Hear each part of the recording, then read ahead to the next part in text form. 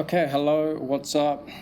In this probably very long video, I'm going to be going through the most recent past papers that I can find for all the Cambridge International Examinations Pure Mathematics exams. That's Pure 1, Pure 2, and Pure 3. Maybe I'll be able to complete this all tonight, but I will take breaks between each paper. I'll start with Pure 1, then I'll do Pure 2 and Pure 3. And this is exactly what you should be doing as this any exam approaches.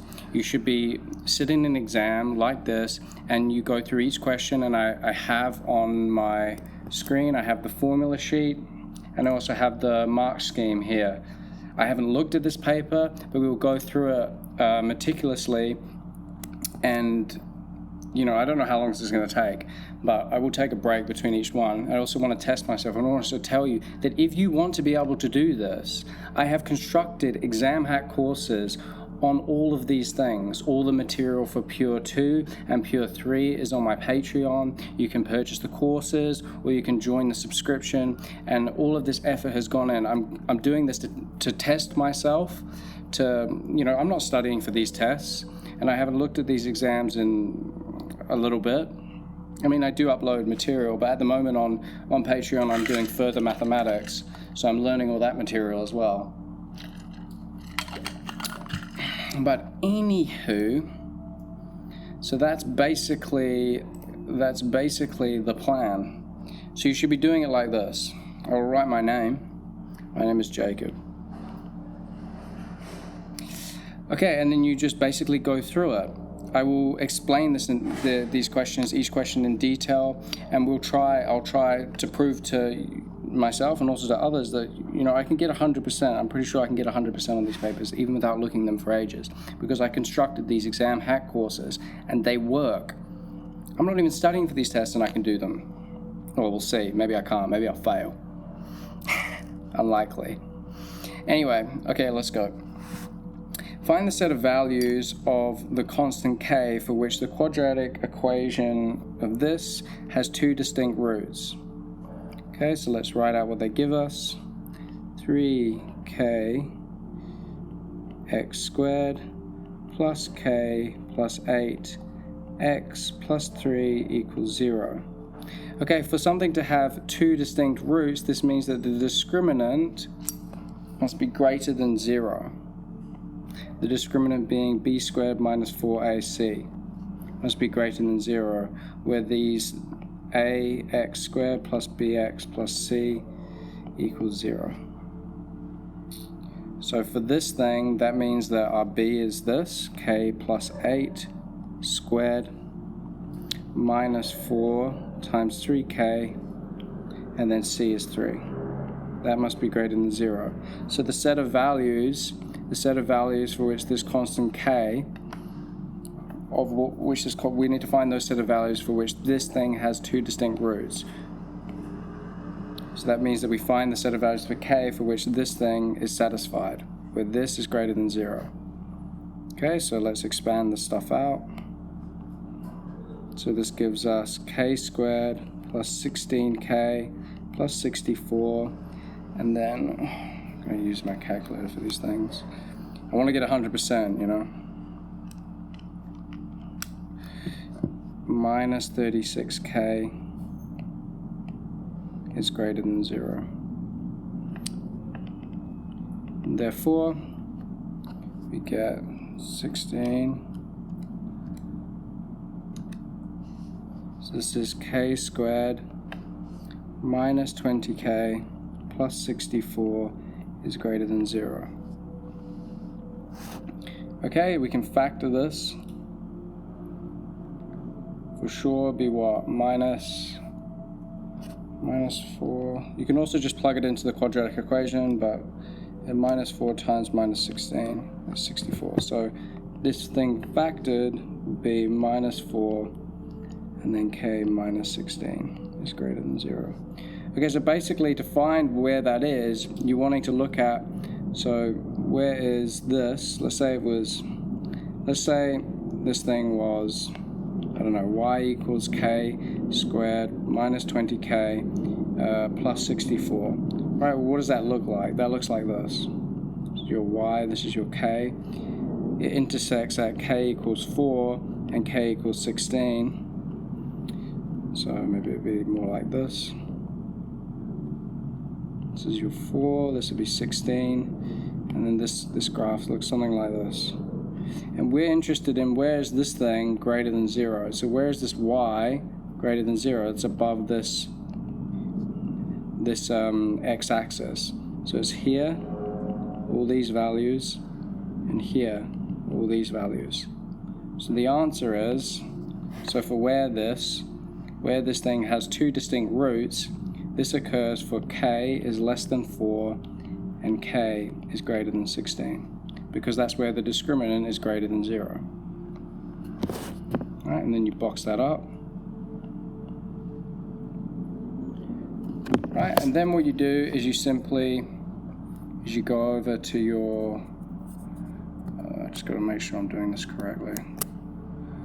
You go over to here.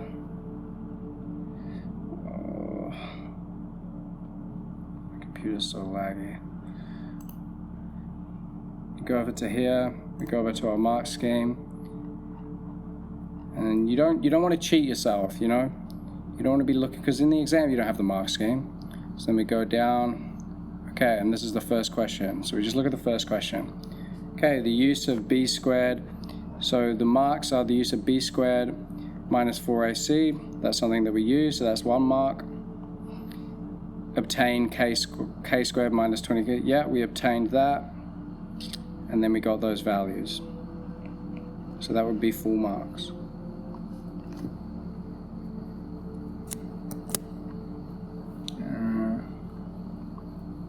I forget my scenes, how to switch the scenes. Okay, I don't know if I need to keep switching scenes, but yeah, that's basically what I'm doing, exactly what I did with that first question. So I'm looking, so now I've got up my my formula sheet, and I'm just going to be checking the answers. So that's full marks. Okay, let's keep going.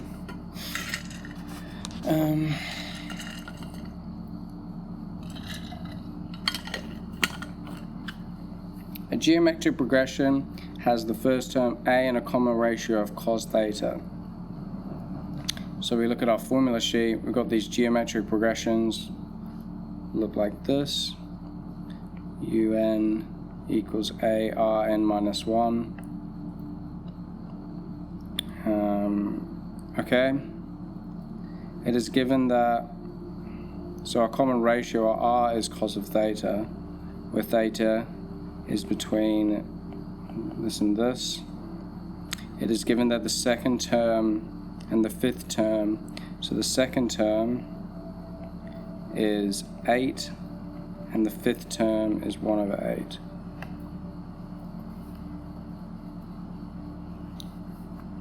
So find the value of theta given your answer to 3 significant figures.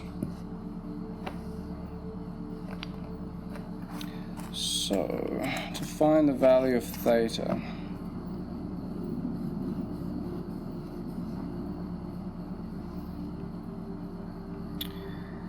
well, let's just plug some things in. So we know that u2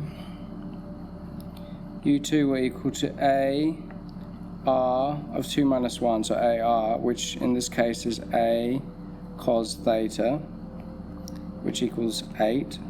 So we have a cos theta equals 8. So you just want to start to uncover more information. We're looking for theta. So if we find a, we can find theta. But how are we going to find a? Well, we also have u5, right? So u5 equals to a r4, 5 minus 1, which is just a cos 4 theta, which equals to 1 over 8. So we also have a cos 4 theta equals to 1 over 8. Right? So that means that from this one we can say that our a is equal to 8 over cos theta. So therefore, if we call this equation 1 equation 2, if we substitute equation 1 into equation 2, then we're just going to get 8 over cos theta times cos 4 theta equals to 1 over 8, which will, now we have in a single equation with just theta. So now we can solve for it. So this is going to give us what? Cos cubed theta equals 1 over 64. Right, therefore cos theta equals to the cube root, it's just 4, right? 1, 4. Yeah, so 1 over 4. So therefore theta equals to, if you plug that into your calculator, shift cos, got to make sure calculator's in radians because the question is stated in radians, is equal to 1 over 4. So that is 1 point, how many decimal places? 3 significant figures. So this is to 1.32 to 3 significant figures. Right, so all we've done there is that we've used the information they've got us to set up 2 equations, and we're looking for theta. We have 2 unknowns, an a and a theta, in both of those equations. So then I just substitute one of the equations in the other equation just to get a single equation with theta, and we figured out what theta is. Find the exact value of the sum to infinity. Okay.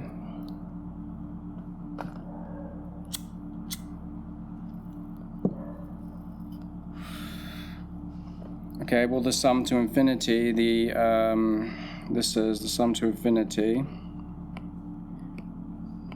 The sum to infinity, this is on your formula sheet as well. I guess I can show you these things. The sum to infinity is here. I just don't want to forget to keep switching back to the scenes. So this is a over 1 minus r. So therefore, if we find what a is,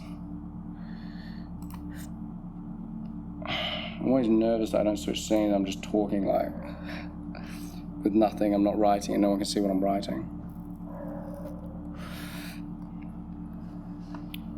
Well, the sum to infinity, well, we have r is cos theta, and we have our theta, so we have an exact value for r. We have cos theta already, it's this. So this equals 1/4. So our r is 1/4. And so what is our a?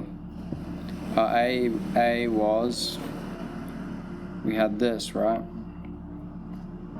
So our a is 8 divided by cos theta, which is 1 over 4. Cos theta, and this is just 1 over 4. So this is what? 64, right? No. 8, that's why I want to use a calculator. 8 times 4, see, I'm retarded. 32. Okay, so now we have all the things we can find. So the sum to infinity equals 32 divided by 1 minus 1 over 4. So 32 divided by 3/4. So the answer as a fraction is 128 over 3. So the sum to infinity equals 128 over 3. Okay. Again, let's check these things. I won't keep switching back. I'm just gonna have to trust me. I mean, I can if you want. I can switch back.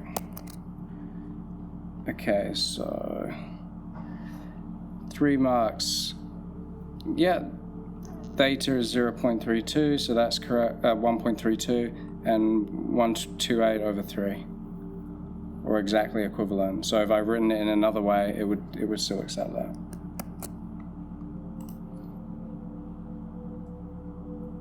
Okay, so that's all correct. Cool. So we're on 100% so far. Might mark in blue. 1, 2, 3. It's 3 marks. 1, 2. It's 2 marks.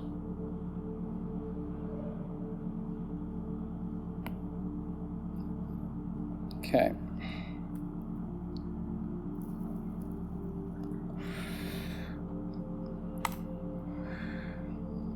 In the expansion of this, the coefficient of x4, is 216. Find the value of the positive constant p. Well, simply we just need to expand this out using the binomial theorem. Binomial series theorem. This thing is here. This thing.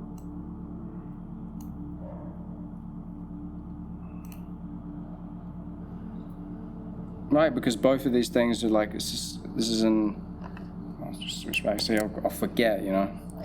A plus b, you just have to take my word. A plus b to the power of n equals an plus n1, an minus 1, b plus n2, an minus 2, b squared plus dot dot dot dot dot all the way to bn. Right, and we're only going to be interested in the x to the power 4 coefficient. So when we expand these things, so let's look at these two expansions individually. So this one, px plus 3, 5. When we expand this thing, well, the first term is going to be px to the power of 5. So we're only going to be interested in the second term, right? So there's going to be a bunch of terms here, but we don't need to find those because they're not involving x to the power 4. So we're only interested in the one that's involving x to the power 4. 5, 1 of px n minus 1, 4, times b, which is 3. And then all these other terms, you can see, right? All these other terms here, they're not going to involve x to the power 4, so we don't really care about them. Right? And so let's simplify that. 5 combination 1 is 5 times 3 is 15. So this is 15 p4 x4. So that's that first coefficient for that first one. Now the next one we have is x3, which is our a, plus px, which is our b, to the 4. Right, this one's going to be a little different, but we need to identify which term is going to give us the x4 coefficient. So let's think about it. I mean, let's think, okay, what about this first one, this one here? We have x3 to the power of 4, to the power of 3 times p over x to the 1. Right, so that's going to give us an x9 over x, so that's not it. So you could just test it out. So what about the one where it's 4, 2? Well, that's going to give you an x3 to the power of 2 times a p over x to the power of 2 plus dot dot dot dot. Well, there we're going to get an x6 over an x squared, which is going to give us an x4. So this is going to be plus 4 c2 6. So this is 6 times, we get a p squared x6 on the top over an x squared, dot dot dot, and that's going to give us a 6p squared x4.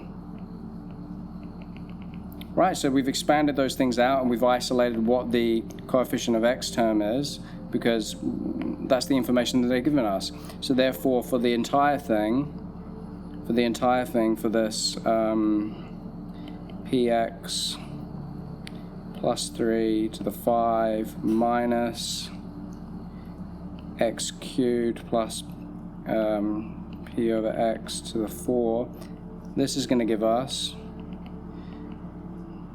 for the coefficient, if we're just interested in the coefficient, let's just say for the coefficient of x4, if we're just interested in that part, then we're just going to get this thing, 15 p4 x4 minus 6p squared x4, which is going to give us what? For just the coefficient of x squared, we're going to get, we are going to get 15 p4 minus 6p squared equals to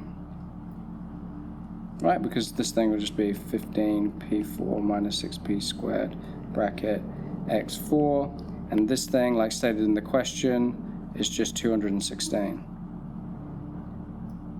So this thing equals to 216.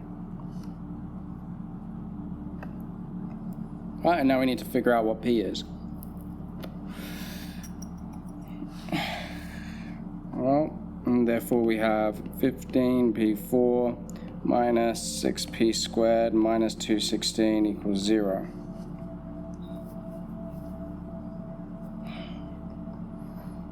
Okay, so let's use our, if we use a substitution, let's say that we make x equal to p squared. This gives us 15x squared minus 6x minus 216 equals 0. So therefore x equals to minus b, so minus 6 plus or minus the square root of minus 6 squared minus 4a is 15, c is minus 216 divided by 2a. Right, this gives us 6 plus or minus the square root of, what is this? What is all this stuff? 4 times 15 times 216 is that, plus 36. So this is 12,996 divided by 30. Square root answer. So that gives us 6 plus or minus 114 over 30. Right, so our x equals either 6, does it say anything about p? P is a positive constant. So 6 minus 114 divided by 30, so it's minus 3.6, or x equals to 6 plus 114 divided by 30, which is 4. Right, therefore p squared equals to minus 3.6. This is clearly not possible. And also p has to be, because also p has to be greater than 0. It's a positive constant. So therefore our answer is p squared equals 4, so p equals 2. It'd be plus or minus 2, but p is a positive constant, so it'd be 2 only. So that's your answer. So p equals 2.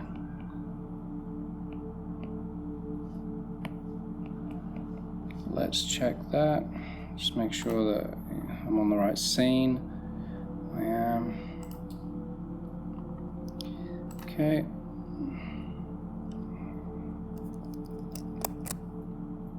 Okay, right.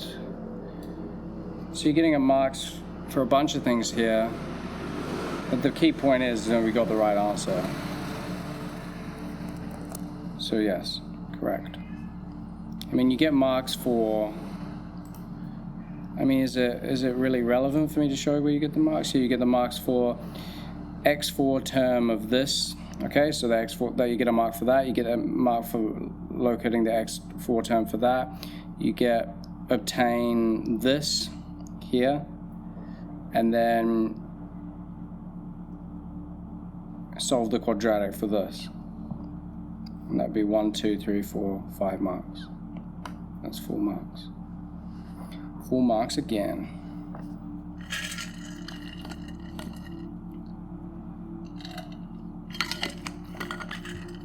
Okay.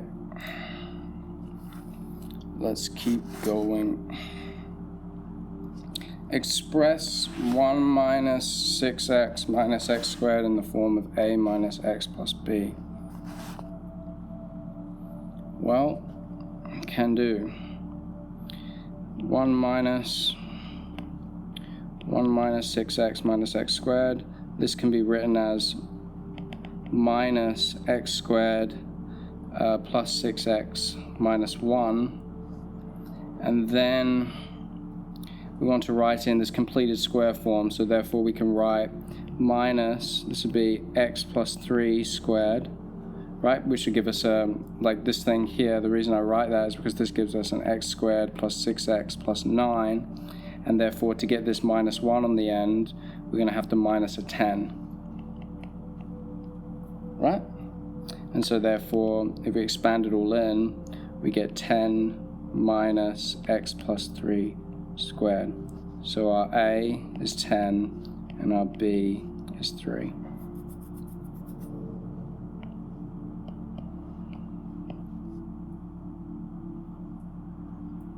The graph of y equals x squared is transformed to this graph by reflection followed by a translation of mn. Give the reflection and determine the values of mn. Okay, so well this is what this thing tells us. You know, if we have y equals to 10 minus x plus 3 squared, if we have that, this is telling us kind of like when x equals minus 3, y equals 10. This is kind of that turning point. So it looks like this. So this is minus 3, 10. This is your y and this is your x. Right, and it's gonna be upside down, right, because of this negative.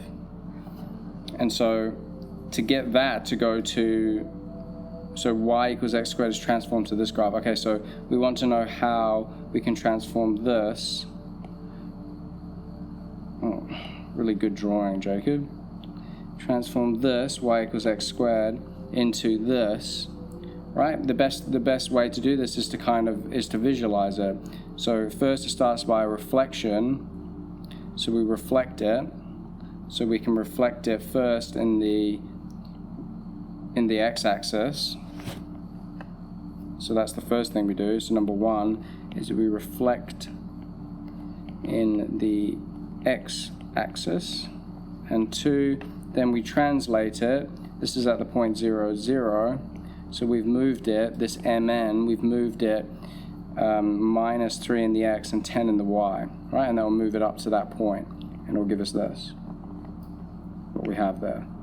So then we can say we translate it by minus 3, 10. Right, this is what that completed square form does. It tells you what this point is, right? Because the y point can't be any bigger. It cannot get any bigger than that in this case, right? Because any value we put into that, if it's negative or positive, it doesn't matter. The smallest value of this thing is 0. If it's negative, then it's going to square it, so it's going to be positive. We're just going to decrease this value, right? Does that make sense? So I'm assuming that 3 marks. Okay, let's check that. Okay. Yep, so this is correct. 3 marks for what? Oh, you get 1 mark for this. 1 mark for this, and 1 mark for the negative. And this one, state a reflection in the x-axis, done, and obtain m equals negative 3, that's 1 mark, and n equals 10. Okay, so that's 3 marks. So that would be 4 marks. Who's having fun? Are we enjoying ourselves? It's gonna be pretty long. I'm gonna be pretty laid back.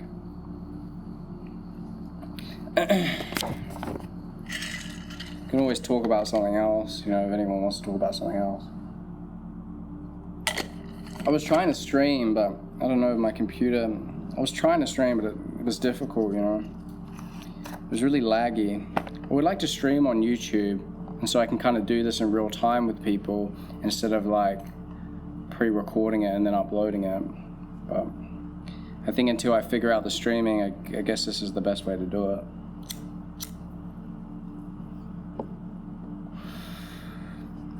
Okay, show this. Show this. Okay, so immediately with something like this, if I want to show this, you can say that tan 4 theta minus 1, we want to show that that equals that. Okay, so what does that mean? That means that we need to transform this into causes somehow. So I'll just do this on the side of the paper. So tan to the 4 theta. Tan to the 4 theta minus 1. So I always recommend with these kind of questions, you start with the less complicated side. You can start with the more complicated side, but it's usually easier to do it this way. So you start with this, and then you look at your identities. So on your formula sheet, you have these identities. Here, you have a bunch of them that you can use. I don't know why I'm always just nervous I'm not switching back to the same scene. Okay, so therefore one of the identities you have is, tan theta equals sine theta over cos theta. So this will just equal to sine 4 theta over cos 4 theta minus 1. Okay, so we're already starting to put it into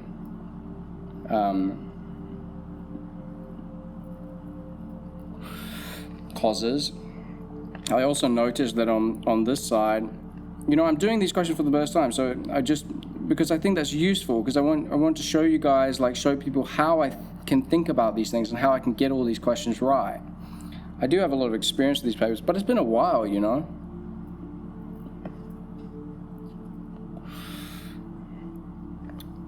So we have on this side, we have a single fraction. So my intuition would say, okay, well, let's merge this into a single fraction. So therefore this will equal to sine 4 theta over cos 4 theta minus cos 4 theta over cos 4 theta. Therefore we get sine 4 theta minus cos 4 theta over cos 4 theta. Okay, we already have the cos 4 theta on the bottom, so somehow we need to get this into 1 minus 2 cos squared theta. Right, so how are we going to do this? How can we think about doing this? We do have an identity on this identity sheet.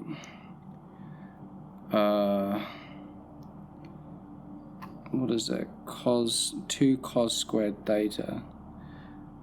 We have that sine squared theta plus cos squared theta equals 1. So if we wanted to change, because we want to change this sine 4 theta into cos thetas, so therefore we get cos squared theta equals to 1 minus sine squared theta. So therefore cos 4 theta would equal to 1 minus sine squared theta squared. Right, let's expand that. Oh, sorry. No, we're changing the sine theta. My bad. So therefore we have sine squared theta equals to 1 minus cos squared theta. Right, I want to change this thing into cos thetas because we don't have any sine thetas over here. So therefore we get sine 4 theta equals to 1 minus cos squared theta squared. And therefore this will equal to 1 minus 2 cos squared theta, that's promising, and then plus a cos 4 theta.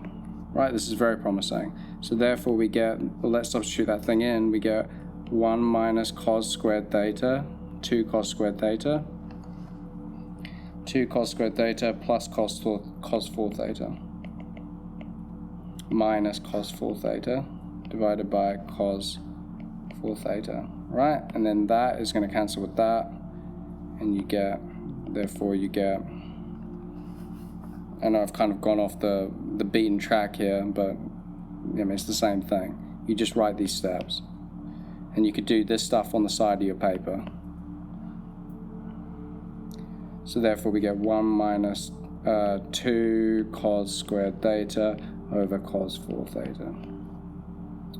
So therefore we've shown that through these steps. You write that down. I just went off on the side of the paper. So therefore tan 4 theta minus 1 is equivalent to 1 minus 2 cos squared theta over cos 4 theta. Right, we don't need to even look at the masking for that because we've proven that. Okay, hence solve the equation of this. Okay, so therefore cos squared theta this tan 4 theta equals to that, so this is 1 minus 2 cos squared theta over cos 4 theta equals 7 between theta and 180 degrees.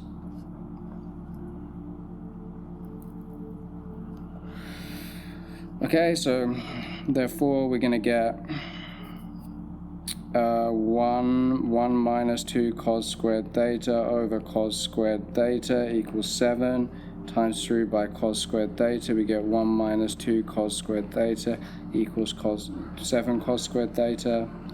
Right, so therefore we get 9 cos squared theta equals 1. Therefore, divide that, 1 over 9. So therefore cos theta equals to 1 over 3 plus or minus. Right, so now we want the solutions. We want the solutions for this. Between 0 and 180. So you plug it into your calculator, you have this cos graph. This is your y equals cos x. And so you plug that into your calculator, shift cos of 1 over 3. I'll put it in degrees. Shift cos of 1 over 3 is 70. So you get theta equals 70.5 degrees. And you also get, when you plug the negative in, shift cos of negative 1 over 3 is 109.5 degrees. Right? And so that's given you, so this is where that minus 1 over 3, and this is that plus 1 over 3. This is giving you this result here. This will be your 70.5 degrees, and this result here will be your 109.5 degrees. Right? And this is your 180 degrees here. So there's no other solutions between 0 and 180. So that's your answers. If it was between 0 and 360, well, then you would have another solution. You'd have another solution here. But it's not.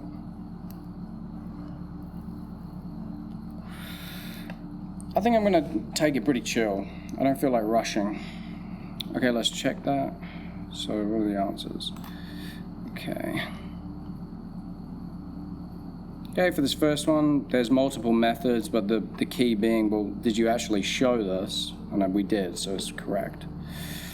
The next one was, and if I do get it wrong, I'm not gonna lie. Like, I'm gonna say that I got it wrong, and then I'm gonna demark myself, just like you should be doing when you do your exam, when you're doing a test exam for yourself.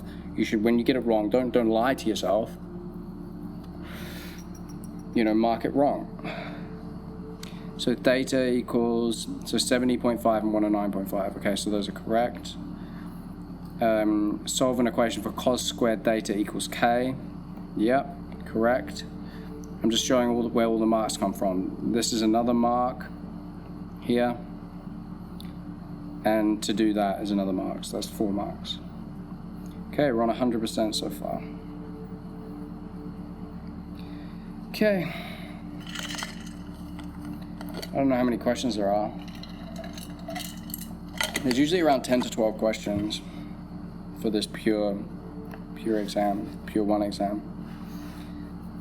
Okay, so we got these functions. We have f of x equals to x plus 3 squared minus 12 for x is greater than or equals 0, and we have g of x equals to 2x minus 5 for x is an element of all the real numbers, so x can be anything. Let's take the range of f. Well, the range of f is just asking what's happening with this f of x. So if this is the case, if x is greater than or equals 0, so when f of x, when we at 0 at this lowest point of the domain, we get 0 plus 3 squared minus 12, which is 9 minus 12, which is minus 3. So that means that, you know, because as we increase, if we do x equals 1, well, this thing is going to be, you know, it's going to be bigger. So it's going to start getting bigger. So this is the lowest point. So the range is basically the range is that f of x is greater than or equal to -3. Right? Because our x is greater than or equal to 0. So as we go up 1, 2, 3, we go up, well, this is just getting bigger and bigger, so this is the smallest value of f of x. Find an expression for the inverse of f. Here you just change, inverse just means you're changing from f of x equals something of x, you're just changing x for f of x. So the way to do that is just, you simply go, like you have f of x equals to x plus 3 squared minus 12. So therefore we get x plus 3 squared equals to f of x plus 12. Square root both sides, so plus or minus. And then we get, so therefore we get x equals to plus or minus the square root of f of x plus 12 minus 3. Right, so the inverse of f of x equals to plus or minus the square root of x plus 12 minus 3. Right? However, because we know that our x, this thing, has to be greater than or equal to 0, that means that it definitely cannot be this negative. Because we're changing x, we're changing x, because this thing here, which is now being represented mathematically by this inverse of f of x, this thing has to be greater than or equal to 0. If this thing is negative, well, it's for sure not going to be greater than or equal to 0. So that means that we have to disregard this negative sign. I remember this with pure 1 with these functions. So that'll be the answer. Only the positive of that plus or minus. Solve the equation of g of f of x equals 69. So this means g of f of x equals 69. So g of f of x is just g. We're just plugging in f of x. F of x is now put into the domain of g of x. So this is just 2 f of x minus 5, which is just going to equal to 2 times this entire thing, x plus 3 squared minus 12 minus 5, which equals to 2x plus 3 squared minus 24 minus 5, and that equals 69. So therefore we get 2x plus 3 squared minus 29 equals 69.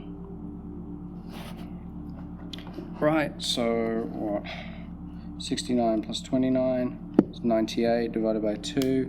So this gives us x plus 3 squared equals to 49.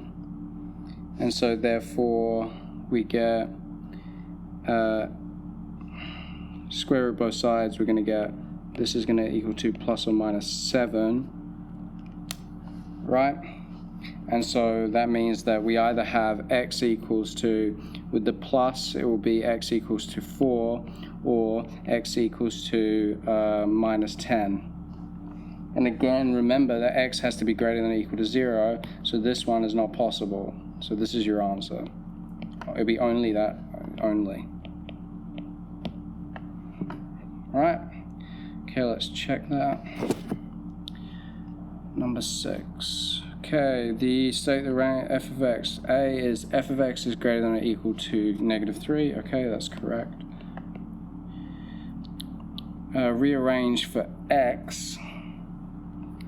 Okay, -3 plus the square root of x plus 12. Correct. See, it was only the plus by exactly the logic that I said before. And the last one, x equals 4 only. Okay, there we go. X equals 4 only. You get a mark for this, and you get a mark for expressing it like this. So that'd be 4 marks as well. Okay.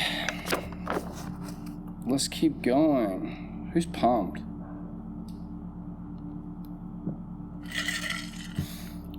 Right. Let's go to my syllabus. Go to the formula sheet.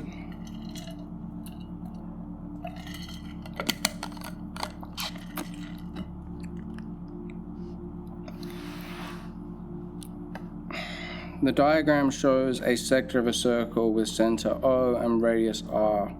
The shaded region is bounded by a chord AB and the arc AB. The size of the angle is that.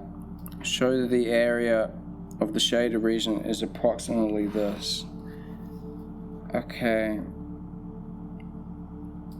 Well, to do that, we first have to set up an equation for the area. So the area, so we could say the area of the shaded region is just going to equal to the area of this entire sector, right? This thing is like a sector. Area of this entire sector minus the area of the triangle, right? So what are these things? So the area of the sector, if you look on your formula sheet,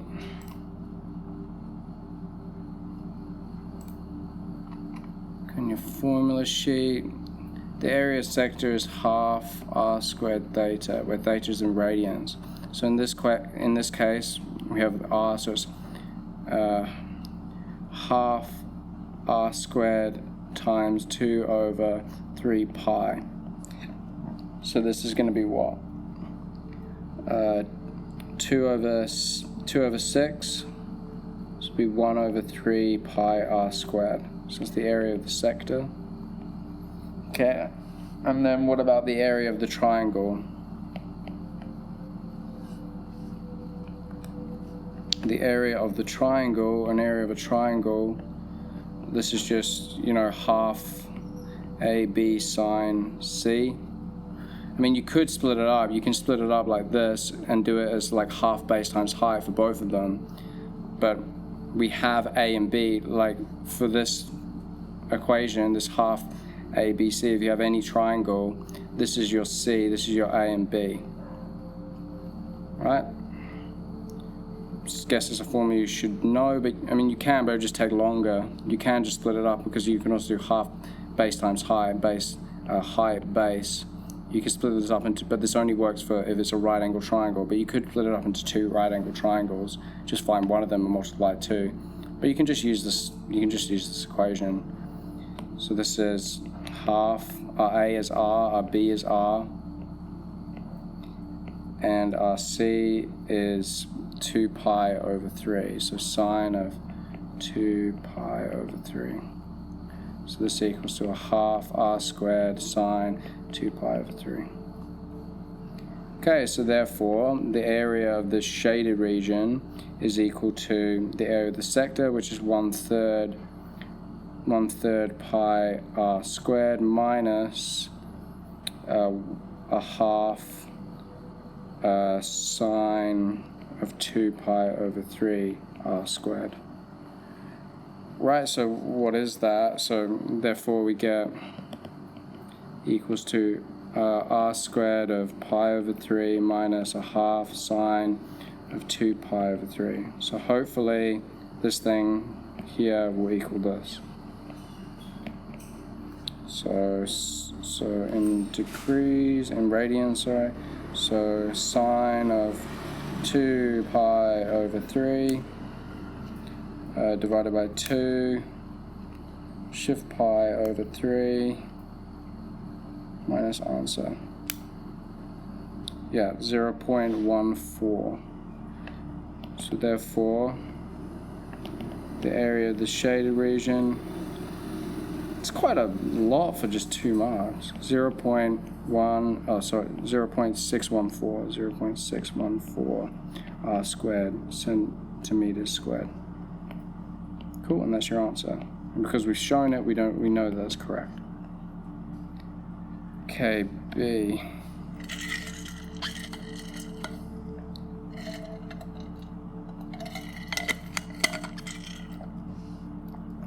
It is given that the radius of the circle is increasing at a rate of this. Okay, so that means that dr by dt equals to 0.4. Find the rate of increase of the area of the shaded region at the instant when r equals 20. Give your answer to 2 significant figures. So we want to find dA by dt.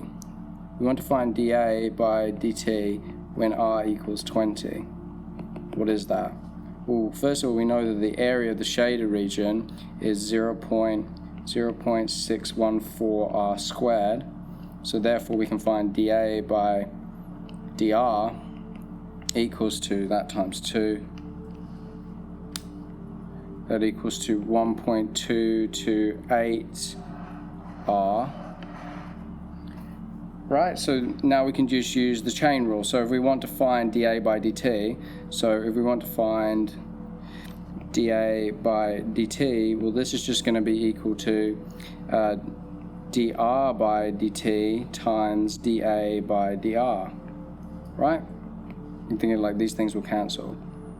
That just comes from the chain rule. If anyone's interested, recently in my higher physics, classical mechanics video, I proved the chain rule from limits, but it's a lot higher level than this. But if anyone's interested in where this comes from, I have an actual mathematical proof for it. It took a while, but I think it's cool. I think it's worth it. Anyway, so this equals to dr by dt, which is 0.4, times dA by dt is 1.228 r. So this equals to this times 0.4. 0.4913 r, this is dA by dt. So therefore, if you want to find dA by dt when r equals to, what was that? When r equals to 20, that will just equal to, I should probably stop going off on the side of the page. I'm kind of erratic, you know. 0.4913 times 20. I just feel like they don't give us enough space. So therefore, dA by dt at r equals 20 is equal to 9.2 significant figures, 9.8. Okay, maybe with this one I'll try write it in the line and see if that makes it any better. Find the rate of increase of the length of the arc AB. Length of the arc.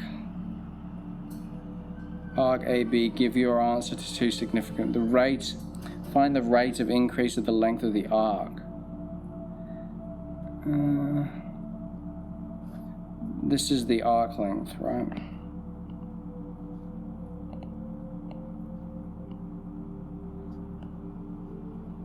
Okay, so we got this thing. So let's call this, I don't know, let's call this L. So this arc length. So L equals to r theta, like from your formula sheet, arc length of a circle. So in this case, it'd be r times 2 pi over 3, right? So first of all, let's set up an equation for the arc length. So this is 2 pi over 3r, right? And we want to find the rate of increase of the arc length, AB. So this is, we want to find dl by dt, right? So we have L in terms of r, so we'll just use the chain rule. I'll put it in the, sorry, I'll try and put it in the line. So we have L equals, for the arc length, L equals to, I don't know how to, okay, it could be like, as S equals r theta, therefore L of our arc length equals to r times 2 pi over 3, which equals to 2 pi over 3r. As dl by dt equals to, if we want to find dl by dt, we could just find, we have r equals to something. We found that before, right? We have dr by dt already. So we have dr by dt times, then we're going to want dl by dr, right? So you say as dr by dt equals to 0.4 from above, and dl by dr equals to this thing here, differentiated in terms of r, just 2 pi over 3. And therefore you can say that dl by dt is just going to be 0.4 times 2 pi over 3. So therefore dl by dt equals to 2 pi divided by 3 times 0.4 equals to 2 significant figures, 0.84.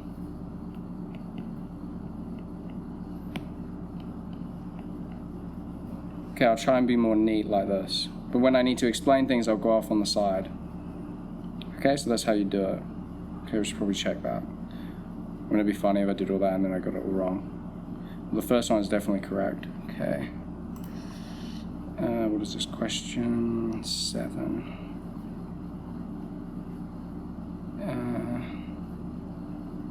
9.8. You get a mark for this, and you get a mark for this. Obviously in an exam I would have written it like in these lines. But if you, like in the exam, if you want, you can write things off on the side of the paper. That's quite okay to figure things out. So that's correct. And this one, state or imply that the arc length AB is 2 pi r over 3. Okay, we did that here. So that's 1 mark. Differentiate and imply the correct use of the chain rule. Yep. The answer is 0.84. Yep. Okay. Question 8. How many questions are there? 9, 10, 11. So there's still quite a few. Okay. I'll try and be more neat. If you guys could tell me, and be useful if you could tell me, like, do you like it when I'm writing more erratic, or what do you like?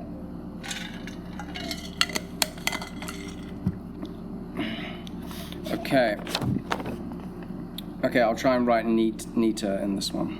The diagram shows the curve of this, y equals square root x over 2, the point P. So I write things out. So this is what I do. So I'm going to write neater this time. So I write, okay, so y equals to 1/2 square root x, and the point P, okay, so lies on this curve. So we have the point P, which is 9, 3 over 2, which lies on this curve, as indicated. The curve is bound by x equals 0 and y equals 3 over 2. Find the area of the shaded region. Okay, well the area of the shaded region, shaded region is just going to be, well, x dy.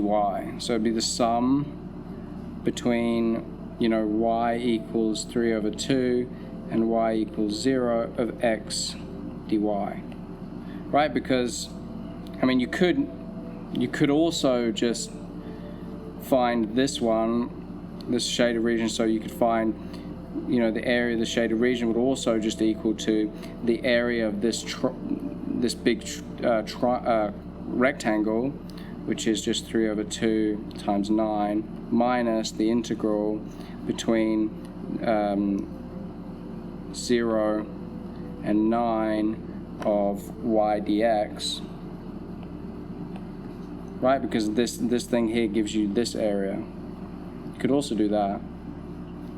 But this will work also, because remember these areas are found by, each of these points, these heights now, these are your x points. So these little dy's, summing up all these little dy's will give you this area times those x. This is like your dA here is just x dy. But if you're trying to find this area, then it would be y dx. Right? And so, okay, so therefore, so we can say as x equals to, will just be what? 2y times 3 by 2 and then squared, so it'll be 4y squared. Rearranging this thing, right? So Therefore, the area is equal to between 3 over 2 and 0 of 4y squared dy, which is just 4, the integral between 3 over 2. I'm not going to keep writing 3 over 2. y squared dy, right? Which equals to 4 be y cubed over 3 between 3 over 2 and 0. Right, so 4 over 3, you can write it even nicer, between 3 over 2 and 0. So this is just going to be, again, I'm going off the side of the page. Therefore, the area equals to 4 over 3 of 3 over 2 to the power of 3 minus 0 to the power of 3, which equals what?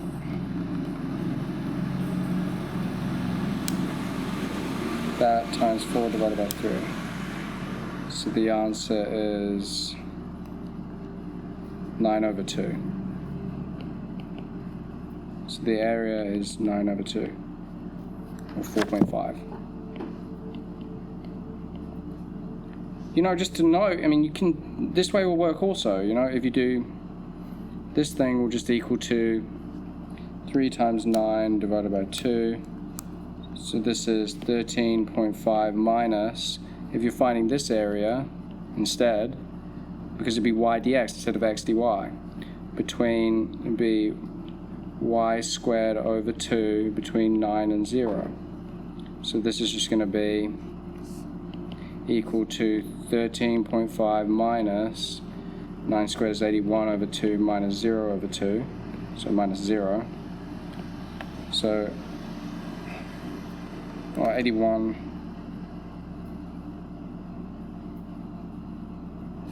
3 over 2 times 9. Oh no, y, it's not y, sorry.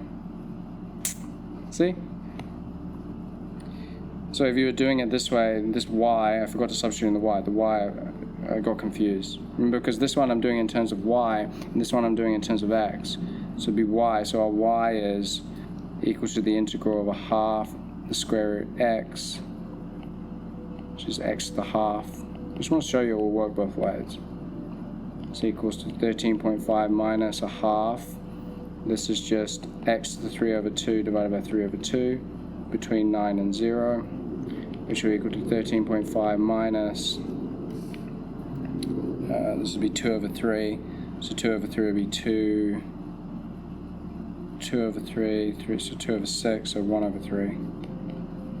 1 over 3 of x to the 3 over 2. Right. This would be 9 to the 3 over 2 minus 0. Right, so 9 to the power of 3 over 2 is 27 divided by 3 is 9. So this gives you 9, so 13.5 minus 9 is 4.5. So that way it gives you the same answer. But this way is definitely quicker. Or more clean. Right? Right, it's important that you understand the difference between, you know, this is finding the same area as this. Right, but this is just y dx, which is summing up these. So again, in my next video on higher physics, I'm going to go through the pure understanding and derivations of all integral calculus. It's taken me a while to organize it, but that one will be coming next. Anyway, maybe that was too overkill. Okay, find the shaded region. The shaded region rotated 360 about the y-axis. Find the exact volume.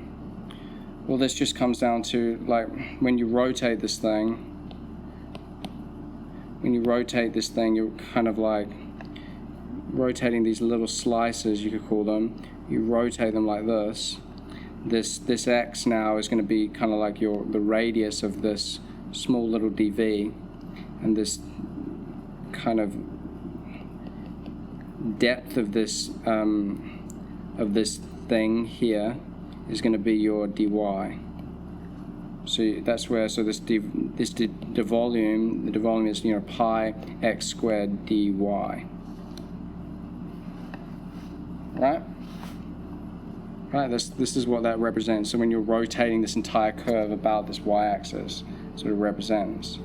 So you could say, you know, the volume equals the sum of all the dv's, which equals the sum of pi x squared dy.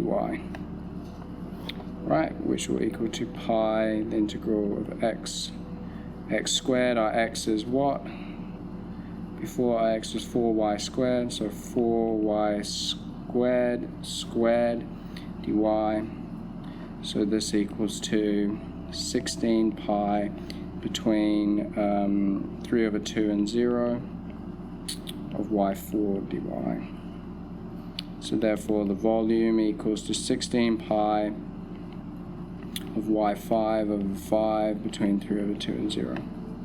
Right, and this all just comes down to this understanding here, that this little d volume, this little dv is represented, I mean, I went through this in my video on this, but it's represented by this kind of, when you're rotating it like this little the thickness of this small dv disk is dy, the radius is x, because that's these points, and that's what I mean, I'll talk about this when I do my next video on integral calculus. But that's what these things represent. It's like you're summing. It's basically you're summing all these things up. You're summing them up, and so the volume. This is what this thing means. It's actually a summation of all these little disks. So therefore, the volume equals 16 pi of 3/2 to the 5/5 minus 0. To the 5/5. Okay, so 3/2 to the power of 5 divided by 5 times 16 gives us, therefore the volume equals, as a fraction, is this.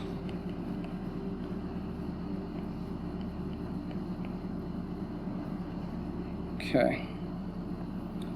Right, let's check that. Question 8. Okay.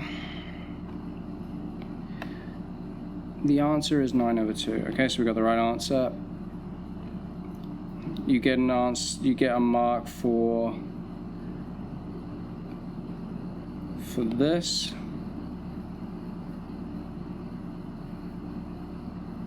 Oh, the first method they did was this way, but they also say an alternate method is the way that I did it, which also gives you the correct answer, and you get a mark. You get a mark for this. That's 3 marks. This one, attempt to express x squared in terms of y. Yep. You get a mark for this. You get a mark for this, and then the answer is 243/10 pi. Yep. Full marks. Okay. Number 9. Okay, so I guess this is going to be harder, right? Because as the paper progresses, as you get to the end of the paper, the questions get harder. And so if they're giving us an arithmetic progression and geometric progression or whatever in the later stages of the code, it means it's going to be more difficult. But it shouldn't be a problem. Okay.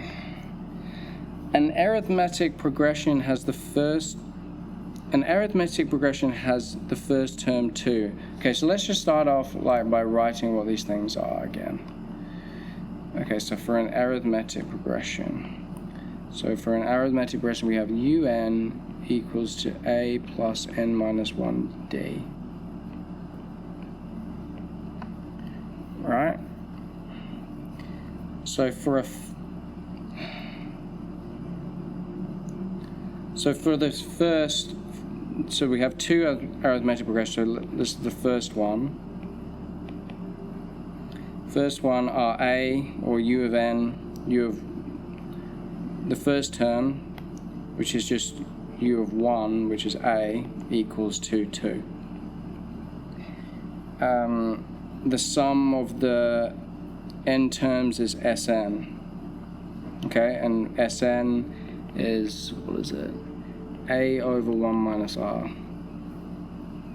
No, that's for geometric, sorry. Arithmetic is a half n of 2a plus n minus 1d. Right. It is given that, okay, so we have a second one. So are the first three terms of a second arithmetic progression. Find the value of d. So this d here is for this first arithmetic progression. Okay, so for the second arithmetic progression, the first three terms are, so u1 equals s2 minus 1, u2 equals s4, and u3. Okay, so maybe we should call it, okay, so how about we go, so this is for the second one. We'll call it star or something. And remember, these sums are for the first one. And this is S9. Right? So the star, I'm just doing some sort of notation here so we don't get confused. So the star means that we're talking about the second arithmetic progression. So find the value of d. So d is the one involved here in the first arithmetic progression. Okay, so first of all, let's represent these things in terms of d. So u1, so this u1 is equal to the sum 2. So this is s2, which is a half, so a half s2 will be a half of 2 times 2 times 2, right? Because this a is for this one. Plus 2 minus 1, so plus d. So that's going to equal to, again, I'm going off on the side of the page. So this is going to equal to 4 plus d. And then this is minus 1, so minus 1, so this is 3 plus d. So u star, so for the second arithmetic progression, we have the u1 star equals, I just want to set up equations for d. It's asking me to find d, so I need to set up some equations for d. So u1 star for this second arithmetic progression is 3 plus d.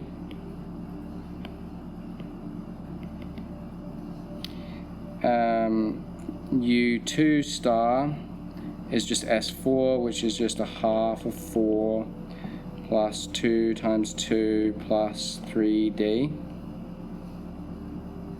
Right? S of 4. So this is equal to what? 2, 4 plus 3d, which is what? 8 plus 6d. Okay, so U2 star is 8 plus 6d, and U3 star is S9. So U3 star is equal to S9, so it's 1/2. Remember, this is S9, it's the summations for this first progression.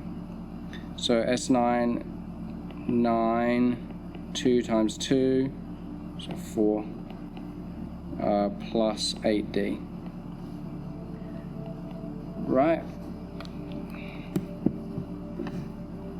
So what is that? 9 over 2 times 4 is 18. So this is 18 plus 9 over 2 times 8 is 36d. Okay. 3 is 18 plus 36d. So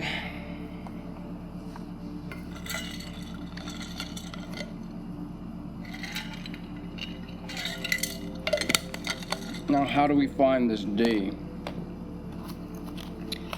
So for these arithmetic progressions, they're adding, so if it's like, for example, if it's like, for an arithmetic, if our arithmetic progression is 1, 2, 3, 4, 5, like this, then D is 1, right? It's just adding D to each thing. So what we can say is that we can say that, you could say that,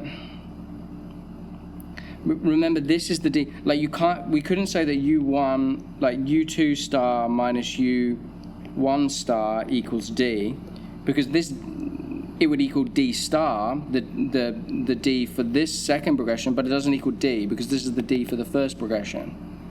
So we can't say that. But what we can say is that we can relate the terms. We can say that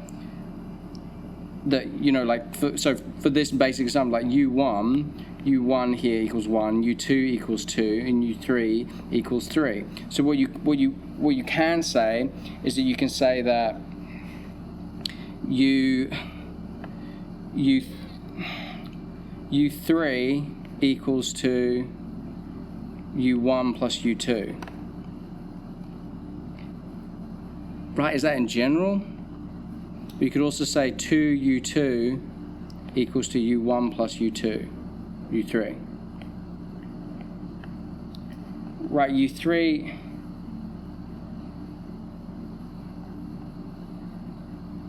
Right, for all generalized progressions... Right, I need to think of... This one's a little difficult. Yeah. Like, what if it was like 2, 4, 6, 8. So then U3 here is 6 equals to 2 plus 4. So that, like, because it's adding the same thing every time, this D, so we can say that all of these things will be true. Like in this case, 2 times the second term is 8, and then this plus this is also 8. So it worked for all arithmetic progressions. So you could say that U3, you could say this. So 2 star equals to U1 star plus U3 star. Right, and that would give you 2 times 8 plus 6D equals to 3 plus D plus 18 plus 36D. Right, that gives us 16 plus 12D equals to 3 equals to 21 plus 37D.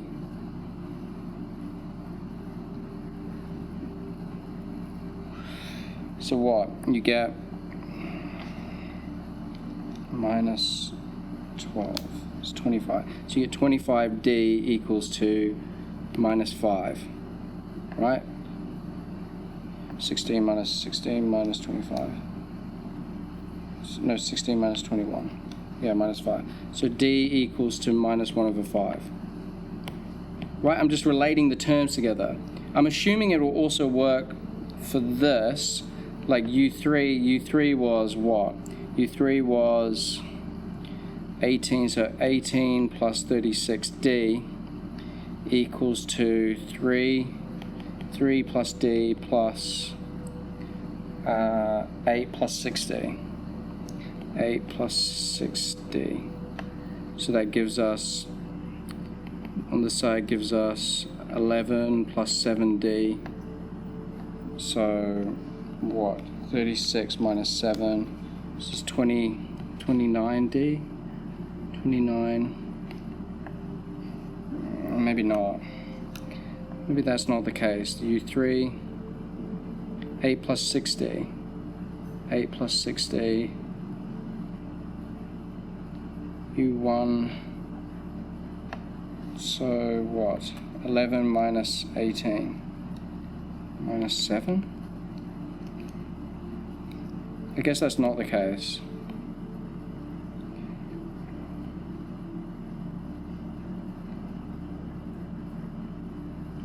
But this is for all arithmetic progressions. 2 times the middle term.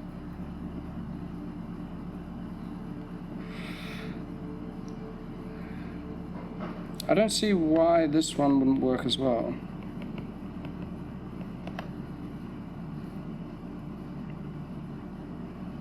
$18 plus 36. 18 plus 36D equals to, we equal to 11 plus 7D.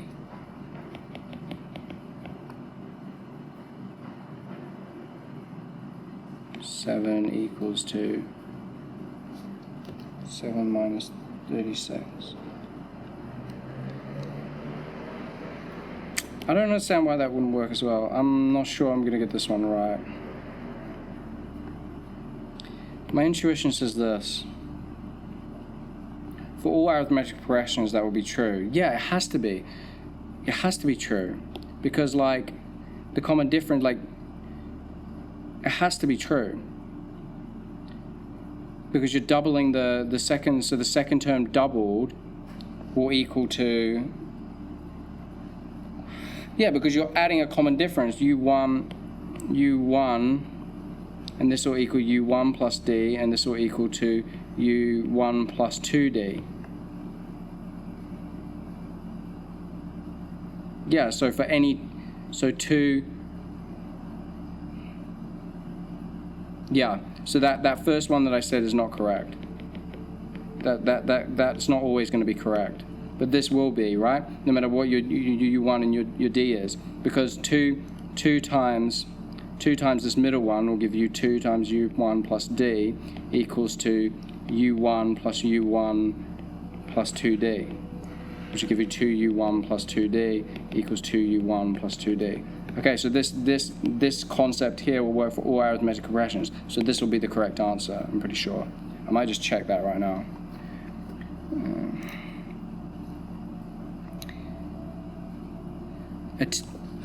Yeah, D is -1/5. Yeah, so this is correct. So that's something, I guess, to note for arithmetic progressions. You get marks for this, showing these things, and linking them.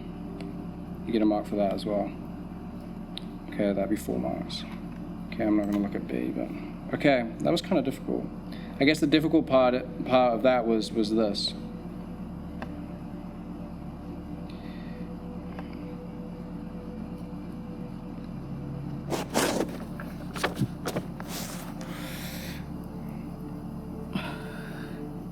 Hence, find the difference between the values of the 15th terms of the two arithmetic progressions. So the difference will just be, our U star, our second progression 15th term, minus our U of our 15th, right? So the U of our 15th star is just, we don't know, like it's our A star, which we don't know, plus our 14D star, right? From that, UN equals A plus N minus 1D, right? So U15, so A star we don't know, but we do know 14, and we don't know D star. So we don't know either of those things, right? But we do know for U15, for this first progression, we do know our A was 2 plus 14, and we found our D was -1/5. So -1/5. So we have this one already. So 14 divided by -5. 14 divided by -5 plus 2. This is -0.8. So we have U15. And then U1's.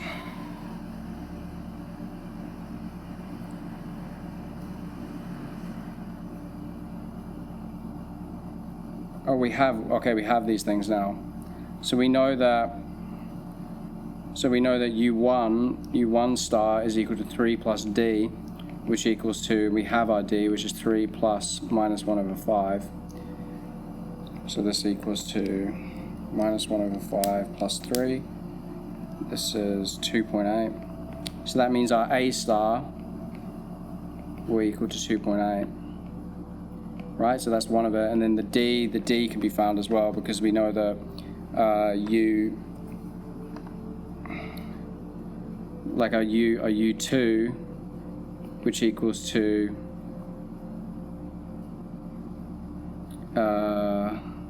8 plus 6D, 8 plus 6D, which will equal to 8 plus 6 times minus 1 over 5. 6 divided by negative 5 plus 8, so 6.8. And U2 star is just equal to A star plus D star. And so this gives us 6.8 equals to 2.8. I'm just trying to find D star. I'm trying to find, because we need to find the difference. So I'm trying to find D star and A star. 2.8 plus D star. So the D star is equal to 6.8 minus 2.8, which is 4. Okay, so therefore, as U15 star equals to A star minus, plus 14D star, this equals to our A star, which we found was 2.8, plus 14 times our D star, which is 4. So therefore U15 star equals to times 14 plus 2.8 is 15.8, or 58.8. 58. Can you guys tell me if it's useful for me to go through this without preparing at all? Because you can see me kind of struggling through it as well. A little bit. Is that? And our U15 was, we found already, was minus 0.8. So therefore the difference will just be 58.8 minus 0.8, which is just 58 plus 0.8. So the difference is 59.6. 59.6. Let's check that.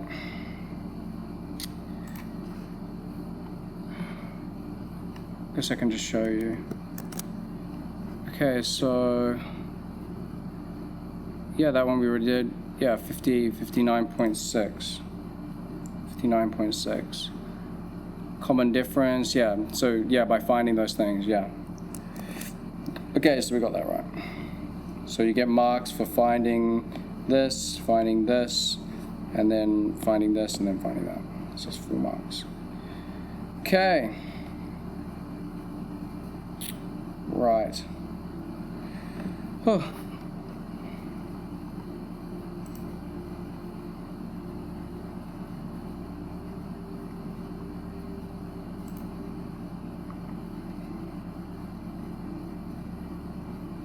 Okay, number 10. Got 2 more questions and then we're done. Right, we're on 100% so far, so I'm happy about that.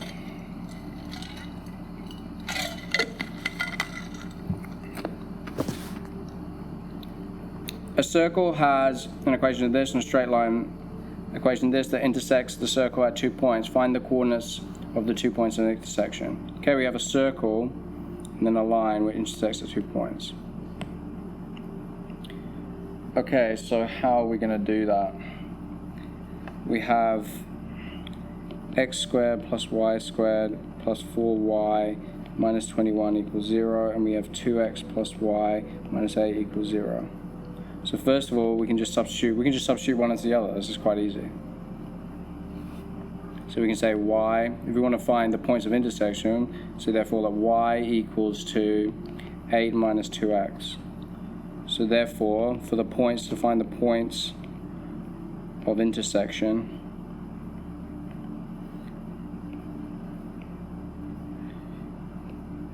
so we get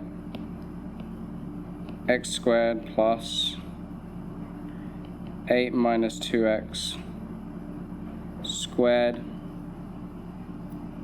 plus 4, 8 minus 2x minus 21 equals 0. Right, and we'll just expand all this crap out.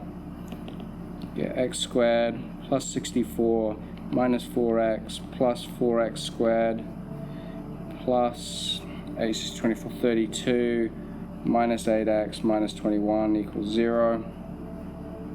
Therefore we get 5x squared.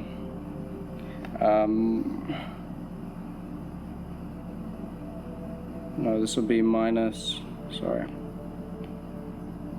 8 times, this will be minus 32. Minus 32x, so minus 40x, 64 plus 32 minus 21, so that's plus 75.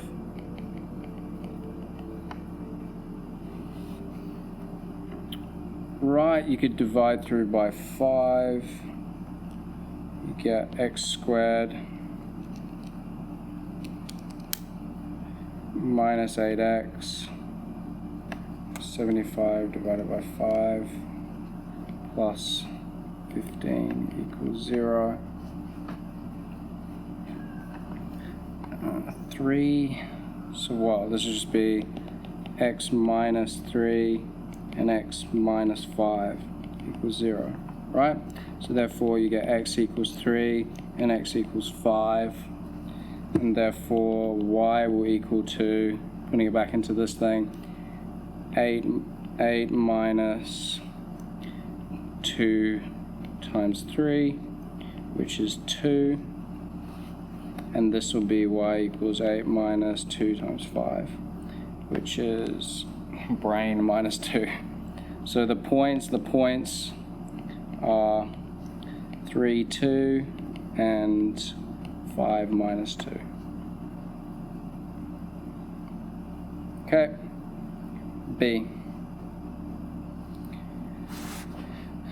The circle has a center C and the 2 points of intersection denoted by A and B. Find the area of the triangle ABC.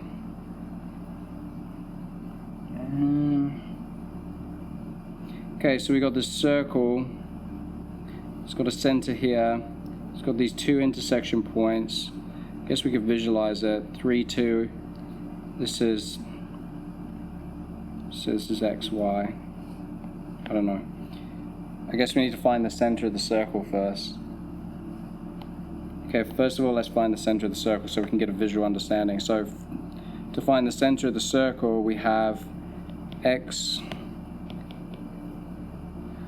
squared plus y squared plus y squared plus 4y minus 21 plus 4y minus 21 equals 0. So the first thing, we can write x plus 0 squared and then plus, to get the 4y, we're going to need a plus, so the general form of that circle is x minus a squared plus y minus b squared equals r squared. That's the general form of a circle, where a and b are the center of the circle. So you write it like this, minus 0 squared. I just want to find the center first. And then y minus 2 squared.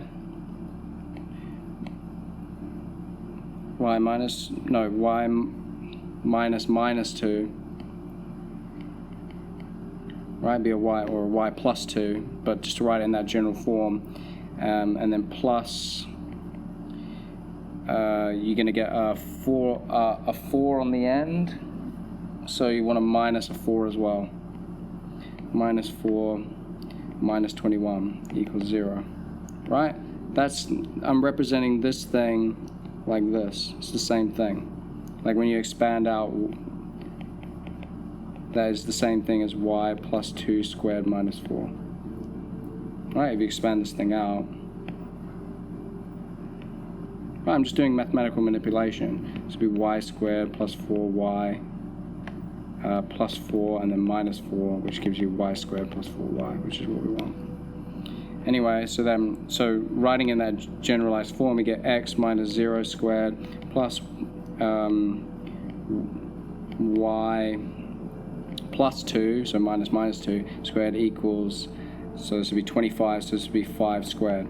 So that means that the center of the circle is at 0, minus 2, okay, I guess we'll keep writing it like this, minus 2. And the radius of the circle is 5. Okay, so anyway, that being said, so now if we visualize this situation, so we have some things, so at 0, minus 2 here, 0, minus 2 has a radius of 5, I don't know, something like this, whatever. We just need to get a visual understanding of what's going on. Right, and then this line intersects at the points, 3,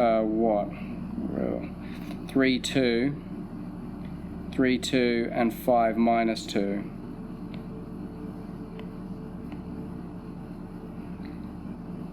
So I don't know, like 3, 2, and let's say 5, minus 2 is here. So something like, it's just a rough idea, something like this. Right, this is 3, 2. And this is 5, minus 2. And it wants to know, find the area of the triangle ABC. So this is like, this is our A, this is our B, and this is our C. So it wants to know the area of this triangle here. Right, and to find that, well, first of all, we can find the midpoint of this. We find the midpoint, then we can find the distance here. We can find that from that distance, the distance between 2 points is the square root of x2 minus x1 squared plus y2 minus y1 squared, something I've been through before. And so then we can find the height and the base. Right? Because the base length is, we already know what the base length is.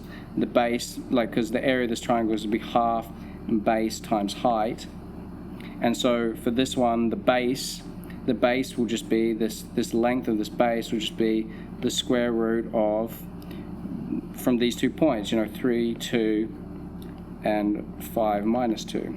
So 3. So this would be we could say this is our, this is our x2, y2. This is our x1, y1. So this would just be 5 minus 3 squared plus minus 2 minus 2 squared. So this is going to be what? The square root of, this is 2 squared, so it's 4 plus 16. Right, so this is the square root of 20.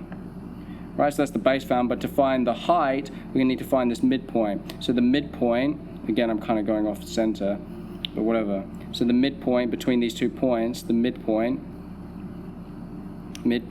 will just be, halfway between these 2 points. So it would just be, x2 plus x1, or x1 plus x2, sorry. x1 plus x2 divided by 2, comma, y1 plus y2 divided by 2. Right, which just equals to 3, so this would be 3 plus 5 over 2, comma, 2 plus minus 2 over 2. So the midpoint will occur at 840. Okay, so now that we found the midpoint, now we can find the height. Sorry, I'm really erratic right now. So the height is between the points 4, 0 and the center of the circle. Well, the center of the circle was what? 0, minus 2. 0, minus 2, and the midpoint, so this is the center, and then the midpoint is at 4, 0. Right, so again, so if we want to find the height equals to the square root of, start x1, y1, x2, y2. So x2 is just, 4 minus 0 squared plus 0 minus 2 squared. So this is going to be what? 16 plus 4. So again, square root 20. Okay, so therefore, with all that, therefore the area equals half base times height. This area of this triangle, ABC, which is just going to be a half square root 20 times square root 20. That's your answer. Is this, please tell me if this is helpful. And this is quite a lot of work for me to do this. I'm doing this just off the cuff. I can prepare better, but I want to show you how to work through these things when you're alone and you don't have support.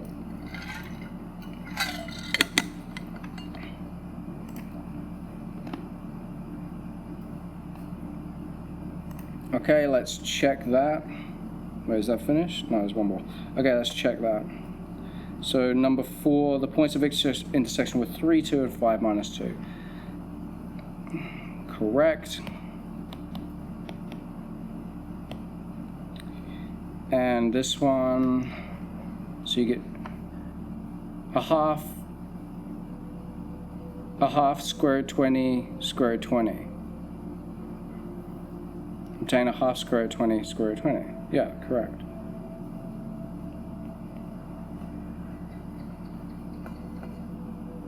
Correct. So you get a point. There you go. You get a point for finding this, and you also get another point for finding the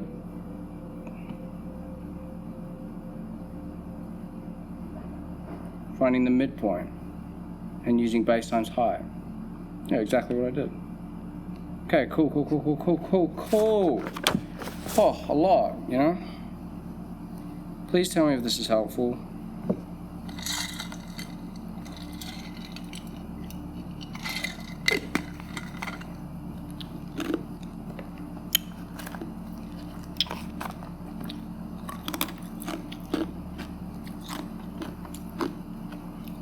Okay.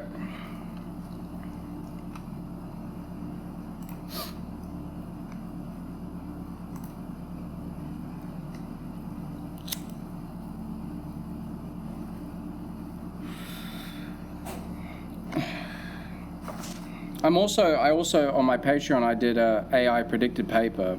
So I'm using Google Gemini, paid Google Gemini systems I'm pumping in heaps of papers and I'm predicting what kind of pure one examination will come out. And I did a video on that recently. Okay, anyway, a curve passes through the point. Okay, and this one I'll write in the lines. Tell me if you prefer in the lines or me just going off crazy. Find the equation of the normal of the curve at P. Okay, so we have that dy by dx equals to 8x negative 2 minus 10, 2x minus 3 negative 2. Okay, so find the equation of the normal to the curve at P.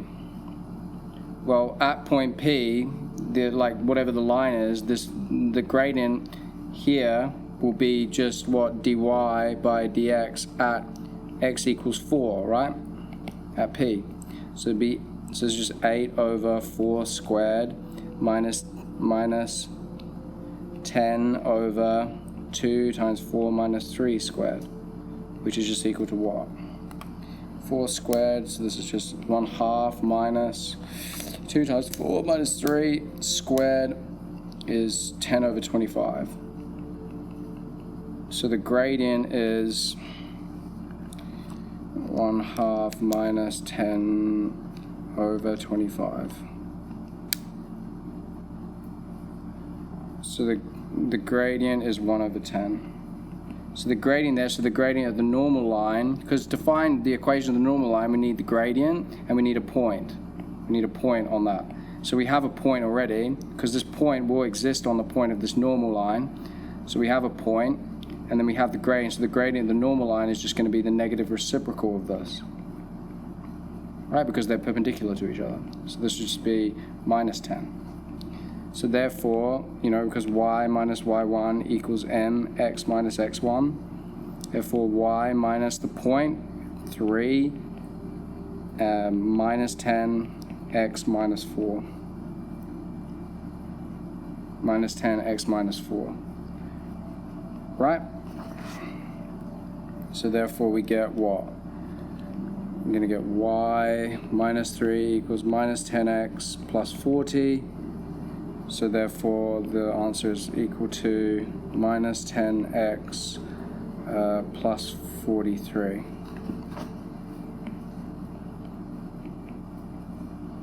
Okay.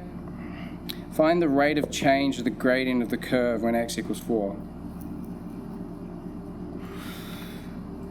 Rate of change, so the rate of change, so dy by dx of dy by dx. So the rate of change, so this is d, so this is asking, this is the second derivative, second differentiation, second derivative. So this is asking d by dx of dy by dx. This is the gradient.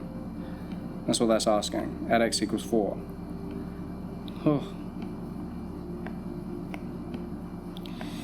So this equals d by dx of this thing. 8x to the negative 2 minus 10 2x minus 3 to the negative 2. So this will just be 8x go up by, no, sorry, go down, times down by the power, go down a power. So this will be minus 16x to the negative 3 minus, so plus 20, 2x minus 3 to the negative 3, and then times by this from the chain rule, times by this differentiated, b times 2. So this equals to minus 16 over x3 plus 20, no, plus 40, plus 40 over 2x minus 3 cubed. So therefore, if we want, you know, this is the same thing, dy by dx squared at x equals 4, right? It's just going to be minus 16 over 4 cubed plus 40 over 2 times 4, 2 times 4 minus 3 cubed, which equals to what? Minus 4 to the power of 3 divided 16 divided by answer. So this is minus 0.25 plus 2 times 4 minus 3 to the power of 3, 40 divided by answer, plus 0.32 minus 0.25. So this equals to d squared y by dx squared at x equals 4 equals 0.07. Okay, this is the last one. Yeah. Given that the curve also passes through the point of this, find the value of q. Well, we have the dy by dx equals to 8x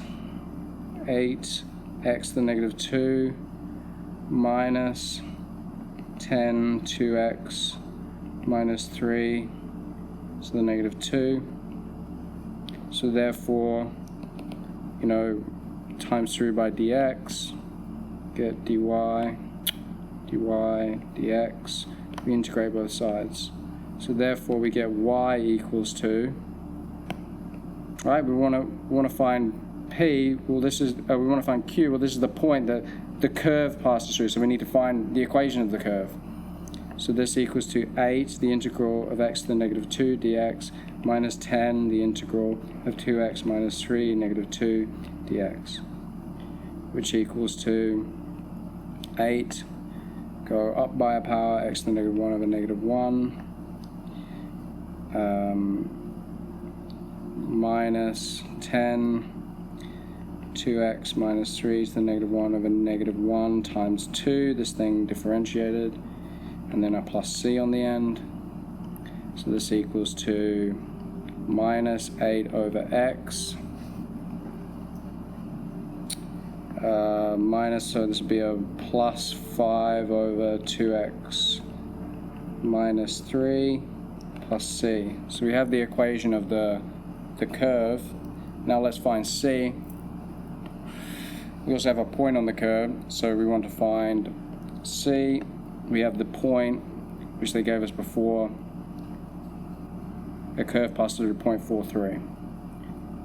43, so therefore to find C, so we have 3 equals to 8 over 4 plus 5 over 2 times 4 minus 3 plus C. And therefore we have, so what, 2 times 4 minus 3, 5 divided by, this is 1, so 3 equals to 2 plus 1 plus C. So what's, oh, this is minus 2 plus 1, sorry, I'm getting fatigued, minus 2 plus 1, so this will be C equals 4. So therefore we have y equals to minus 8 over x plus 5 over 2x minus 3 plus 4. So to find the value of Q, we just plug in the point. So to find Q, we just plug in the point minus 1Q. So therefore we get Q equals to minus 8 over minus 1 plus 5 over 2 times minus 1 minus 3 is minus 5 plus 4. So therefore Q equals to 8 minus 1 plus 4 is 11. So Q is 11. And barring any mistakes, if I just check that last one, that's 100%, boys and girls. Off the cuff, you know. Right, let's just check that. Let's not get too cocky. Okay, 11. Obtain y equals minus 10x plus 43. Yep. Obtain 7 over 100. So, yep. It's the same as 7 over 100. So, yep. And the last one was Q equals 11. Yep. 5 marks. Okay, there you go. There you go. Tell me if that's useful for me going, like, not preparing anything. You know, because most people that, you know, do a paper online, they, you know, they heavily prepare so they can get everything right. But that's straight off the cuff. I want you, you know, I will take a break now, and then I'll do pure 2, and I'll take another break, and I'll do a pure 3. I want to combine all the papers here into a singular video. So I'll take a break, and then I'll start those other ones. But I want to do, all of this stuff is already, I have exam courses on pure 2 and pure 3, which will come in the next, after I take a break. But yeah, hopefully that was useful, and I'll see you when I'm doing pure 2 in probably 10 minutes, 20 minutes. Okay, let's continue. Now let's do pure 2. So we did pure 1. Now let's do a recent pure 2 paper. These papers, pure 2 and the pure 3 after this, are definitely more fresh because I've been updating these courses, and I just completed the exam hack course on pure 2, so this is definitely more fresh than pure 1. So we'll be aiming for 100% again.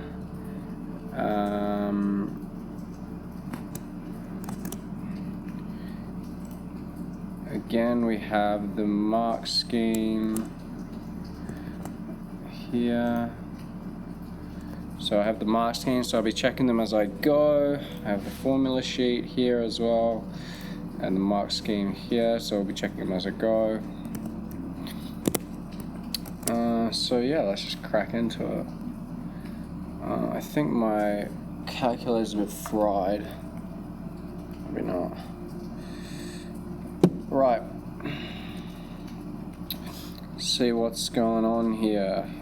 How's everyone doing?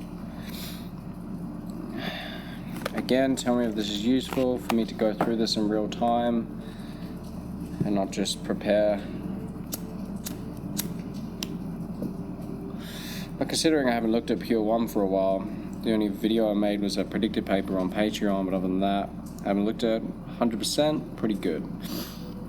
But this one should be a lot easier because, like I said, I just complete the exam hack course on this. Okay, find the integral of this.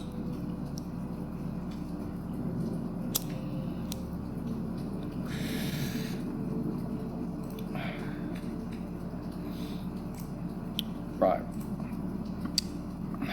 So for these things, we have to put it into something that we can integrate.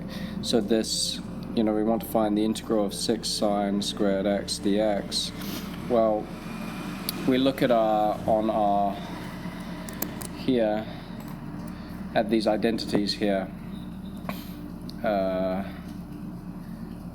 and we basically say, again, I'm nervous about the switching scenes, but I think it's okay. So we have the identity that cos of 2a is equivalent to 1 minus 2 sine squared of a.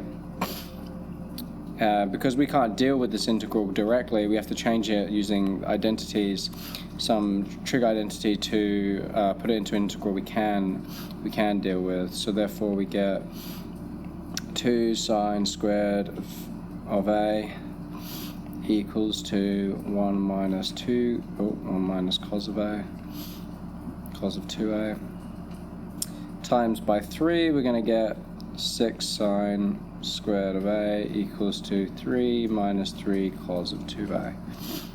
So therefore we can rewrite this integral as 3 minus 3 cos of 2x dx. Because integrals are distributed, this is just going to be equal to 3x minus, this thing will go to cos of x goes to minus sine of x, so this is going to be 3 times minus sine of 2x divided by this thing differentiated, which is 2. Okay. This is minus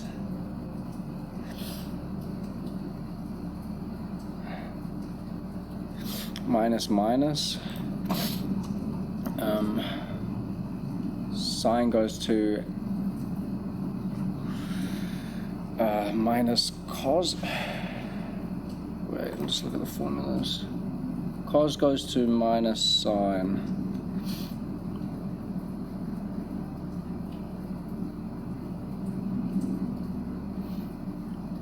So I'm just looking at the formula sheet.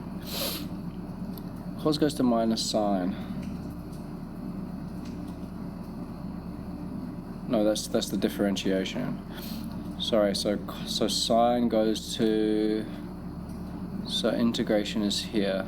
Sorry, I'm just looking at this. Integration here, so cos goes to sine. So that's not minus.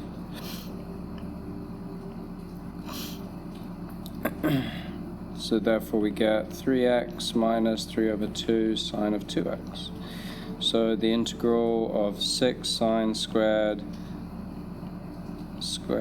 of x or x dx equals to 3x minus 3 over 2 sine of 2x.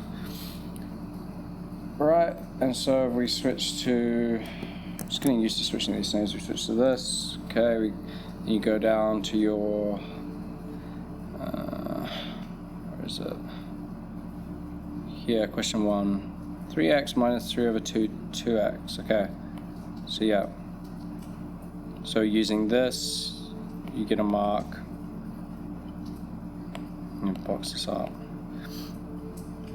Getting it to this, you get a mark, and this, you get a mark.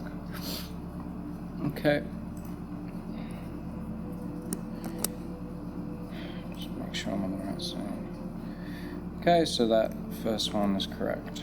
So it's 3 marks. Let's keep going. Solve the equation of this.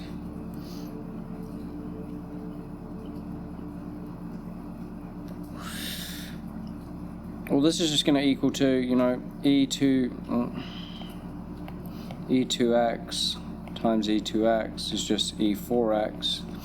So this is going to be, I mean, you could write it like e2x squared minus 8 e2x minus 48 equals 0. You can make u equal to e2x, so therefore you get it of a familiar form, 0, and you can factor this, be u, well, minus 12 and u plus 4. Remember, if you can't do that, you can always use the binomial theorem. Not binomial theorem, the quadratic formula. AC over 2A.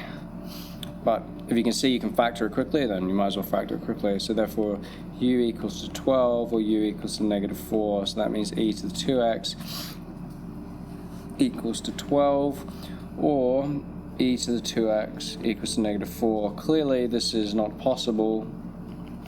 You can't bring something to the power of anything and have it be a negative, so that's not possible. So the only solution is this. So we get e to the 2x equals 12. You take the log of both sides. That's how you deal with this, getting x equals. When you have an exponent, get 2x ln to the e equals ln to the 12. That is 1. Oh, fuck. Ln of e, that's 1. So then you get x equals a half ln of 12. That's your answer. Right. Let's check that.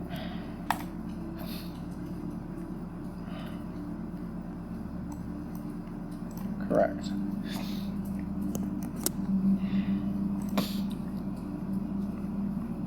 I'm going to stop switching back and forth.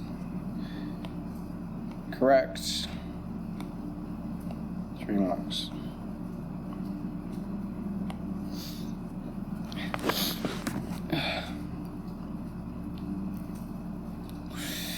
Sorry, I've just been crying. You know how it is. Okay, solve this. To get rid of these absolute value signs, we can just square them, because this squared equals to x squared. So this is the same as 2x minus 3 squared equals to 5x plus 2 squared. And therefore we get 4x squared. We get what? Minus 12x plus 9 equals to 25x squared plus 20x plus 4. So therefore we have 21x squared, take that over, plus 32x, and then minus 5 equals 0.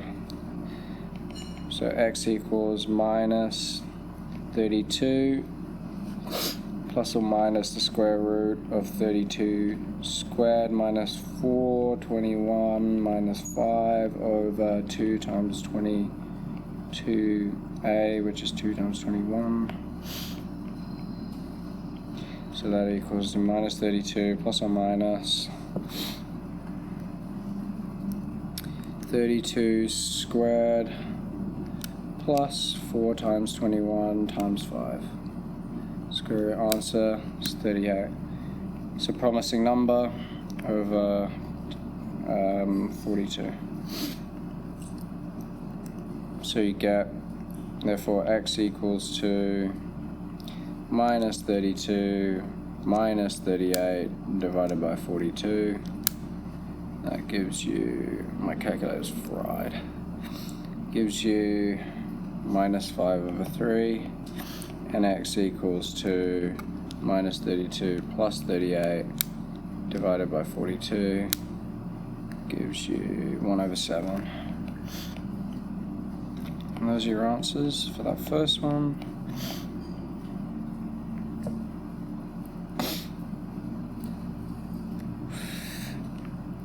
Hence solve the equation of this. Right, because this thing is in the same form as this, right? It's the same form. Therefore, we know the solutions for this thing are just sec theta equals minus 5/3 and sec theta equals 1/7.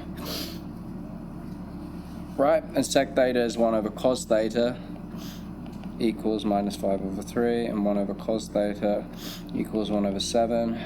So therefore cos theta equals minus 3/5 and cos theta equals 7. Okay, clearly because of the cos graph, the way the cos graph is set up, it goes from 1 and -1, so this is not possible.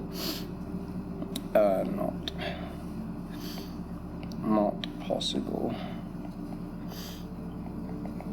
Right, but this will be. So we put this in our calculator. I remember it's between pi and, okay, that's sneaky. So it's between pi, theta, and 2 pi. So shift cos of -3/5 is 126.9. So theta equals 126.9 degrees, right? Which is like, it's between pi, or in other words, 180 degrees theta and 360 degrees. I'll put it in radians in a minute. I prefer working in degrees personally. So that's that first one. So for this minus 3/5, that's that first solution here. So this other solution here will just be, you know, it's symmetric about 180 degrees. So 180, this kind of distance, if you want to think of it like that, is just 180 minus 126.9. So 180, and my calculator's fried. 180, I've got a calculator on here. Just have to use the calculator on here. 180 minus 126.9 is 53. This is 53.1 degrees. So therefore this second solution here will just be 180 plus 53.1 degrees. But this solution is not between these values, so we disregard it, but this will be, and then after that the next solutions will be above 360, so we can also disregard. So there's only going to be one solution, it's this one. So 180, so this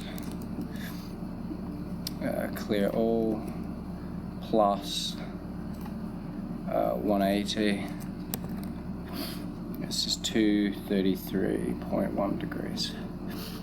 So the answer, 233.1 degrees. And then in radians, you times by pi. Oh, I don't have a fucking calculator. So times this. Wait. I'm just using the calculator on my computer. Times pi. And then this thing divided by 180. So 4.06 radians. Three significant figures. Okay, so this is 4.06 radians. Right, to transform this, like, to get 233.1 degrees into radians, all I did was you just times by pi divided by 180, and that gave me 4.06. Okay, and that's your answer. Okay, let's check that. Go here. Okay, so A was minus 5/3 and 1/7, correct, and 4.06. Maybe I didn't round it correctly. Yeah, 4.068, so it would be 4.7.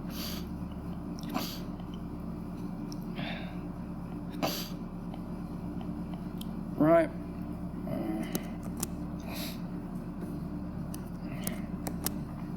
Are these scenes working? They are. So yeah, I just didn't round it. But whatever. 3.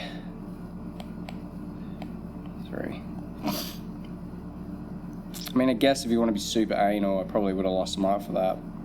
Maybe 4.07, 4.06.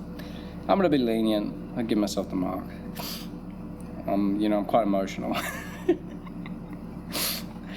Okay, number 4. Okay, let's keep going. Solve this equation. Okay, well, cot theta is 1 over tan theta. So we want to solve this. If we want to solve this, we're going to need to get this in the form of like all of the same trig functions, so it'll be tan. We also have an identity on your formula sheet. You also have this identity, not further maths. If you want further maths, go on my Patreon. You have this one here. So we have tan of A, in this case plus B, equals to tan of A plus tan of B divided by 1 minus tan of A, tan of B. Okay, so in this case it'll just be, this will be 1 over tan. I keep getting nervous I'm not switching scenes, but I always am, so maybe I should be more lenient. Times this thing will just be tan of A, which is tan of theta plus tan of 45 degrees. What is tan of 45 degrees? Just go to my calculator. Clear tan of 45 is just 1.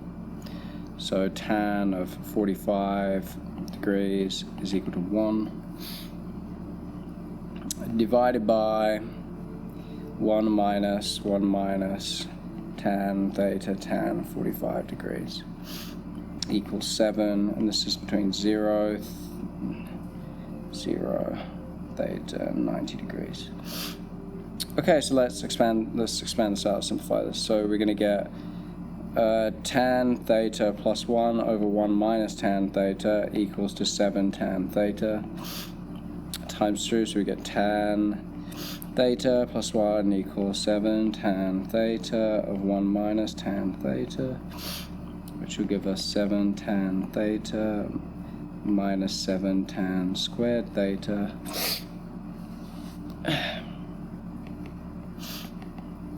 Alright, let's take this stuff over. We get 7 tan squared theta minus 6 tan theta plus 1 equals 0.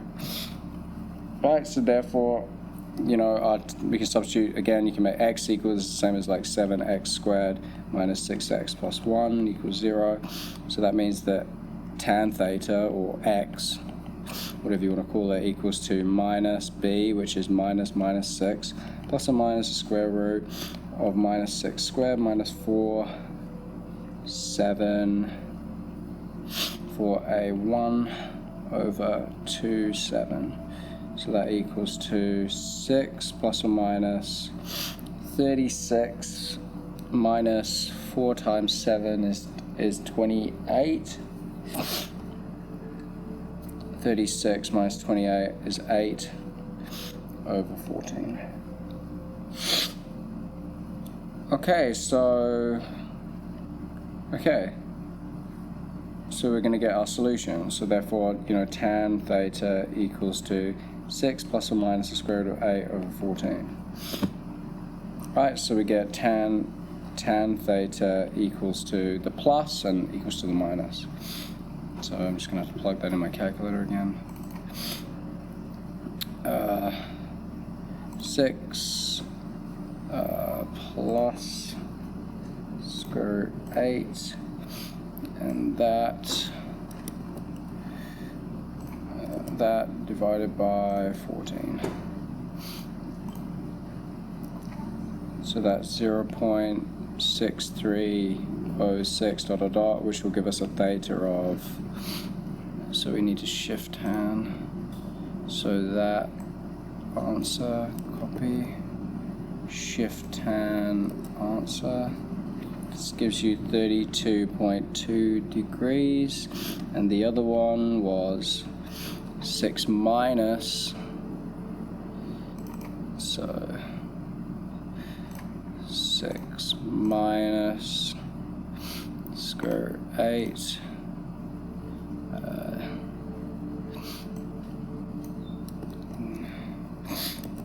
divided by 14. And then shift tan theta.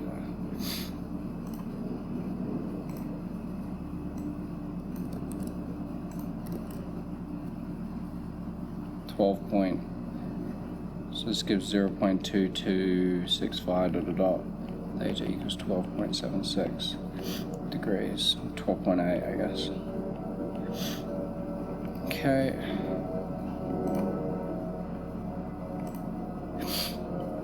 Okay, so... Okay, and there won't be any other solutions, right? It's between what? 0 and 90, right? Yeah, 0 and 90. So these are those two solutions. You know, one is here and the other one is here. Looks like that. It's 90 degrees. Okay, so theta equals to 12.8 degrees and 32.2 degrees.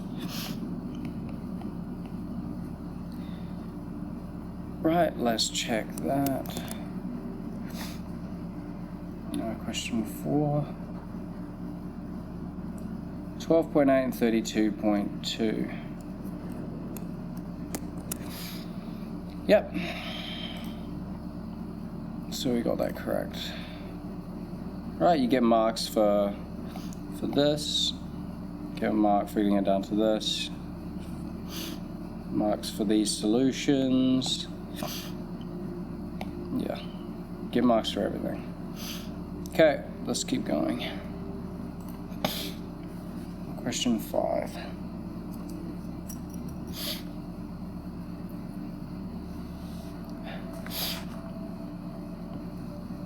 The diagram shows the curve of this meets the axis at points A and B. The shaded region is bounded by the curve and the lines intersect. Zone AB shows that the x-coordinate of B is 6 ln 2. The x-coordinate of B, so this B occurs when y equals 0. So therefore, to find the x-coordinate of B would just be 8e to the minus x over 2 minus 1 equals 0. Therefore, we get e to the minus x over 2 equals 1 over 8. Take the log of both sides. Therefore, we're going to get minus x over 2 ln of e. That's just 1 equals, we can split this up. We can say this is ln of 1 using our log rules minus ln of 8. Alright, ln of 1 is 0. So therefore we get x will equal to divide times 3 by negative 2. We're going to get 2 ln of 8. Right, it's not quite this, but this can be rewritten as like 2 to the power of 3. And you can take the 3 down. So it'd be... fucking laptop. Right. ln of 2 to the power of 3, or...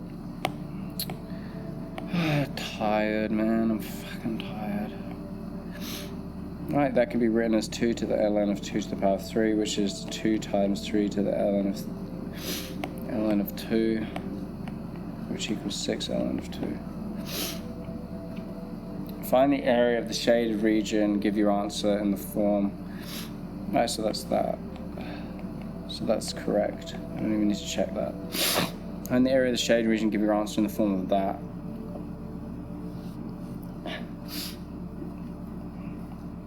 The area will just be, you know, this right angle triangle A0B, which is just going to be, you know, the area of this triangle. We're going to need to know, we know that B is at the point, and then x equals 6 ln of 2, and we know, and so, but for A will be where x equals 0, and when x equals 0, y equals to 8e to the minus 1 half of 0 minus 1, which is just 8 minus 1, which is just 7. So y is 7. Right, so now we know that this length here for A is just 7, and this length here is 6 ln of 2. So the area of the triangle, the area of this triangle will just be, we're trying to find, this is the area of the triangle minus be the integral of this curve between 0 and between x equals 0 and x equals 6 ln of 2 of y of this 8e to the minus x over 2 minus 1 dx. Right, but the area of the triangle, that's why we're finding the area of the triangle. The area has half base, which is 6 ln of 2, times height, which is 7. 6 times 7 is 42, divided by 2 is 21. So it's 21 ln of 2. Right. So therefore this thing is going to be 21 ln of 2 equals to, not equals, minus, this integrated will just be 8e to the minus half x divided by negative a half minus x between 6 ln of 2 and 0. So this equals 21 ln of 2 minus, this is just what, minus 16e to the x over 2 minus x between 6 ln of 2 and 0. Right, and this thing here, this minus 16e to the x over minus x over 2 minus x between 6 ln of 2 and 0 is just going to be minus 16e to the 6 ln of 2 over 2, so that'd just be 3 minus, fuck, I'm so tired, minus 3 ln of 2 minus 6 ln of 2, and then the 0 will just be minus 16e to the 0, e to the 0 minus 0. Right, so that equals to what? So b minus 16e to the, this is ln minus ln to the 2 to the 3, which is minus ln to the 8. So this is minus ln to the 8 minus 6 ln of 2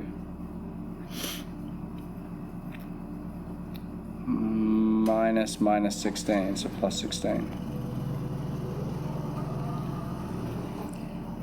Minus 16 over e to the ln of 8, and e to the ln of 8 is just 8.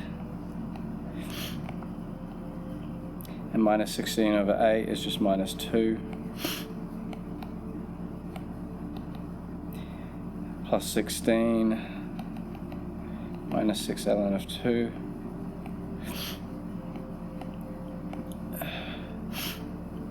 Right, so that's just plus 14. Right, so that thing becomes 21 ln of 2 minus what we just found, 14 minus 6 ln of 2, 14 minus 6 ln of 2, so we get minus, so this would be 27 ln of 2 minus 14. That's the area. Right, and that's in that form that they wanted. P, where P is 27 and Q is 14. Right, it's in this form.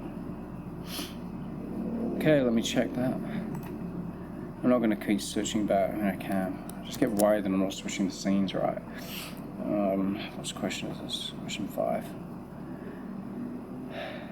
Okay, so B was 27 ln of 2 minus 14. Yep, there you go.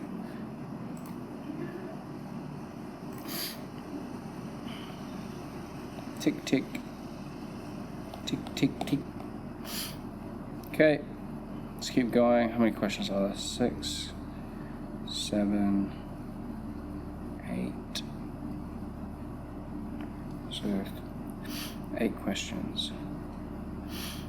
All right. Gonna light another cigarette because I'm probably fucking depressed.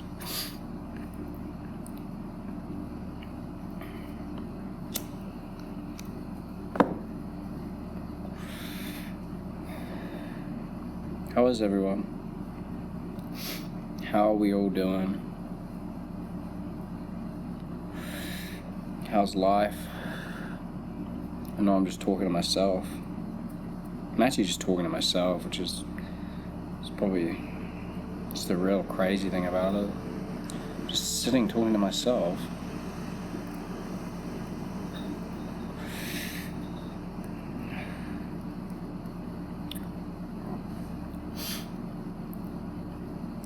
Okay, the parametric curve x equals tan theta, y equals sine theta 2 sine cubed theta. Show that dy by dx is this.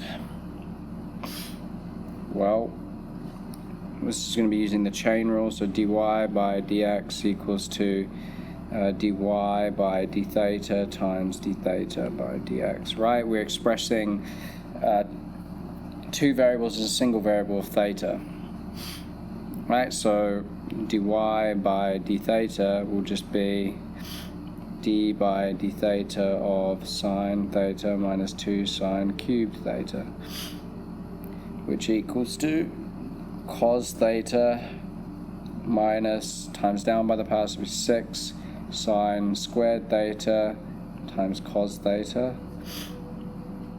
That would be cos theta, and I can see it as all in cos theta, so I'll change it all into cos theta. 6, this from sine squared theta plus cos squared theta equals 1, so therefore sine squared theta equals 1 minus cos squared theta. This is 1 minus, I'll take the cos out, cos theta, and this is 1 minus cos squared theta. So this equals cos theta minus 6 cos theta minus 6 cos cubed theta. So this equals to minus 5. So minus, this equals to, oh, minus will be a plus. This would be 6 cos cubed theta minus 5 cos theta. Okay, so therefore our dy by d theta equals 6 cos cubed theta minus 5 cos theta.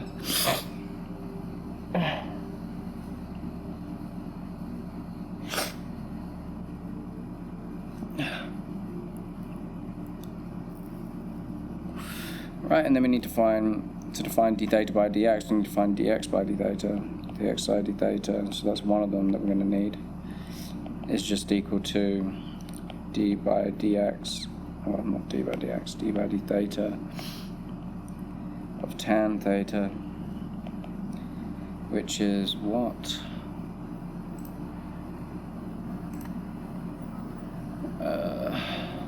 Tan goes to sec squared theta. So this is sec squared theta. And sec is 1 over cos, so this is 1 over cos squared theta. So if d by dx by d theta is 1 over cos squared theta, that means that d theta by dx is equal to cos squared theta. Therefore, dy by dx equals to this times this. So it would be cos squared theta times 6 cos cubed theta minus 5 cos theta, which equals to 6. So 6 cos 5 theta minus 5 cos cubed theta. Right, which is what they wanted. Right, so we definitely got that right. B, find the equation to the normal of the curve at the point where it crosses the x-axis. Give your answer in the form of y equals mx.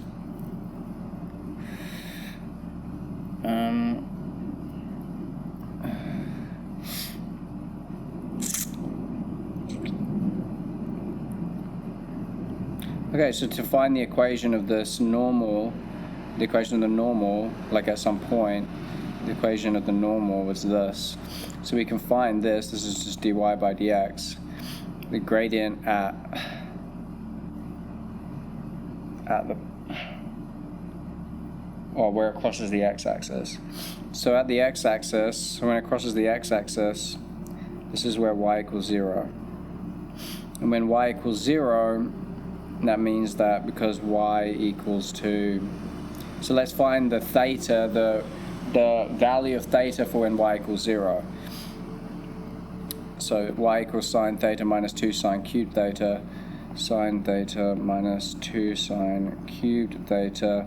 So when it equals 0, we get 2 sine cubed theta equals to sine theta. So therefore 2 sine squared theta equals to 1.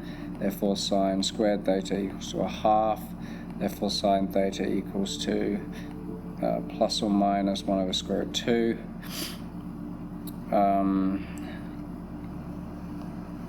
And theta is between 0 and pi over 2. So it'll just be the plus 1. So to go to my calculator.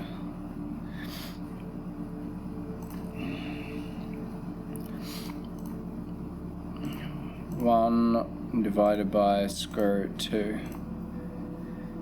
Is that, so we're just interested because theta is between 0 and pi over 2, right? It won't be the negative, right? Because the sine graph looks like this. So the negative 1, this negative 1 over square root 2 is going to give us this result. But the positive 1 is going to give us this one, where this is pi over 2. So, yeah. So then shift sign of this answer. So 45 degrees. So theta equals 45 degrees. So when y equals 0, theta equals 45 degrees, or pi over 4. Right?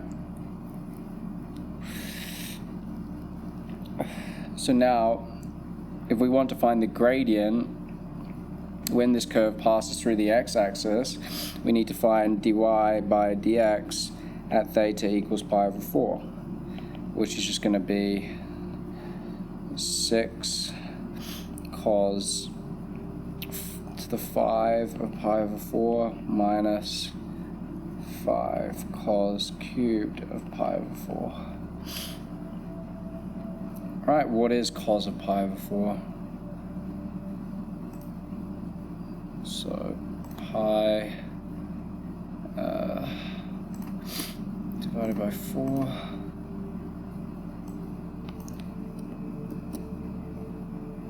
cos answer is just 1. Is that right? Cos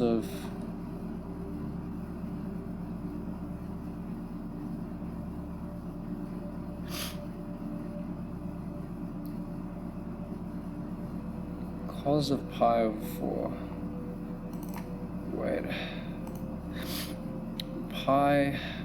I gotta put it in radians. Oh, it's in degrees. Okay, so 45. So cos of 45. Pretty sure it's just 1 over square root 2. So I'm just using this calculator on this fucking laptop. 1 cos of 45. Cos of 45. Yeah, 1 over square root 2. This equals to 1 over square root 6 is 1 over square root 2 to the 5 minus 5, 1 over square root 2 to the 3. Right, so this is going to be 6 over square root 2 times square root 2 is 2. So it'd be times 2, so this would be 4 square root 2. Right, square root 2 to the 5 is just square root 2, square root 2, square root 2, square root 2, square root 2. This is 2, this is 2, so it's just going to be 2 times 2, 4 square root 2. Right, minus this, by the same logic, this would be 5 over 2 square root 2. right? So this is 3 over 2 square root 2 minus 5 over 2 square root 2. So what? So this is just minus 2 over 2 square root 2, which is just minus 1 over square root 2. So that's the gradient. So therefore the gradient of the normal will just be 1 over this, minus 1 over square root 2. So just minus square root 2. No, the negative reciprocal. So it's just square root 2. So now we have the gradient of our normal, which is square root 2, and we have the point is at 0, y is 0, and what is our x? Our x will be where tan, because our x is tan theta, so it'll be tan of pi over 4, which is what? Tan of 45 is 1. Okay, so the point is at 1, 0, right? This is the xy for the theta equals pi over 4. This is our xy for the theta equals pi over 4. Right, so now we have the gradient at a point, so then we can just plug it into the y minus y1 equals mx minus x1. So y minus 0 equals square root 2 x minus 1. So therefore y equals to square root 2x minus square root 2.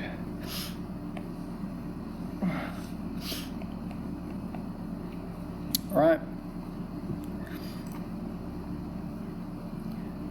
Okay, let's check that.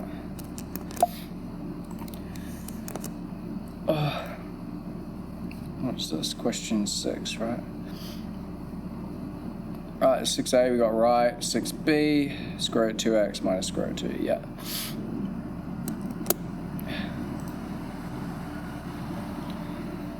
Okay. Tick. Okay, number 7. The polynomial p of x is defined by this. Calculate the value of k. It is given that x plus 2 is a factor. Okay, so if x plus 2 is a factor, that means when you factor this thing, you can factor it, and one of them will be x plus 2.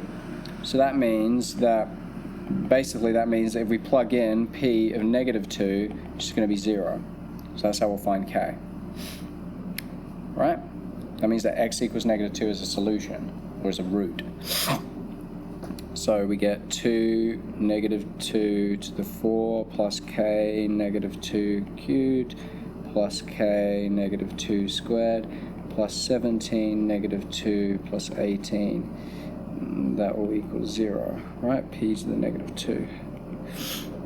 Right, negative 2 times 2 is 4 times 8, 16. 16 times 2 is 32. This will be 32 plus, well, this will be minus, this is cubed, minus 8k plus 4k minus 17 times 2 is 34 plus 18 equals 0. I keep getting worried I'm not switching scenes, I don't know why.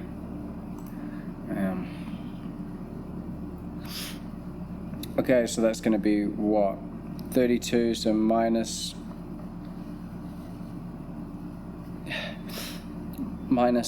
2 plus 18 is plus 16. So this is going to give us 8k equals 16, so k equals 4.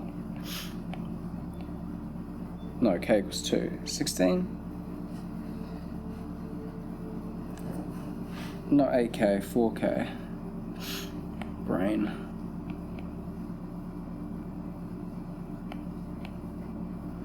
Wait. 32 minus 34 is minus 2 plus 18 is 16. Okay, so we have an equals 16, and then minus 8k plus 4k gives us minus 4k, take that out, so it's 4k. Yeah, so k is 4. It is given that the equation p of x equals 0 has exactly 2 real roots denoted by alpha and beta, where alpha is, okay, it has only 2. Alpha is an integer and beta is not an integer. State the value of alpha and show that beta satisfies this equation. Well, alpha is just going to be -2, right? Because this is a factor, so that means that x has to equal alpha, and in this case, one of the solutions is -2. So alpha is beta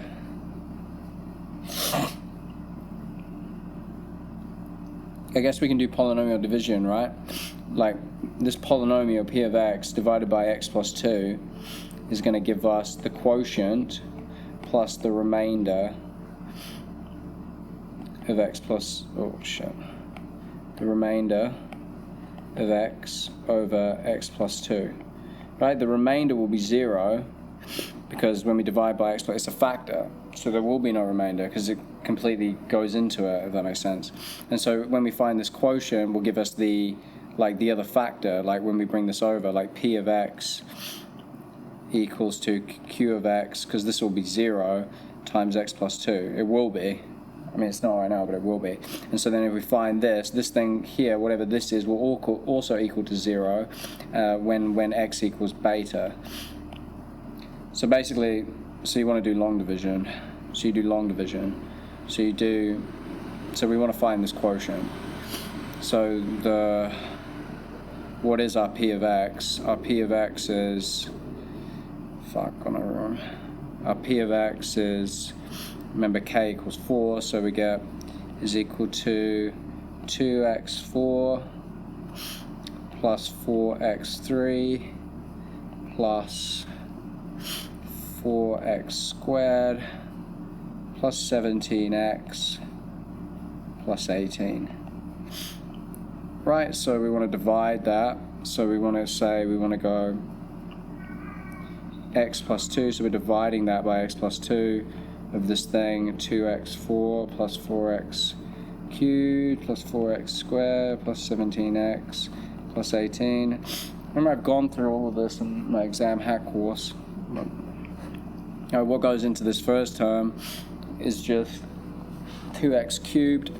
So you put that up here. We're finding the quotient up here, 2x cubed. So this is minus 2x4, and then times this 2 times 2x cubed is just plus 4x cubed minus that. Well, they're all going to go away, so then you're just going to get 4x squared. So like I said before, the remainder will be 0 without even calculation, but I just want to find this quotient. The next one, x goes into 4x cubed. Oh no, this one, 4x squared is plus 4x. X times 4x gives you 4x squared. So this would be 4x squared, and then you get plus 8x. So that gives you 9x plus 18. And the last one will be x goes into 9x, so this would be plus 9. So it'd be minus 9x, and then 2, so yeah, plus 18. So that gives you 0. Right, as expected. Anyway, but that means that this is the quotient. So the quotient is this. So the quotient is 2x cubed plus 4x plus 9. Right? And like I said before, so if we want to find beta, well, this will be where, like, from this equation, because we already said, okay, so this thing is 0, that means that p of x equals to q of x times x plus 2, right? So one of the solutions is when alpha equals -2, and the other solutions is the one where this equals 0. All right, for alpha equals x equals alpha, which equals -2. The other solution is where this equals 0. So if we want the beta, to find the beta, like this beta, it will be where 2x cubed plus 4x plus 9 equals 0.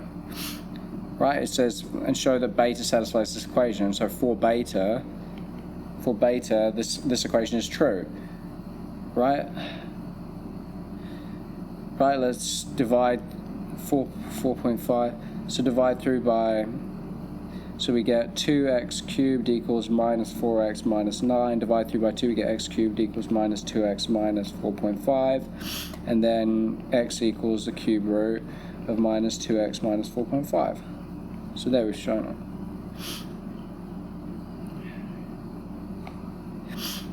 Right, so that's correct. I know already. Right, just check that K was 4. Pretty sure it will be. Oh, it's not finished yet. Okay. C. I just glimpsed it, so C is that. K is 4. Show by calculation that beta is between minus 1.4 and, oh, this is just numerical solutions. Okay, so, you know, beta satisfies this equation that 2x cubed plus 4x plus 9 equals 0, 2x cubed plus 4x plus 9 equals 0, 4x plus 9 equals 0. Like if we make this f of x, to show that beta lies between these two values, if we plug in f of negative 1.4 into this, so 2 of negative 1.4 cubed plus 4 of negative 1.4 plus 9, if you plug all that into your calculator, do you want me to do it? Okay, I'll do it. Like, basically what I can't be bothered to plug it in, but you plug all that into your calculator and it will be it'll be either positive or negative. I mean, I guess we'll plug it in. So 2 times bracket negative 1.4 bracket to the power of 3, and then plus 4 bracket negative 1.4 plus 9. Right, so that gives us minus, so this gives us minus 2.088, right, so that's less than 0. And then for this one, negative 1, when we plug that in, this will be, whatever this will equal, will be greater than 0 for sure.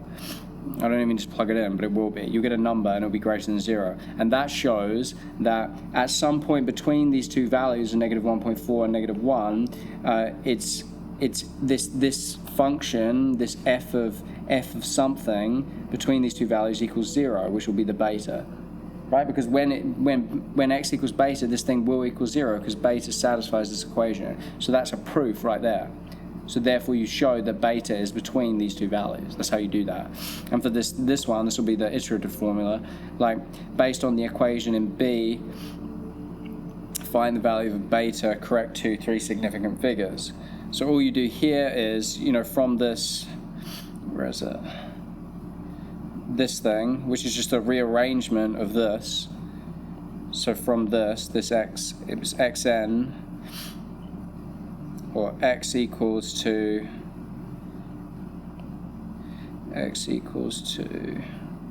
cube root of minus 2x minus 4.5.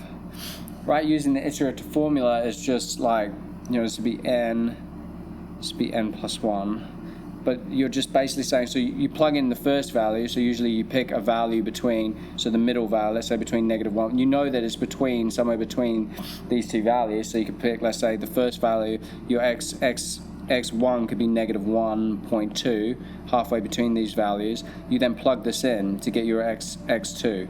So you plug that in, your x2 will just be the cube root of minus 2, negative 1.2, minus 4.5, and that will give you a value, and it says 5, so you do each one to 5 significant figures. So you go to your calculator,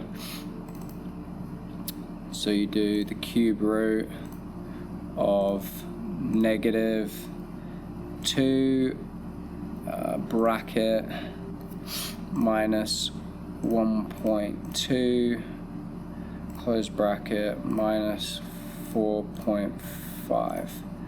Okay, so that gives you do it to 5 significant, so negative 1.280, 1, 2, 3, 4, 6. and then you plug this value in. So then x3 equals the cube root of -2 of -1.2806 minus 4.5, and that equals, and you get a value, and you just keep plugging it in until it stabilizes around a singular point. So you just plug that answer in to your equation. You get the next one. The next one was -1.2469. 1, 2, 3, 4, 5. Right, and then you continue. Right, you do the same thing. You get another value. I'm not going to write it all out every time. Right, you plug the next one in, and you get another value. Right, and then you get -1.2612, and then the next one, x5. Plug that one in. I'm just doing this on the calculator.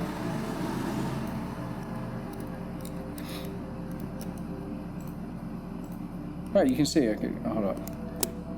Wait.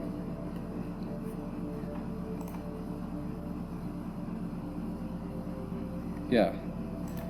Like, you can see my screen. Like, this is all I'm doing. Like, and then I'm just like, I'm plugging this new value. I'm plugging it in to here. Right, and then you get the next one, and then you plug this one in. Then you get the next one, and then you plug this one in, and then it's beginning to stabilize around a point to 3 significant figures. Right, so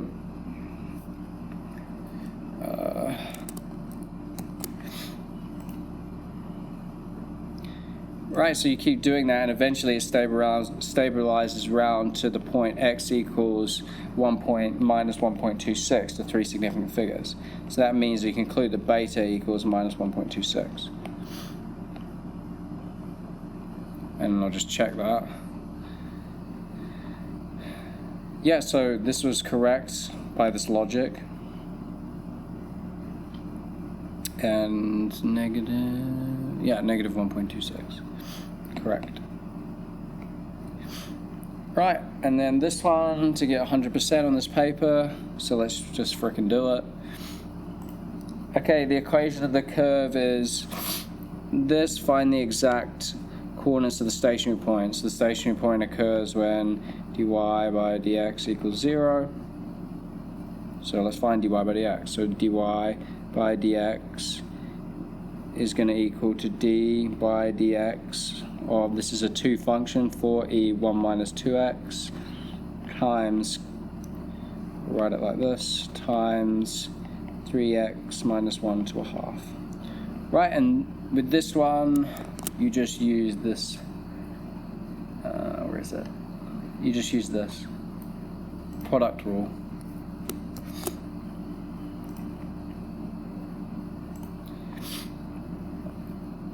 Right, so from the product rule, which is, uv, when you differentiate this, goes to v du by dx. If anyone's interested, in my recent videos on classical mechanics, I proved the product rule, if anyone cares. Not that I think anyone will. People just want to pass exams, and it's okay. The reason I'm really good at this stuff is because I'm actually deeply fascinated by it. I do these exams and stuff like this to help, but these exams are pretty dry, to be honest.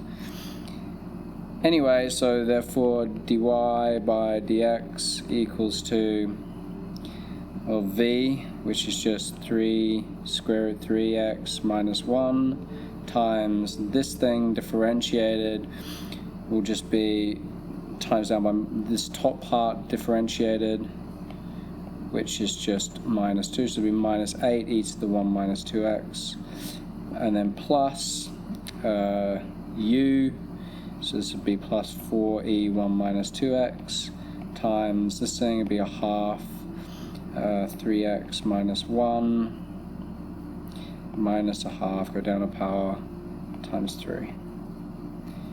Right, and you want to know whether this equals 0. So this equals to minus 8 e to the 1 minus 2x over the square root of 3x minus 1 plus 412 divided by 12 divided by 2 is 6. This would be, no, this is not over, sorry. This is minus 8e to the 1 minus 2x, square root 3x minus 1, plus 6e to the 1 minus 2x over the square root of 3x minus 1. Right. And that equals 0. Okay, let's times through by square root 3x minus 1, which gives us 6e 1 minus 2x plus, no, sorry, minus 8e 1 minus 2x 3x minus 1 equals 0. Yeah, divide through by e to the 1 minus 2x, because e to the 1 minus 2x can't be 0, right? So minus 2x, 6 minus 8, 3x minus 1 equals 0. Divide through by that. So we get 6 minus 8, 3x minus 1 equals 0.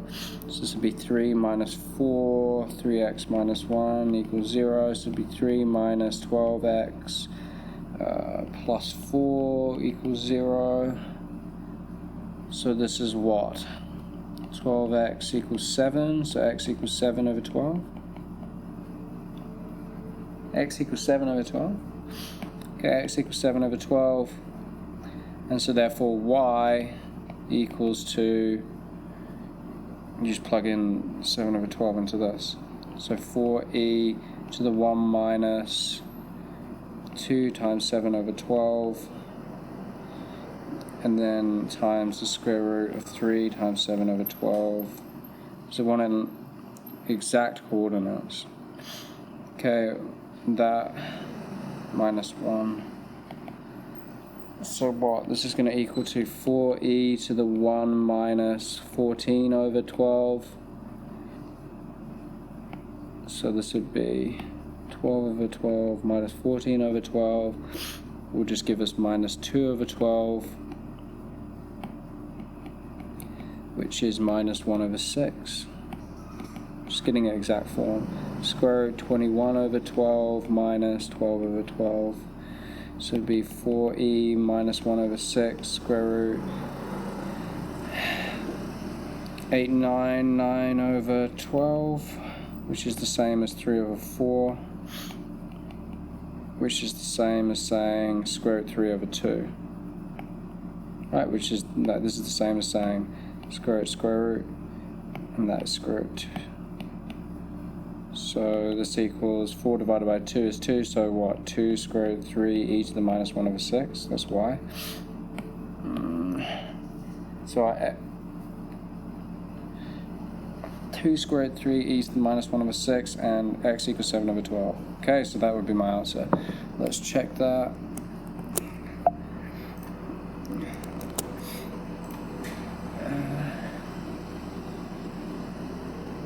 Yeah, x is 7 over 12 and y is 2 square root 3 e to the 1 over 6. Yeah, correct.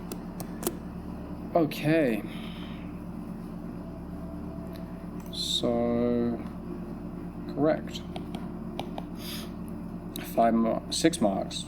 Okay, we got 6 marks. Okay, so that would be, barring one minor, pretty harsh to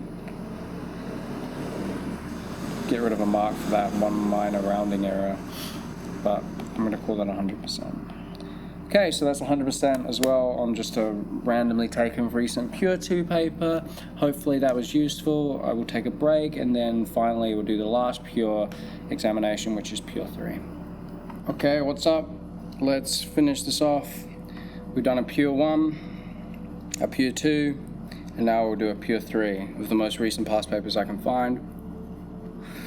I'm on 100% so far. I'm doing these papers for the first time. Again, I have the syllabus, the list of formula, especially the formula sheet, and also I have the mark scheme here so we can mark as I go. But like I said before, this is exactly what you should be doing when you are sitting preparing for your exam. You should be running through the paper like this, not to cheat yourself, not to only look at the answers after you've completed each question. And if you want to do this, I keep reiterating this, if you want to be able to do this like I can, you need to take my exam hack courses. The extreme amount of effort goes into them to make these exams very doable very quickly. And so if you want to be able to do this like I can, then take those courses. The courses for Pure 2 and Pure 3 are on my Patreon. You can join the subscription or you can just buy the courses. But years and years of work have gone on there. I'm also doing further mathematics now on Patreon. I have Statistics 2 on Patreon. I'm doing predicted papers on Patreon.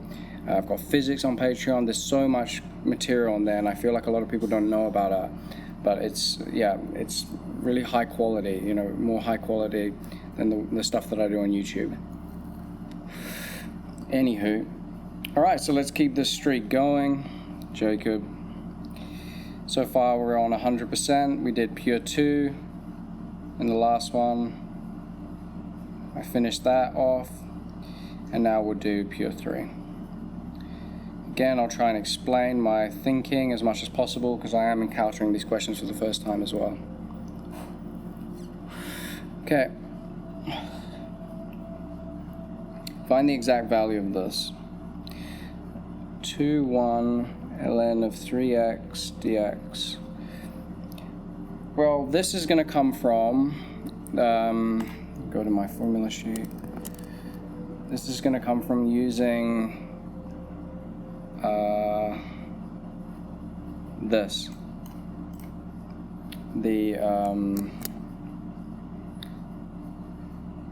So the integral of u dv by dx equals to uv minus v du by dx. You might wonder, well, why are we using that? We don't have two functions. Well, this is because we can't actually deal with this. We can't deal with this. There's no direct integral for ln of x. But what we can do is we can substitute it in as u, and then we're going to get du by dx, which can be integrated. You see what I mean? This is a little tricky. I can see what they're doing, but so if we make, let's say, u equal to ln of x, ln of 3x, and we make dv, this one, dv by dx just equal to 1, well then our v is just going to be x, and our du by dx will just be 1 over 3x times 3, this differentiator, which is going to be 1 over x. So the reason we do that is because therefore we can write this integral, ln of 3x dx, as uv, which is just x, ln of x, 3x, minus the integral of v du by dx, so x times 1 over x dx. And now you can see this is you basically we're wanting to move a lot of these integrations are like this. You want to move the integral into something that you can integrate through any method. Sometimes it can be substitution. In this case, it's using the, what do they call this rule? I don't know. I forgot what they call it, but whatever this frickin' rule is called. By the way, in my next video on higher physics, I will be proving this rule, if anyone's interested. So this equals to x ln of 3x. Just have to double check that I've changed scene again. Have x minus the integral of 1 dx. So this is going to be x ln of 3x minus x, because this is between 2 and 1, between 2 and 1. It wants it in this form, so therefore this equals to 2 ln of 3 times 2 is 6, minus 2, minus 1, so ln of 3, minus 1. Alright, so this equals to 2 ln of 6. You got minus 2 minus minus 1, so you have a minus ln of 3, and then on the end you have a minus 1. right? It wants it as a single log, so we can rewrite this thing as ln of 6 squared minus ln of 3 minus 1. This is ln of 36 minus ln of 3 minus 1, and this just equals to, from your log rules, 36 over 3 minus 1, so then you get your final answer of ln of 12 minus 1.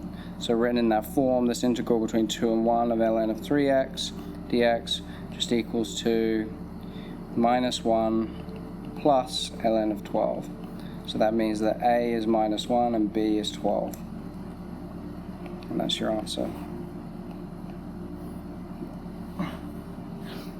Right, so then we'll go over to here and we will check it. This is exactly what you should be doing. Don't cheat yourself. I will not be cheating myself either. So we don't want to look at the next question. Okay, so there we go, minus 1 plus ln of 12. So yeah, we got that right. You get a mark for this, and you get a mark for putting it in right, and then you get a mark for the final answer. So that's 3. Oh, we get 4 marks. 1, 2, 3, 4. So that's 4 marks. Okay. Let's keep going. How's everyone doing?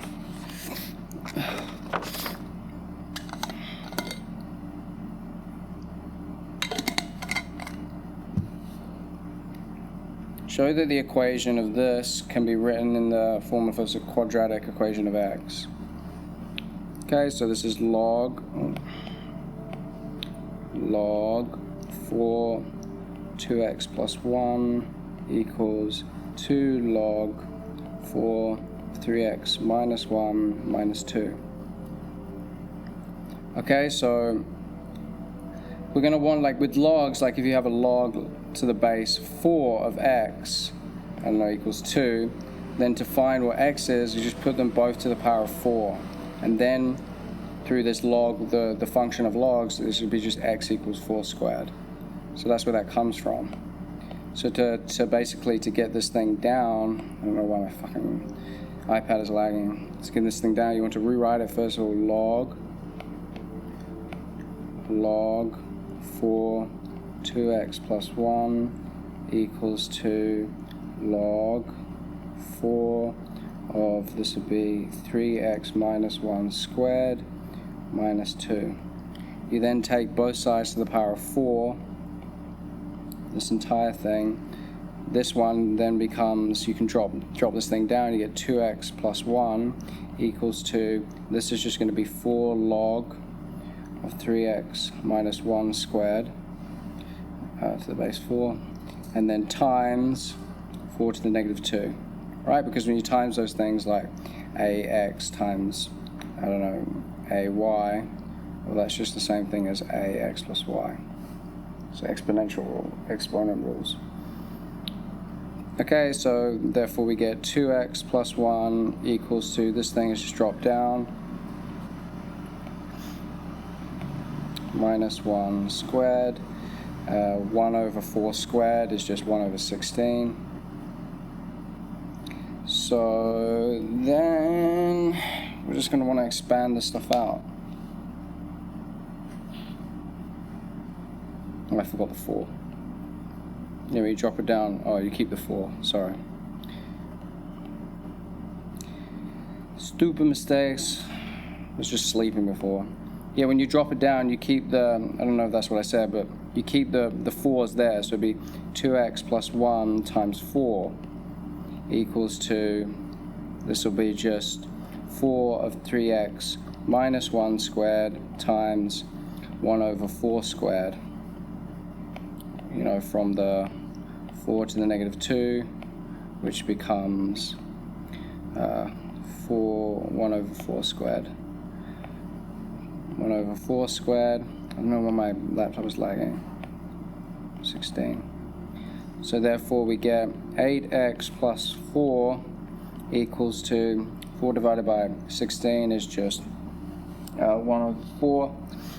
This is 1 over 4 of 3x minus 1 squared is just 9x squared minus 6x plus 1 times through by 4. We're going to get 8, 16, 24, 32. X plus 16 equals to 9x squared minus 6x plus 1.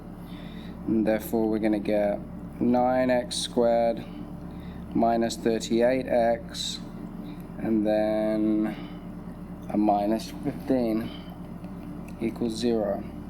And that's it of a form of a quadratic, right? Which is what it was asking us to do. Okay, let's continue, hence solve the equation. Solve this equation. Well, it's the same equation, right? Why do I keep getting nervous? I haven't switched scenes. Okay, I have.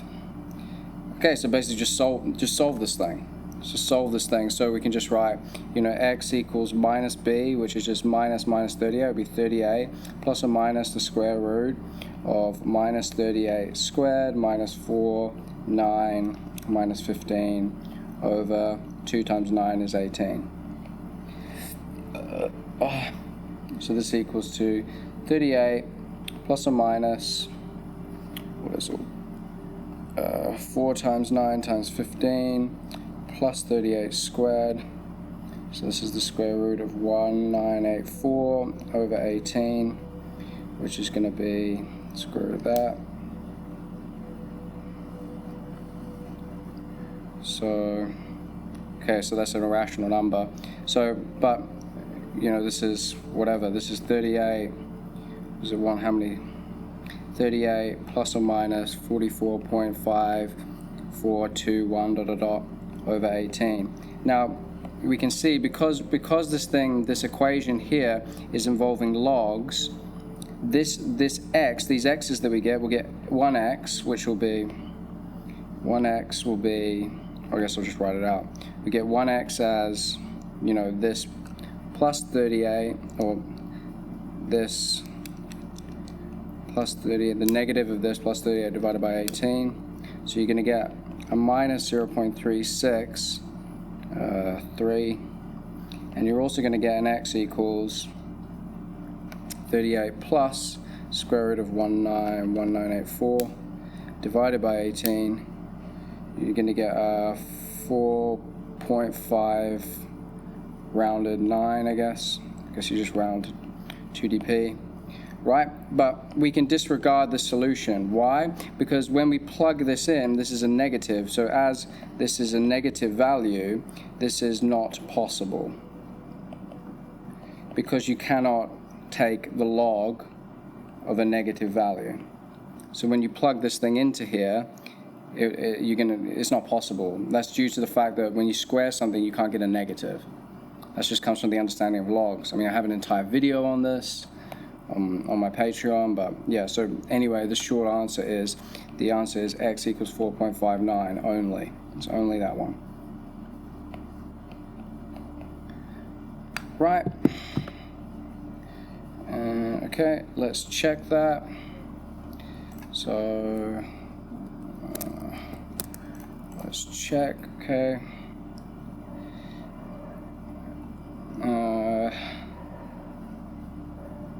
So any of the forms, so any of these would be acceptable. So 9x squared minus 38x minus 15, yeah, we got that, and 4.59, we got that. Okay, so this is correct, and this is correct. Cool, let's keep going.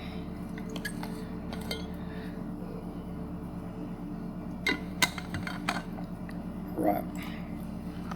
Express this in the form of r cos x minus alpha.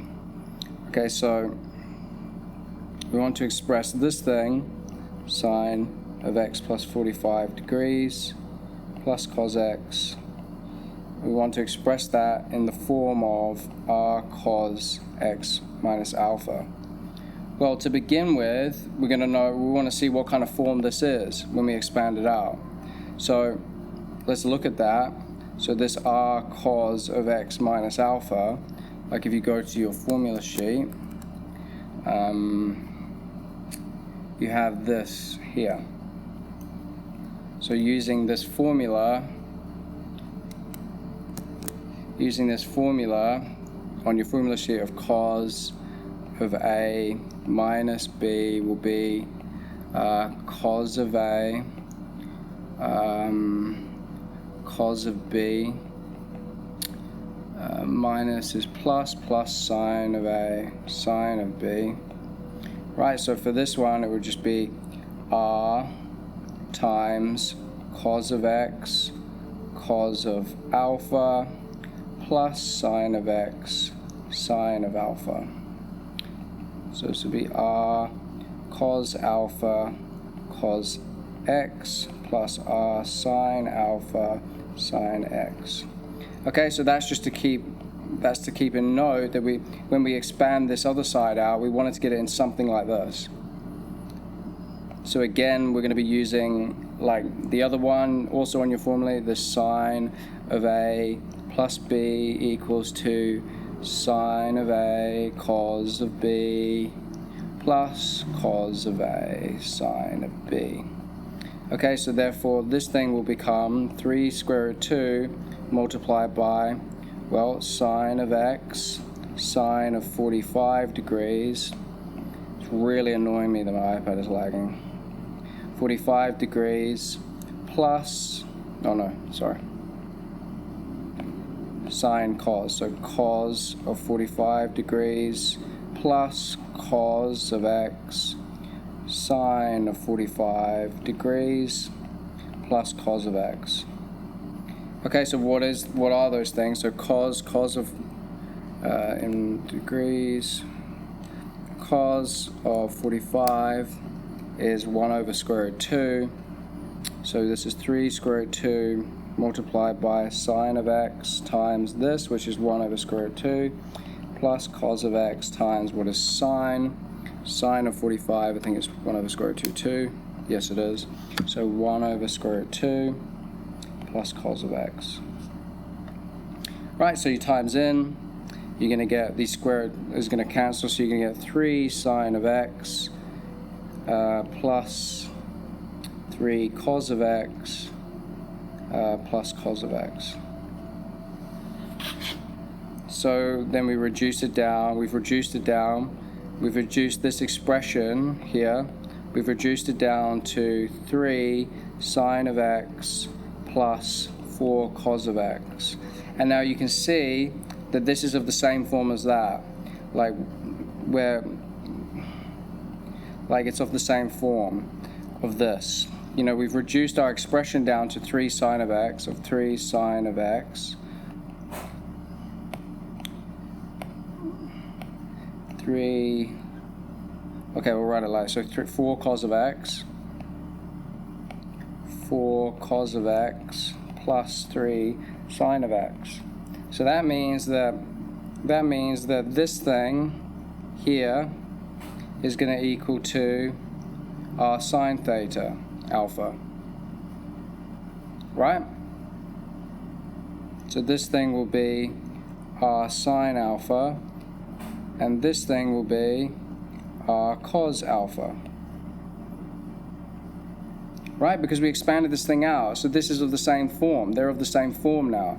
So we know that what R and theta give for 3 and 4 for this. So one of our equations is that R sine alpha equals 3, and the other one is R cos alpha equals 4. So to find what these are, we can do, equation 1. We can do equation 1 divided by equation 2.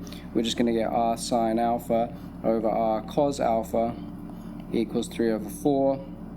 So therefore, the R's will cancel, and sine over cos is just tan, so this is tan alpha equals 3 over 4. So therefore we get an alpha equal to the inverse tan of this. In degrees will be what? 3 divided by 4, shift tan answer. This is 36, how many decimal places?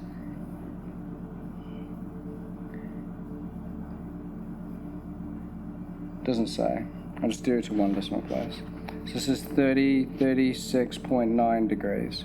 Okay, so that's our alpha, and therefore if we want to find our r, well, r will just be like from 1, let's say, equals 3 over sine alpha, which is just going to be 3 over sine of the exact value, so this tan inverse of 3 over 4.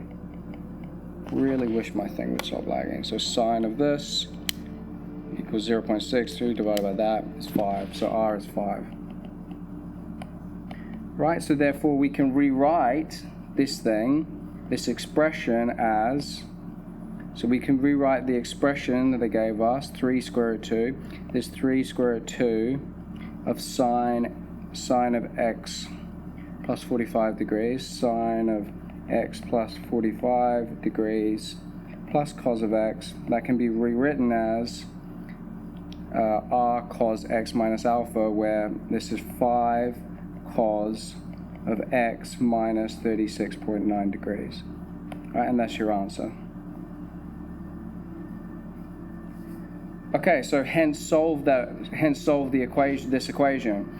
Well, this thing is of the same form, right? This thing of 3 square root 2 sine of x plus 45 degrees plus cos of x.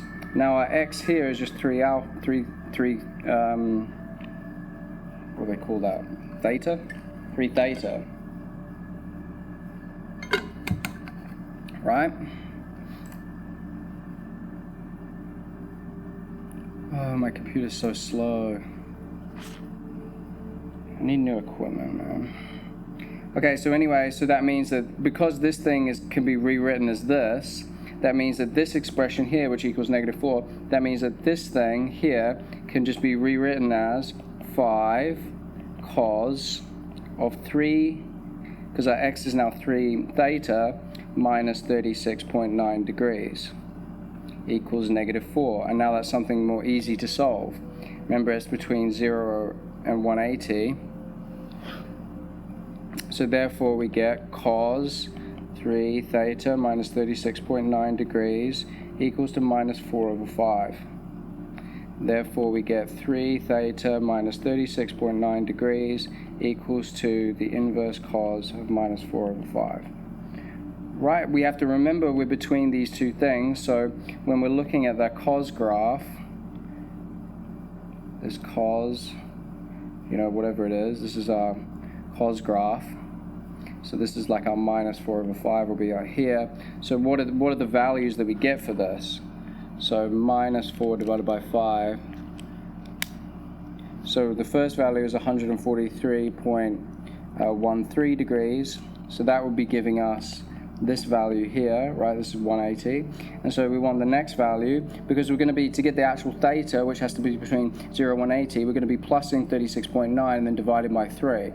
So let's get the next one, this next solution. We just do 180 minus 143.13 gives us this kind of distance here because it's symmetric. So 180 minus that, this gives us 36.87, and then so for this solution now, this will just be 180 plus 36.87. So plus 180. So that second solution is 216.86 or 87. Right, but we're also going to have another solution, and we have to check that this solution here gives a theta which is between 0 and 180. So what will this one be? Well, this one will be just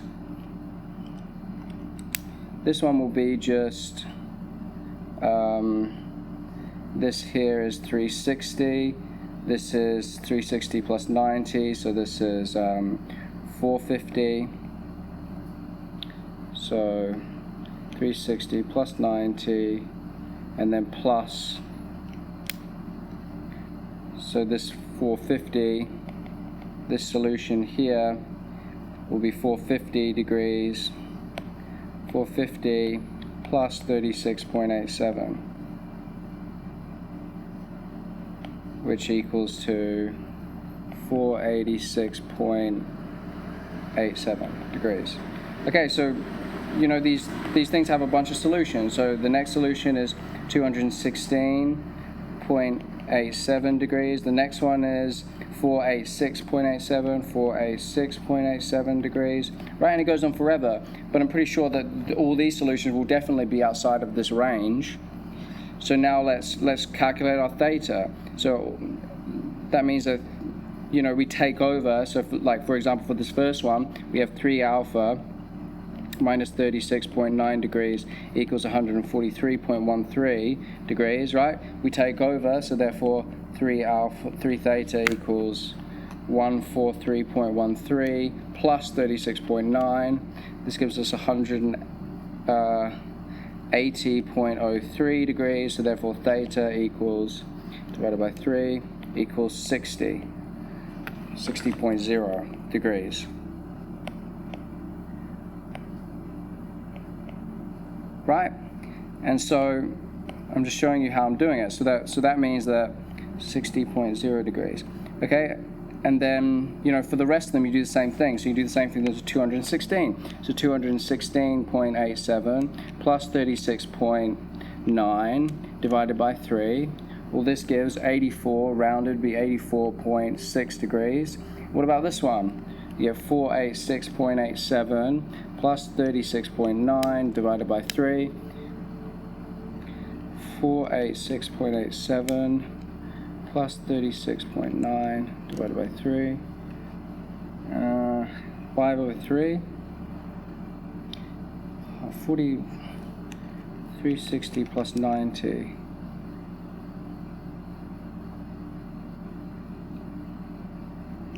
Plus 36.87.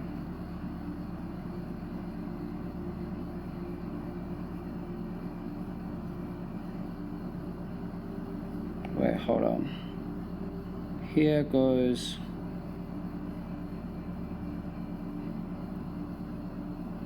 this is 180, 360. Oh, it's this distance. Yeah, sorry. Oh fuck. Yeah, this bit here is 36.87 degrees. So that means that this solution here will not be that. I just realized I made a mistake. So this solution here will be, you know, 360 plus 180. This point here is, you know, this is 540 degrees. So this one will be 540 minus 36.87, which equals minus 36.87, 503.13. Yeah, I just realized I made a mistake. Okay, yeah. This is 503.13 degrees. Okay, anyway, so for that last one, it'll be that plus 36.9 divided by 3. So this is 180.01. I'm not sure, maybe this is, I've done a wrong calculation here. But anyway, so this would be not, because this is outside, this is not between these two values, right? Not including. And so we can disregard this solution. So there's only 2 solutions. I'm a bit iffy on that, but I'll check the answers now. I'm not sure of the solution. Anyway, 60.0 degrees, 84.6 degrees. So I would say that there's only 2 solutions here for this, for solving this, between 0 and 180. But, I mean, we'll find out right now. Okay, let's... Okay, so the first one, we got correct, 36.9, yes, and R is 5. Okay, we got that one right. And this one, okay, yeah, I did get it right. So 60 and 84.6, there's no other solutions in that interval. Okay. So, correct. So this was correct, this was correct. So that's 4 marks. And this was correct. Correct. That's 4 marks. You know, you can see, like, the only thing that I was iffy about is, like, because of this range, you have to remember this is the range for theta. So when we find these solutions here, this is for 3 theta minus 36.9. So when we actually find theta, well, we're going to get these values, and then we can check if it's in or outside of the range that's accepted.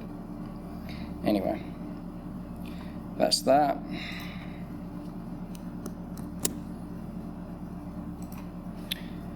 Okay, let's keep going. I feel like this is going to be quite long.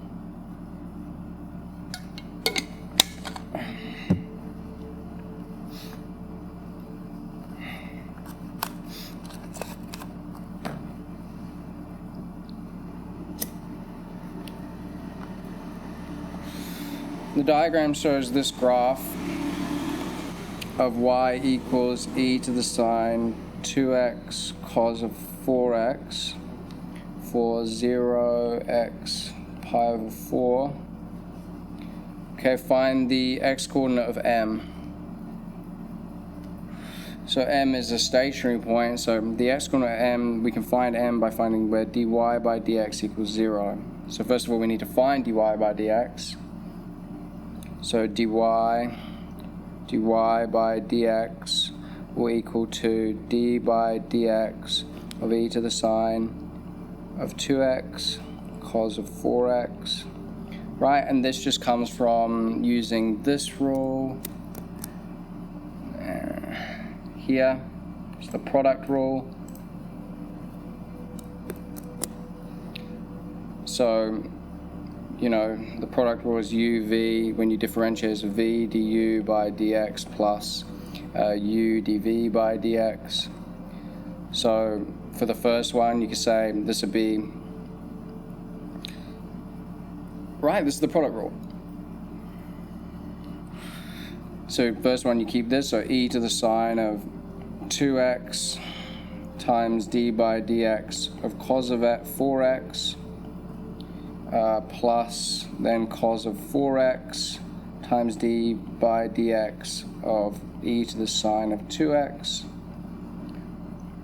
Right, so therefore dy by dx is going to be long, I think. So it'd be e to the sine of 2x. This thing differentiated just goes to cos, goes to, oh, I'm always nervous when I'm switching things. I just need to trust technology. I don't trust technology, you know. Cos goes to minus sine x. So this thing goes to minus sine of 4x multiplied by 4, this thing differentiated, and then plus cos of 4x multiplied by 4.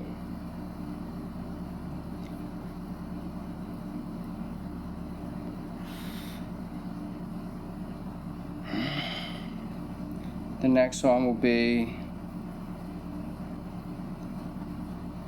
what, 4?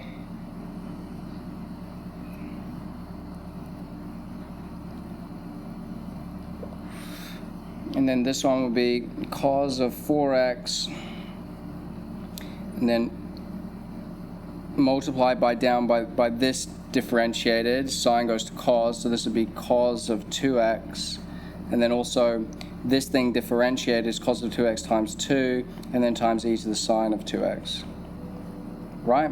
You times down by this thing differentiated and keep the exponential the same with the differentiation of exponentials. And then so, but this thing differentiated, you also have to remember to multiply by 2. Because this the chain rule, basically. So then we get this end one will just be 2 cos of 2x, cos of 4x, e to the sine of 2x. It's quite long. How many marks is this? 5 marks. E to the sine of 2x minus 4 sine of 4x, e to the sine of 2x. Right? And if we want to find this x coordinate of m, well, that's where this thing is going to equal to 0.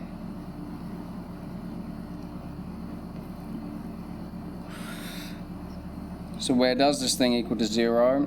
Well, we can divide through by e to the sine of 2x, and that will cancel all of those. So let's just start getting it simpler. So we have 2 cos of 2x, cos of 4x, minus 4 sine of 4x equals 0. Okay. And then to solve this, you're going to need to get it into like all of them of the same trig function. So, for example, on your formula sheet, you can use this. So on your formula sheet, you have that cos of 2a equals to 1 minus sine squared of a.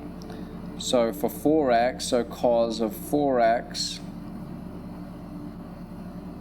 and then the sine x, yeah, so cos of 4x will equal to 1 minus sine squared of 2x. Like, I just want to change all of this into the same thing. I'm going to change it all into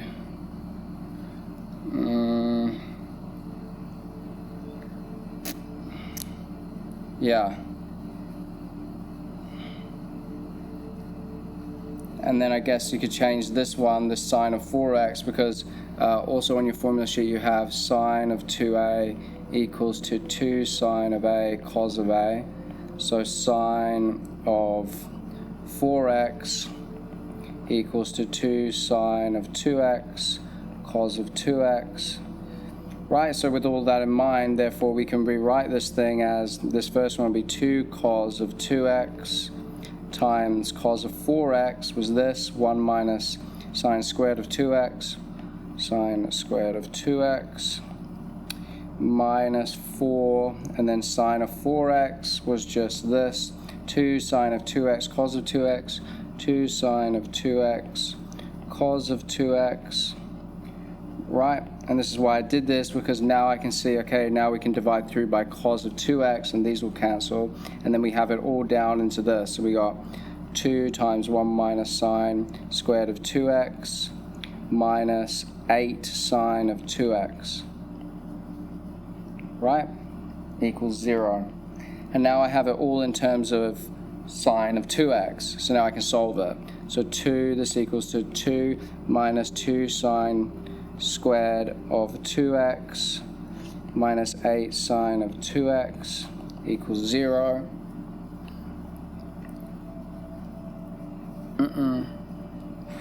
1 minus 2. 1 minus. Oh, this is, yeah. Sorry, this is 2. Just noticed that. So that's the actual identity. I wrote the identity wrong. And that one's correct as well? Yeah, that's correct. So this is actually 2. 2. So this will be 4. Right, and then you can divide through by 2. So you get 1 minus 2 sine squared of 2x minus 4 sine of 2x equals 0. Therefore we get 2 sine squared of 2x plus 4 sine of 2x minus 1 equals 0. Right?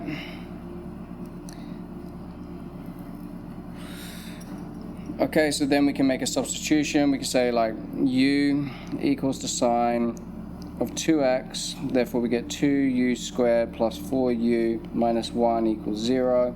So u will be equal to minus 4 plus or minus the square root.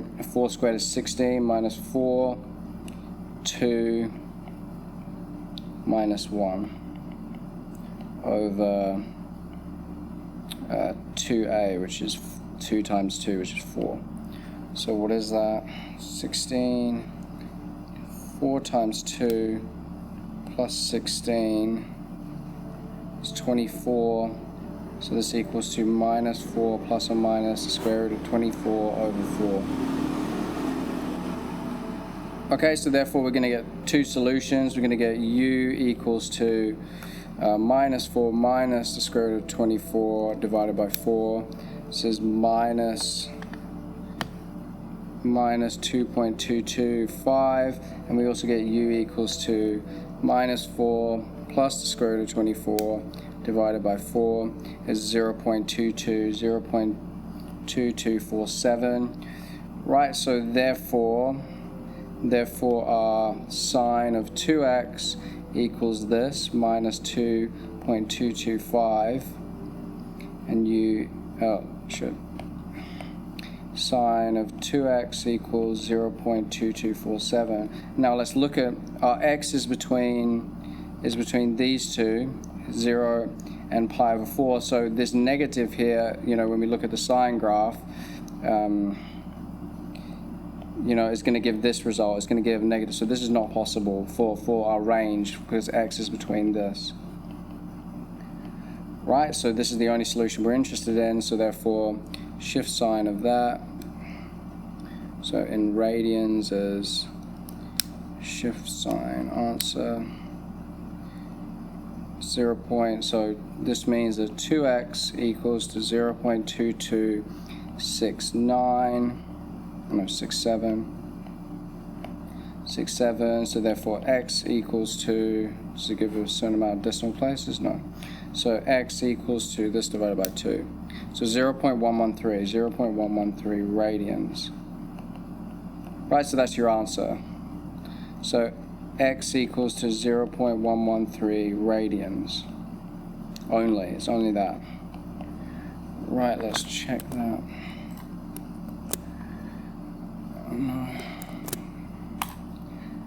Okay, question 4. Yeah, x is 0.113 radians. And no other root. Okay, so yes, that's correct. Oh, that one was long. That one was hard. It was quite difficult. The hard part was probably getting it from this, because when you get it something like this, where it's different functions, like trig functions, you need to reduce it down to something of a singular trig function. So we have the singular function, trig function of sine of 2x here, and then we can solve it.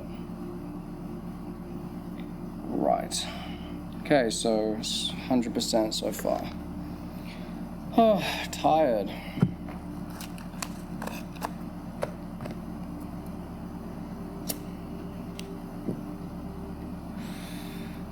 I'm going to push through. I'm going to finish this.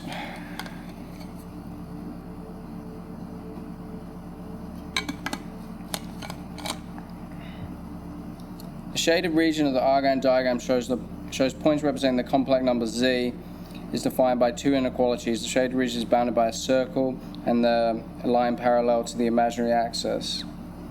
The boundaries of the region are included in the shaded region. Find the two inequalities in terms of z that define the shaded region. Look, I'm not going to go through, like my exam hack courses, we go through all this stuff. Like, okay, so for this one is, for a circle, like, it's like z minus x plus iy is less than or equal to r squared. No, it would be less than or equal to r. That's it. So the radius. So this would be of a circle, like if this is the center point of the circle, so in this case it would be the origin, and then this is the radius of the circle. So that means it would be all of this. So basically what that means is, first of all we have the inequality, the real of z, this one, this line here, it's greater than or equal to 2. So that's one of our inequalities. And the second one is going to be, it's inside the circle. So it would be z minus the center of the circle, which is at 1 minus 2i. And this is less than or equal to, the radius of the circle is 1, 2. So 2. Right? So, to simplify, it would be z minus 1 plus 2i is less than or equal to 2. So that's your second inequality. So that's the first one, and that's the second one to represent this thing. Calculate the least value of the argument of z for the points in this region. So the argument of z, so for any point in this region, like let's say it's that point, this is the argument of z. So the argument is to the positive real axis, so this is a negative value. So that means that the least argument will be the most negative. So the most negative value will be this point here. Right? This is the least argument, this value here. This is the argument, let's say least of z, is this indicated here. So we need to find this point, and then we can find this. If we find this point, then it'll just be a right angle triangle, and then we can find this angle, and be the negative of it. So what is that point? Well, let's first of all, let's represent this as a circle. So, you know, of the form x minus a squared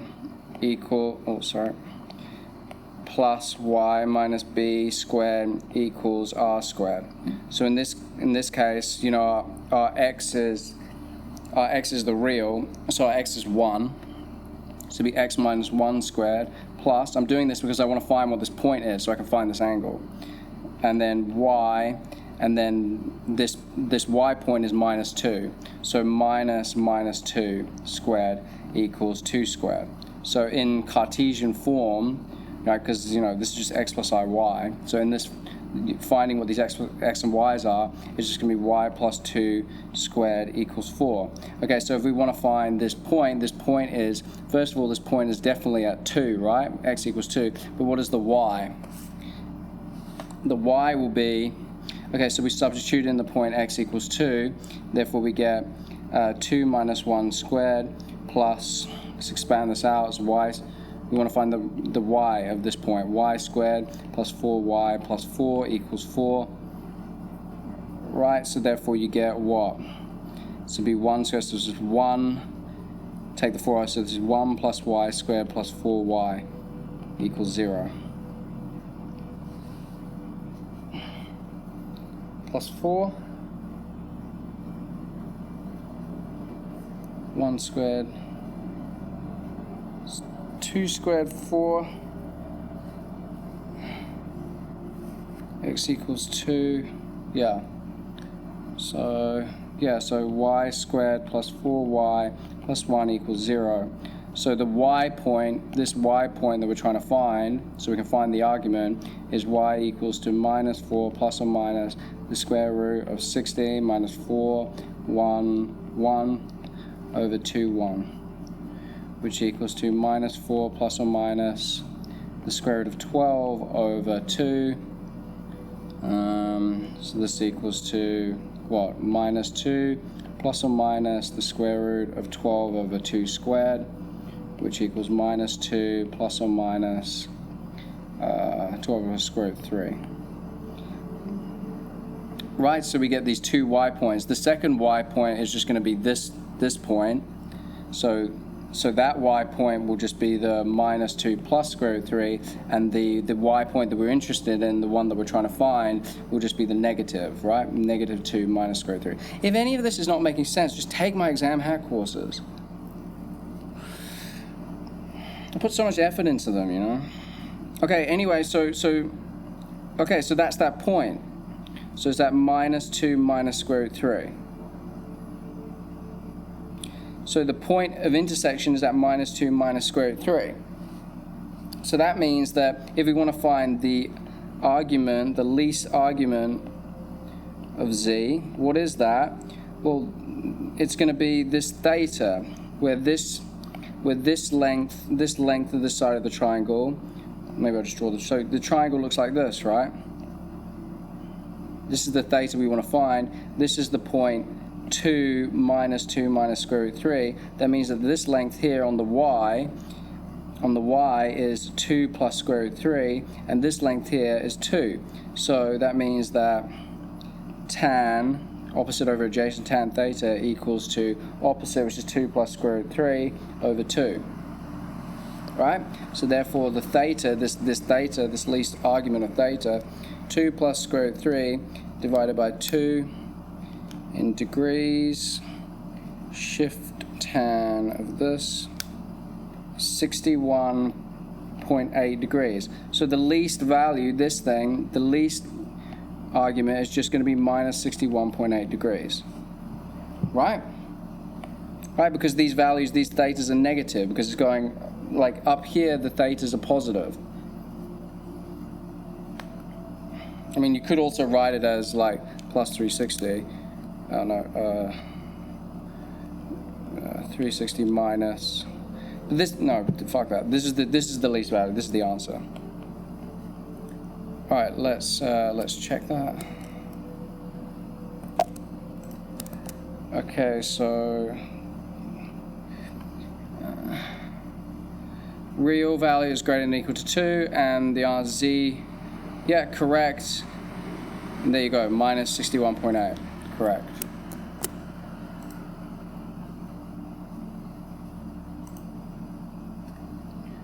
So correct, 3 marks, correct, 3 marks.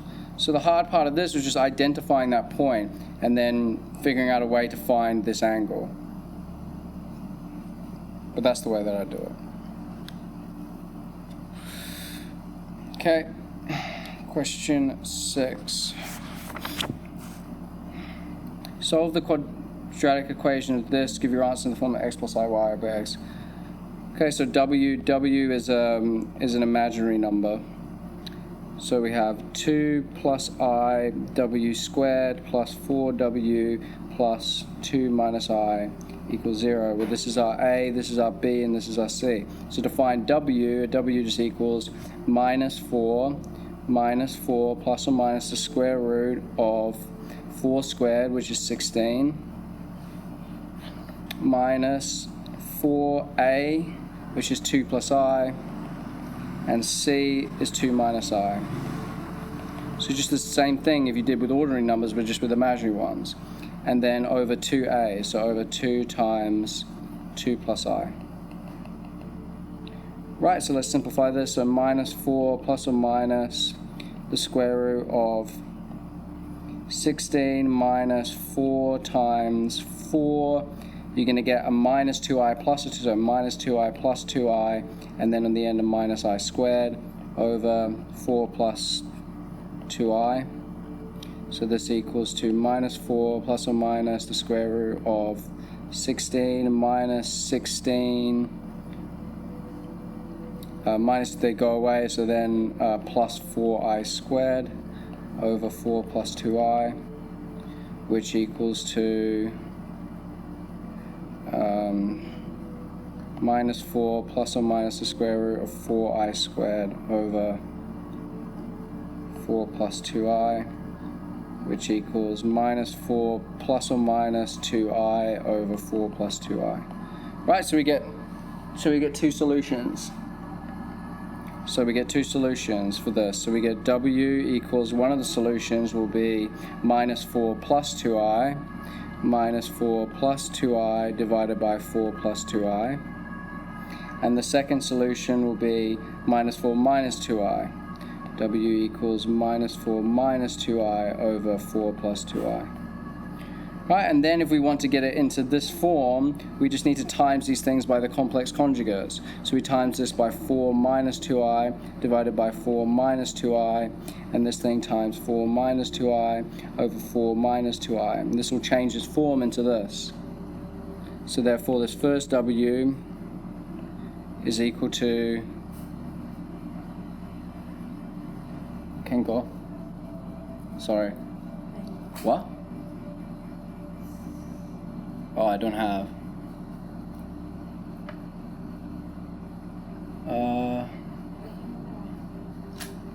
Wait, you can use this. Yeah.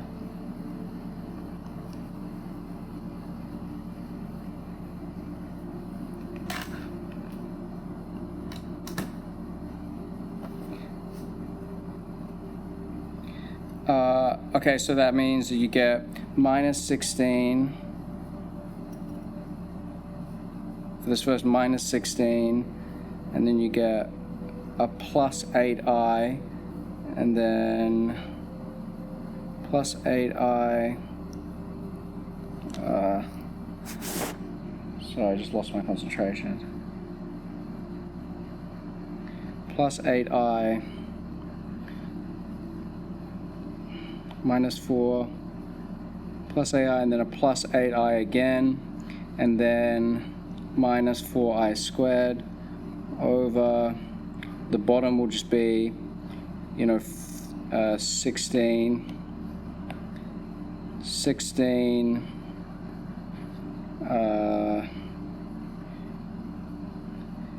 minus 8i plus 8i.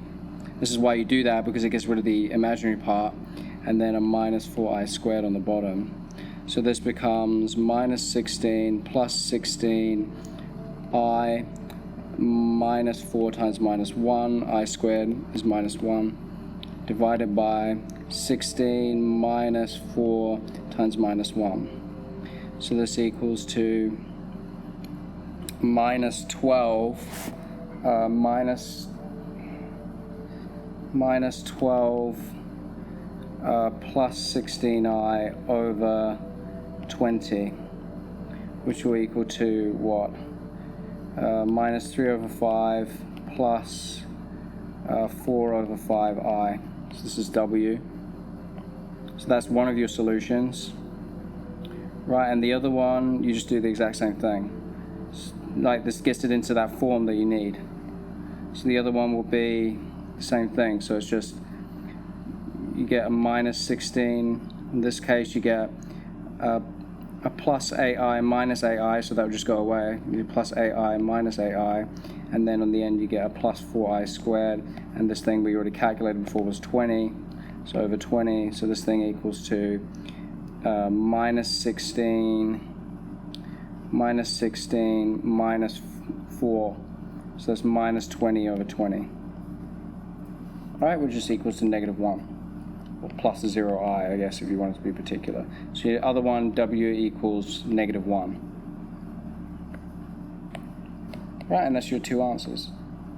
W equals negative 1, and the other one is negative 3 over 4. Okay, let's check that. So go here.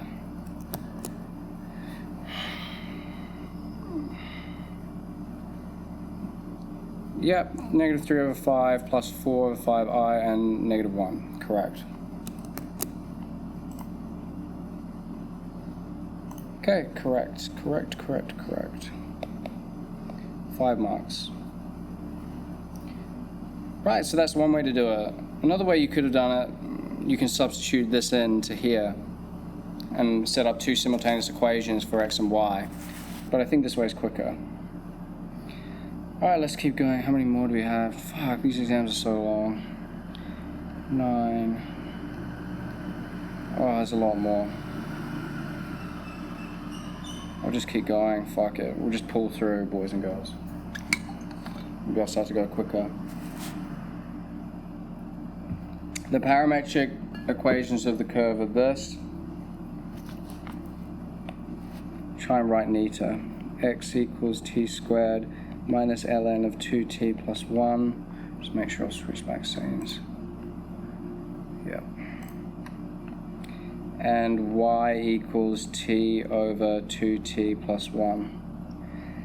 Ah, fuck, man. So dy by dx is just going to equal to dy by dt, chain rule, times dt by dx.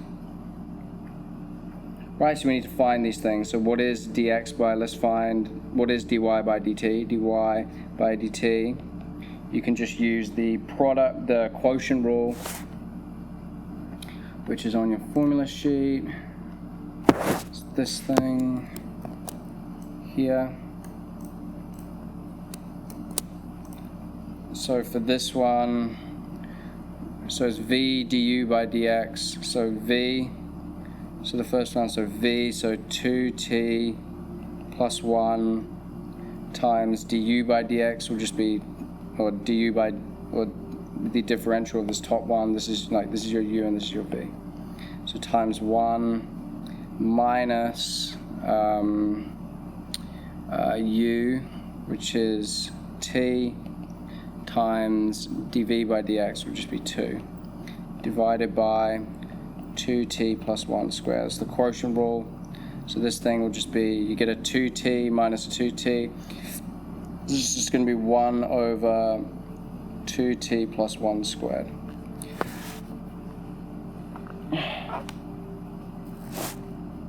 Right, and then your dx by dt is just going to be this thing differentiated. So d by dx of t squared minus ln of 2t plus 1, which equals to 2t minus, so it'd be 1 over 2t plus 1 times 2. So this equals to 2, what does it want? Simplified expression. Okay, so this equals to 2t minus 2 over 2t plus 1. Okay, so when we find these things, you know, this is the same thing as saying dy by dt divided by dx by dt. So we're going to want to divide them or time them. So probably best to get this into a singular fraction, right? Because otherwise it's going to get quite complicated. So let's get this into a singular fact. 2t times 2t plus 1 over 2t plus 1 minus 2 over 2t plus 1. This gives us 4t squared plus 2t minus 2 over 2t plus 1. Right, so that's a singular fraction. So now when we want to find dy by dx is just going to be equal to dy by dt, which is 1 over 2t plus 1 squared, and then multiply by, so we're timesing by dt by dx, so it'll just be, if this is dx by dt, then dt by dx will just be equal to 2t plus 1 divided by 4t squared plus 2t minus 2. Right, so this equals to, these two will cancel, and you're going to get 1 over 2t plus 1 times 4t squared plus 2t minus 2. Right, and that's a simplified expression, dy by dx. God, this is so long. Okay, let's quickly check that. So go over to my thing.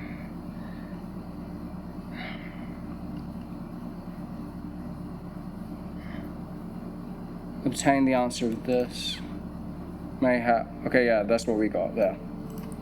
Okay, so 40 plus, yeah, so that's correct. Okay.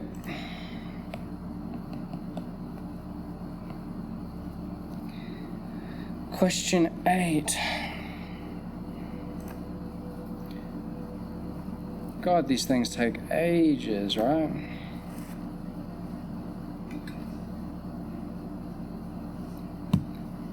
I really want to start streaming, so like when I'm doing all this stuff, you know, I'm just sitting here doing all this stuff, I can actually like talk to people. And it's quite lonely just doing this for like ages on my own.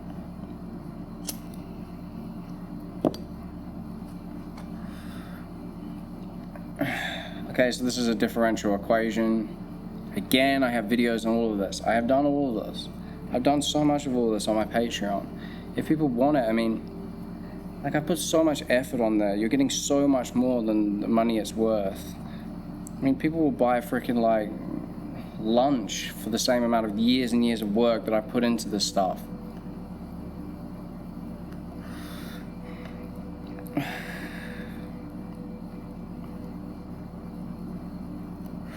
Just want to take a minute.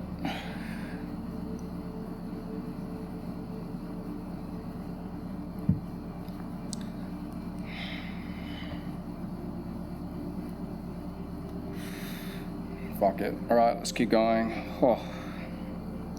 So when y equals 0, so for this thing, when y equals 0, x equals 0, when y equals -1/2, x equals 1. So solve the differential equation, find the exact value of y when x equals √3. Okay, so we need to actually solve this, so we need to get it in terms of y equals something. So we have the x squared plus 1 dy by dx equals to kx e to the 2y. Okay, so we get the dx's with the x's and the dy's with the dy's, so we get, we can,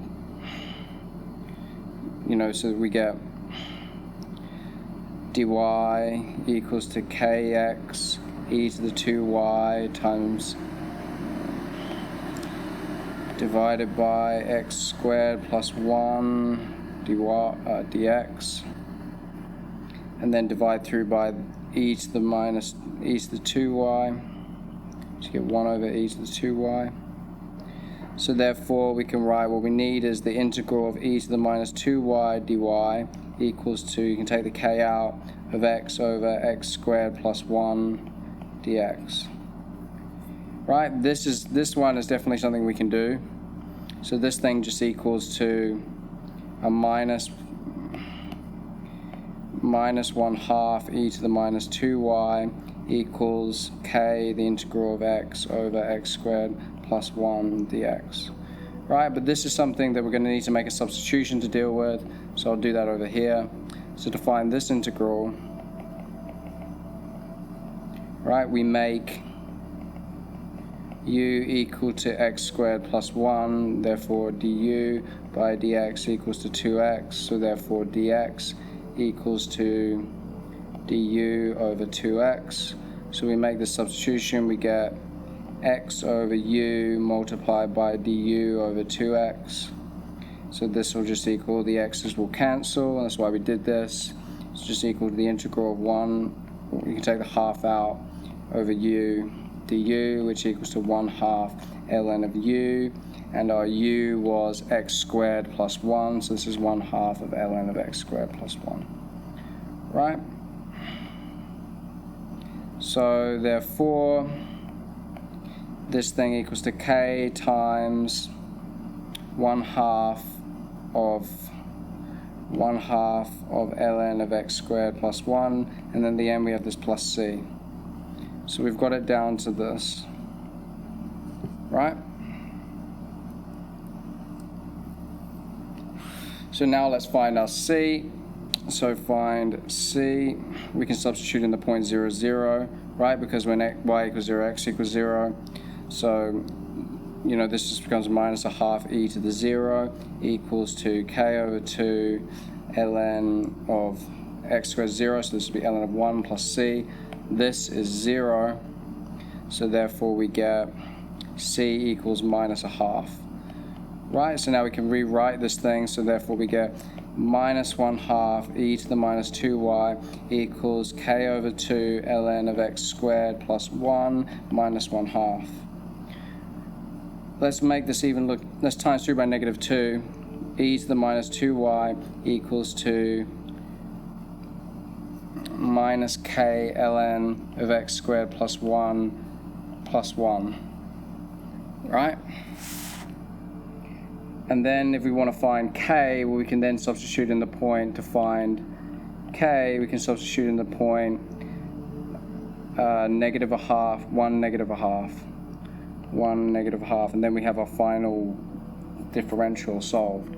So therefore we get e to the minus 2 times negative 1/2 equals minus k ln of 1 squared plus 1 is just 2 plus 1.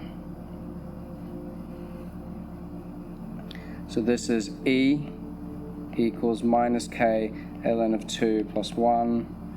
So it gives us e, so we want to find k.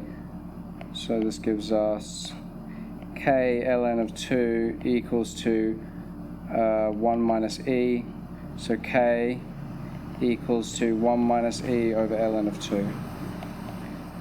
Okay, so now we can write this thing out fully. So we have e to the minus 2y equals to minus this, so minus k, so minus 1 minus e over ln of 2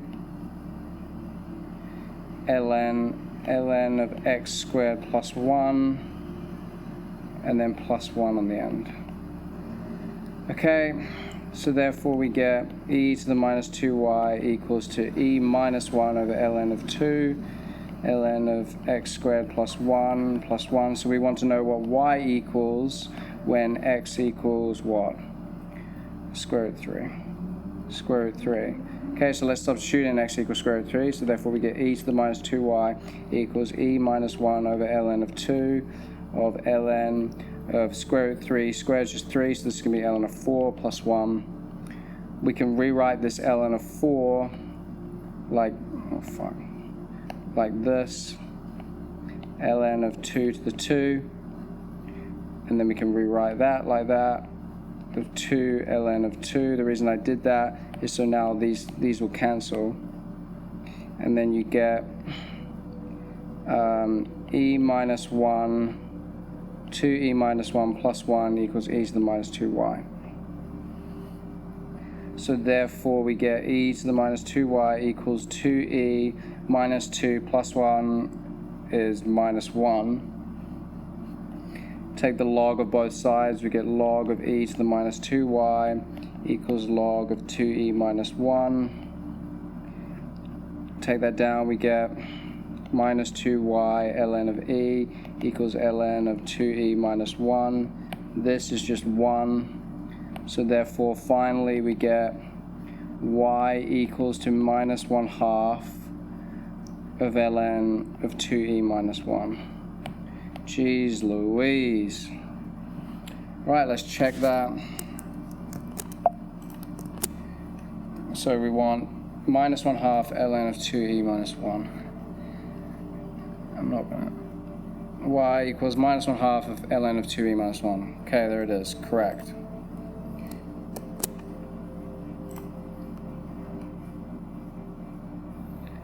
Okay, that is correct. How many marks is that? 8 marks. Yeah, it's hard because it's long, right? It's long. You have to find the c, then you have to find the k. You have to use log rules. You have to integrate using substitution. Like, there's a lot going on there, but that incorporates everything. That's full marks right there for the way that I just did that. Okay, far out. Okay, 9, 10, 11. Okay, 3 more questions. Jesus. Okay, I'm just going to push through and do this. Right. By sketching suitable pair of graphs, show that this equation has only one root between 0 and pi over 2. Well, sec x equals 1 over cos, so sec of 2x equals 1 over cos, sec of 2, 1 over cos of 2x. So therefore, this equation can be written as 1 over cos. I want to get it into a form which I can sketch. Like, I don't know what the fuck, I don't know what sec x looks like, but I know what cos x looks like, equals minus e to the x. So therefore, we can say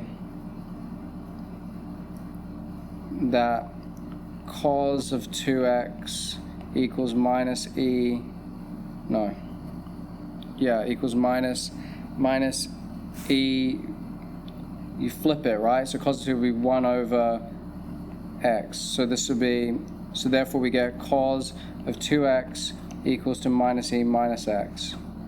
Right, and that's definitely something I can sketch. Like the cos graph, this cos of 2x graph between 0 and 2 pi is just going to look like this, right?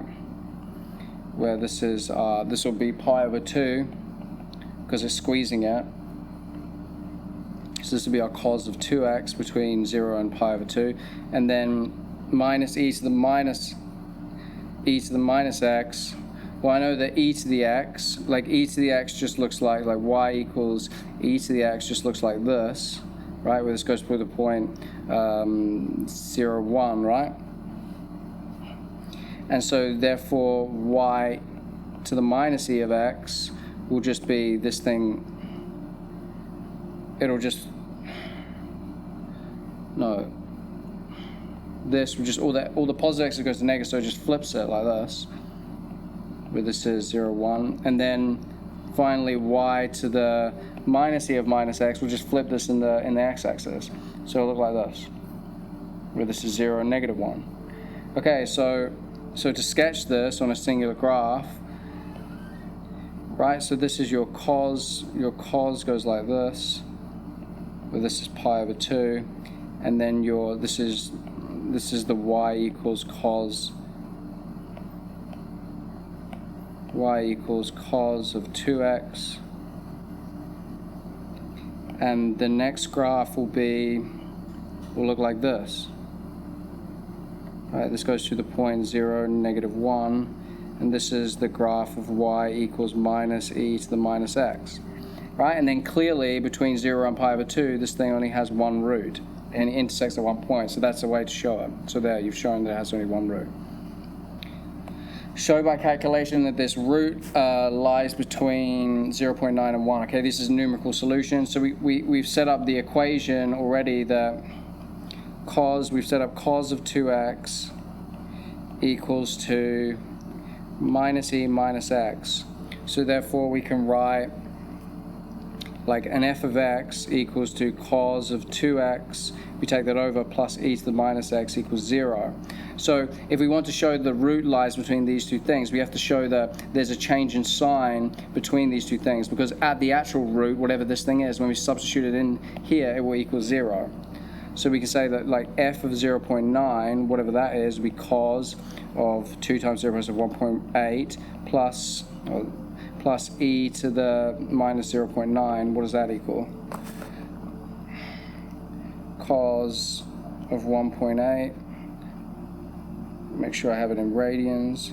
Cos of 1.8 plus the exponential of this to the minus 0.9. Right, so that equals to 0.179, which is greater than 0. So that means that for this one should be negative. If this one is negative, then that means that, so times 1 is supposed to be 2 plus e to the minus 1. This equals cos of 2 plus shift e to the power of minus 1 is minus 0.048, which is less than 0. That means at some point between these two values, 0.9, it equals 0. And at that point, that is the root. So because, you can say, because as there is a sign change, it goes from negative or positive to negative between f of 0.9 and f of 1, therefore root lies between 0.9 and 1. Right? Because at some point between them, this thing equals 0. Because when it equals 0, that is the root. Because that's when they both equal each other. Right? And the next, show that if the sequence of values is given by the iterator, show that then it converges to the root in part A. Okay, so we have to show this formula. Okay, so we know we have already that cos of 2x equals to minus e to the minus x. So therefore we can say that 2x equals to the inverse of minus e to the minus x. Therefore x equals to 1/2 of cos of inverse of minus e to the minus x. Right, this thing comes from that initial equation, sec of 2x equals to minus ex. Right, so we've gone from there to here, and now we've got to this. So therefore x of n plus 1 equals to 1/2 of cos inverse of minus e to the minus xn. So we've shown that. Right, and it will converge okay, so when we do this iterative formula, so use the iterative formula calculated in C to calculate the root. So we need to find what the root is. Like, all you do here is you start with any point between these two values, so between 0.9 and 1. So you can start with, let's say, our x1 equals 0.95, let's say halfway between them. Therefore, our x2 will equal to 1/2 of cos of inverse of minus e to the minus 0.95. What is that? And then you calculate that. So you go 1/2 shift cos minus the exponential to the power of 0.95. So that gives you so what does it want? 5 decimal places, 0.98394, right? And then you do x3, you just plug in the next one, and it will eventually converge to that root. So minus e to the minus 0.98394, and then you get a value for that, and then you replug it in. So I'll just be plugging in the answer in my calculator that I got into the formula that I put into it. Minus answer.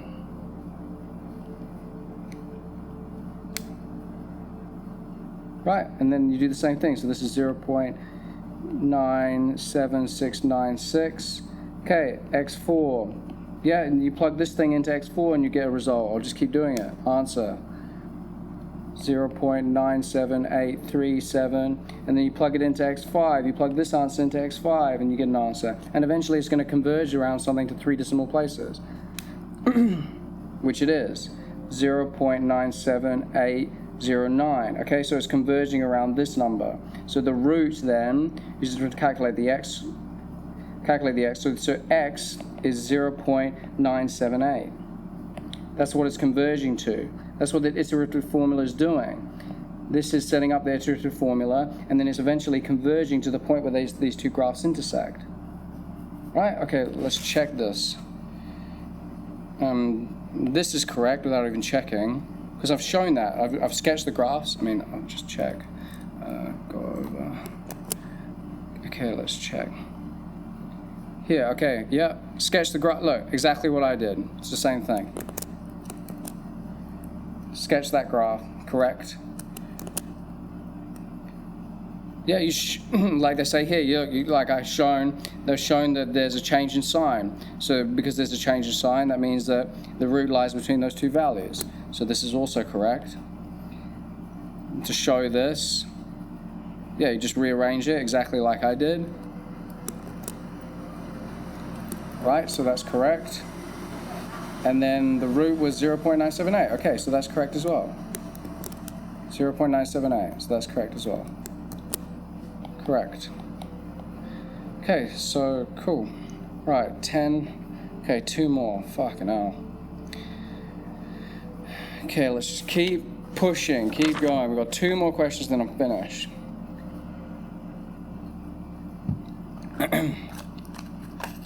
Express this into partial fractions.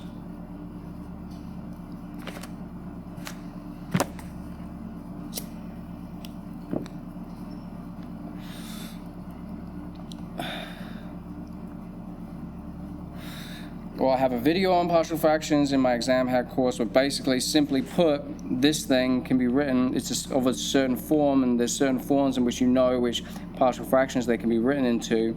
Can be written of the form, this can be written of the form 3 plus x, 2 plus x squared.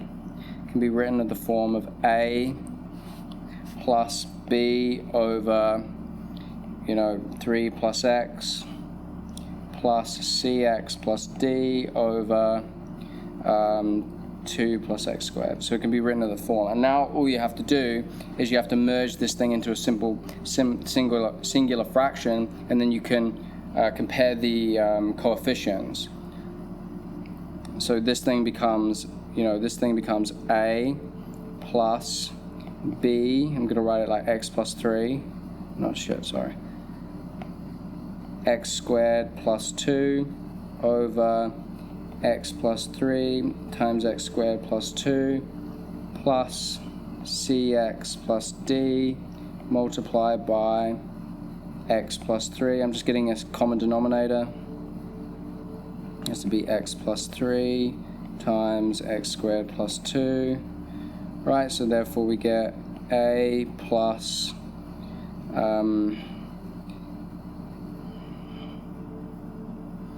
b x squared plus 2 plus, this is just cx squared plus 3cx plus dx plus 3d, all divided by x plus 3 times x squared plus 2.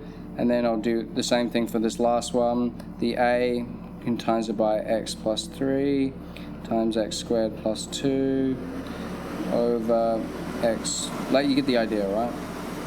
And this thing will be all over, right, just times this, oh fuck it, I'll write it out. I've come this far. Plus this entire expression. Bx squared plus 2 plus cx squared plus 3c plus dx plus 3d divided by x plus 3 and x squared plus 2, right? And therefore you're going to get this top part will be a times x cubed plus, we have a plus 3x squared, we have a plus 2x and a plus 6, plus b x squared plus 2, my god I'm exhausted, plus cx squared plus, hopefully this is fucking helpful to someone, this shit is exhausting for me, d, right, divided by, that whole thing divided by x plus 3 over x squared plus 2. Okay, now, so now that I've done that, that means that this top part here, this top part is the same as this part here, is the whole point of doing this. So now we can relate the terms. We can relate the a's, the b's, and the c's. Like on the top part here, you can see the only term involving x cubed is a. So you've got the ax cubed, so that means that because a is 1, because there's only a 1x cubed here, so straight away we can say a equals 1, which is helpful.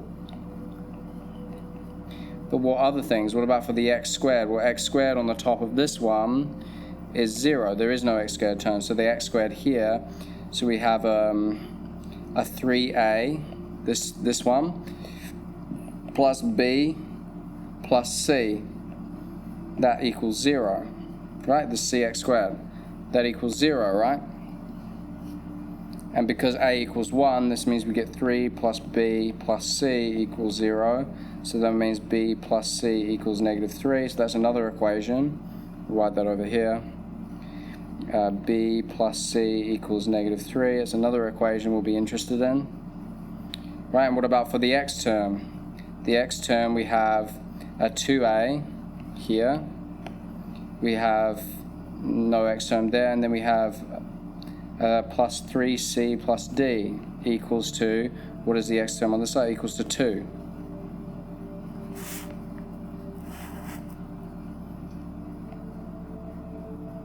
So a is 1, because a is 1, that means it's got 2. This is going to be long, but fuck it, I'll do it. Right, so that means 3c plus d equals 2, so that's another equation. We want to find these b's, c's, and d's. So 3c plus d, so we also have that 3c plus d equals 2.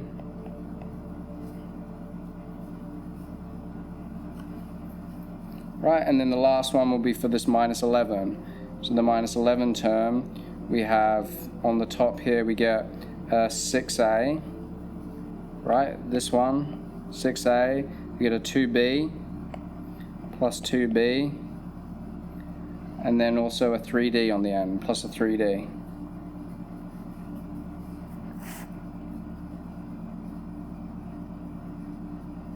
Three times 2.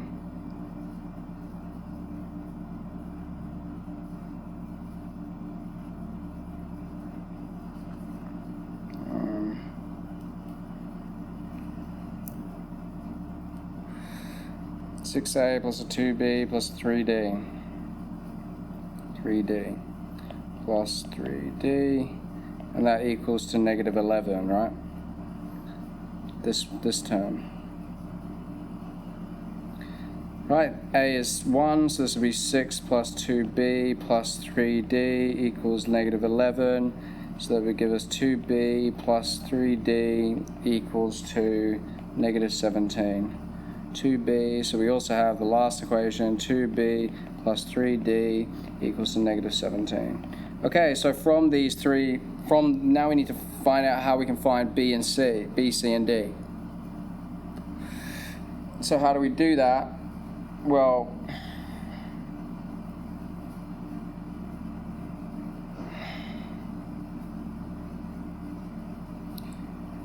I mean, first of all, we're going to have to find what? D. So we'll call this equation 1, 2, and 3. So you just need, through any method, you need to find B, C, and D. So from 3, we can say that you get D equals to minus 17 minus 2B divided by 3. And therefore, if you were to put that into equation 2, yeah, so if you to put then 3 into equation 2, you're going to get 3C plus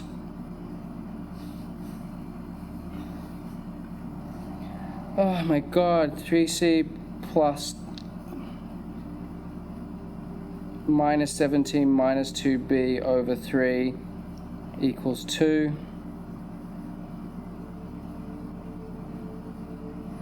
The minus D equals minus 3C. Actually, no.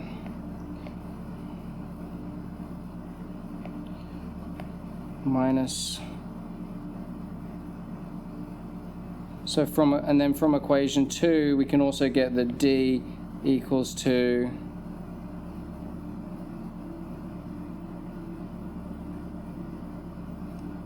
equals 2.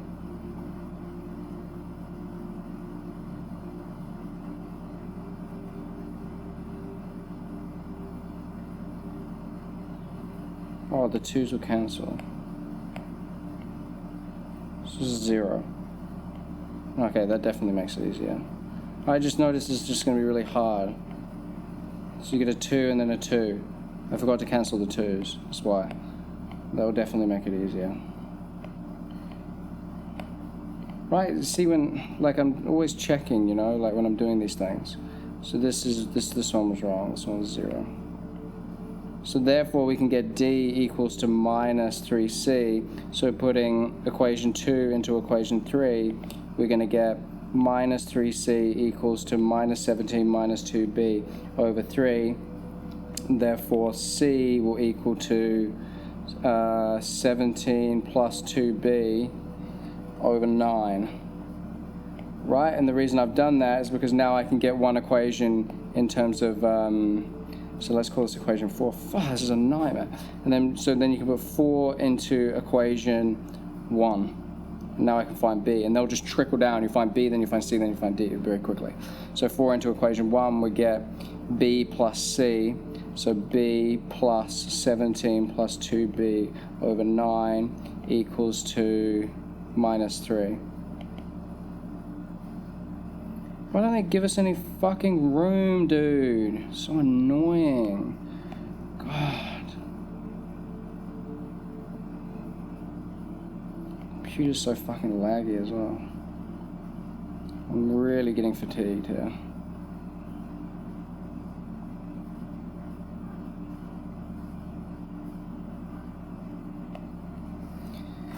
Right, so then we just rearrange that and we can find B. So maybe times through by 9, so therefore we get 9B plus 17 plus 2B equals to 9, 3 minus 27. So this would be what?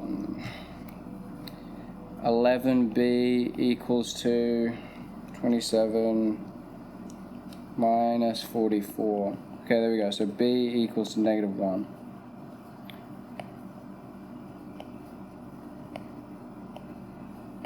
So B equals to negative 1, and if B equals to negative 1, that means C, we can say, I'm sorry, this is really messy. It's just so fucking long, dude. B plus C, so from equation 1, B plus C equals to negative 3. So negative 1 plus C equals to negative 3. So that means C equals to negative b equals, not -1, -4, see I'm fatiguing. So -4, c equals to 1. Okay, and therefore d will be, I'm gonna push through and do this. I'm really fucking tired. D equals to minus, D equals to minus 3c. Minus 3c, which equals to minus 3 times 1. So D is minus 3. Yeah. So that means that we can rewrite this fucking ugly ass expression. We can rewrite f of x as a, which was 1. A, which was 1, so this equals to 1 plus b. B was minus 4, so 1 minus 4 over, I'm just substituting into this, 4 over 3 plus x, or let's write it, x plus 3 is nicer, x plus 3, and then c was 1, so plus x plus minus 3 over x squared plus 2. Right, so that's our final expression. Right. I might just quickly check that. So, oh really? You see, look how much I've done.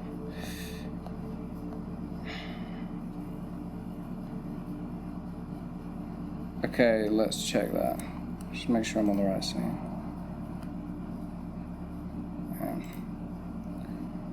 Okay, go over to here, let's check that first one. A is 1, B is minus 4, C is 1, D is minus 3. Okay, so that is the right expression. Sweet. Okay, oh my God. Okay, so this is correct. Tick, tick, tick, tick. 6 marks. No wonder that's fucking 6 marks. Okay. Now I'm just gonna rub all this shit out so we have space.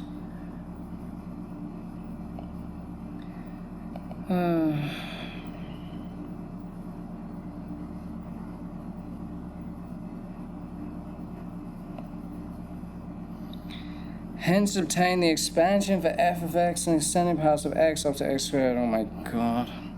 F of x equals to 1 minus 4, so I'm going to write it like this, 1 minus 4 of x plus 3, of x plus 3 to the negative 1, plus x minus 3 times x squared x squared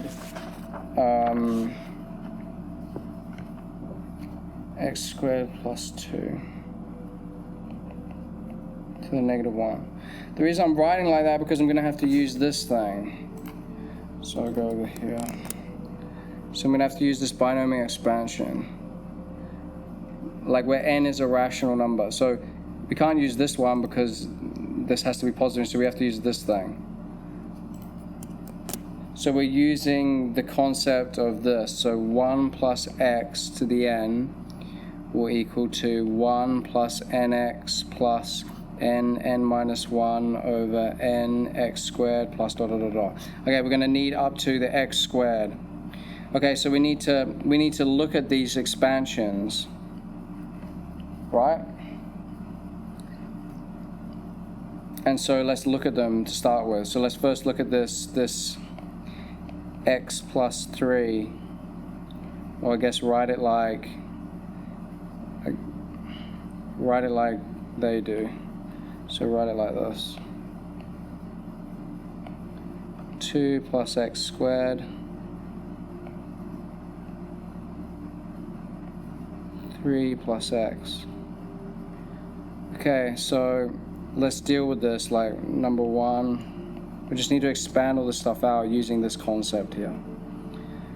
Okay, so 3 plus x to the negative 1. Okay, I need to get into this 1 plus x way, so we can write this thing as 3 times 1 plus x over 3 to the negative 1, which will just be 3 to the negative 1 of 1 plus x to the negative x over 3 to the negative 1.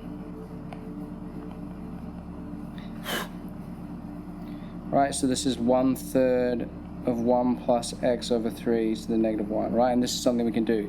So therefore we can write 3 plus x to the negative 1 is the same thing as 1/3 of 1 plus x over 3 to the negative 1, right? And then we just expand this thing out. So this equals to 1/3 of this. Oh my god, it's gonna be so long, dude. Oh my god, man. It's just so...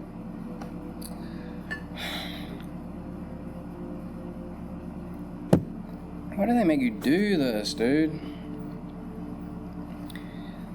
1 plus nx plus n, which is minus 1, x, which is x, oh, remember we're only interested up to the x squared, so then only the next one, plus then n minus 1, and then n minus 1, so this would be minus 2, divided by 2 factorial, or no, divided by, oh yeah, this is 2 factorial, which is just 2.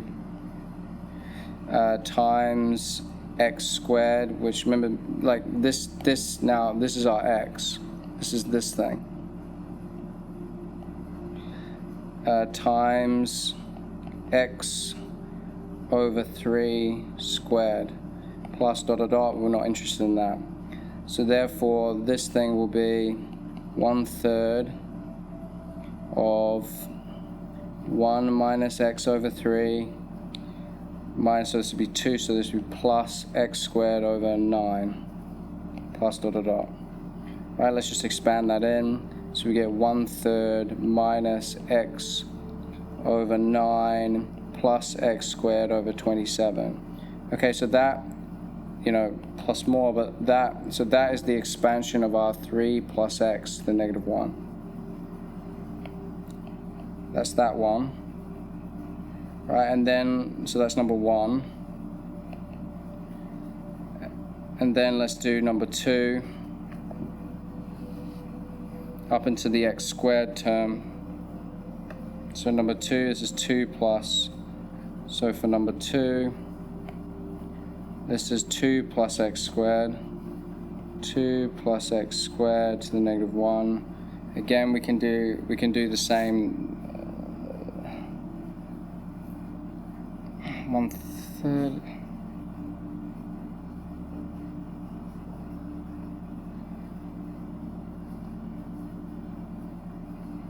We can do the same thing. So we can do 2 of 1 plus x squared over 2 to the negative 1, which equals to 2 to the negative 1 of 1 plus x squared over 2 to the negative 1. This is a half of 1 plus x squared over 2 to the negative 1.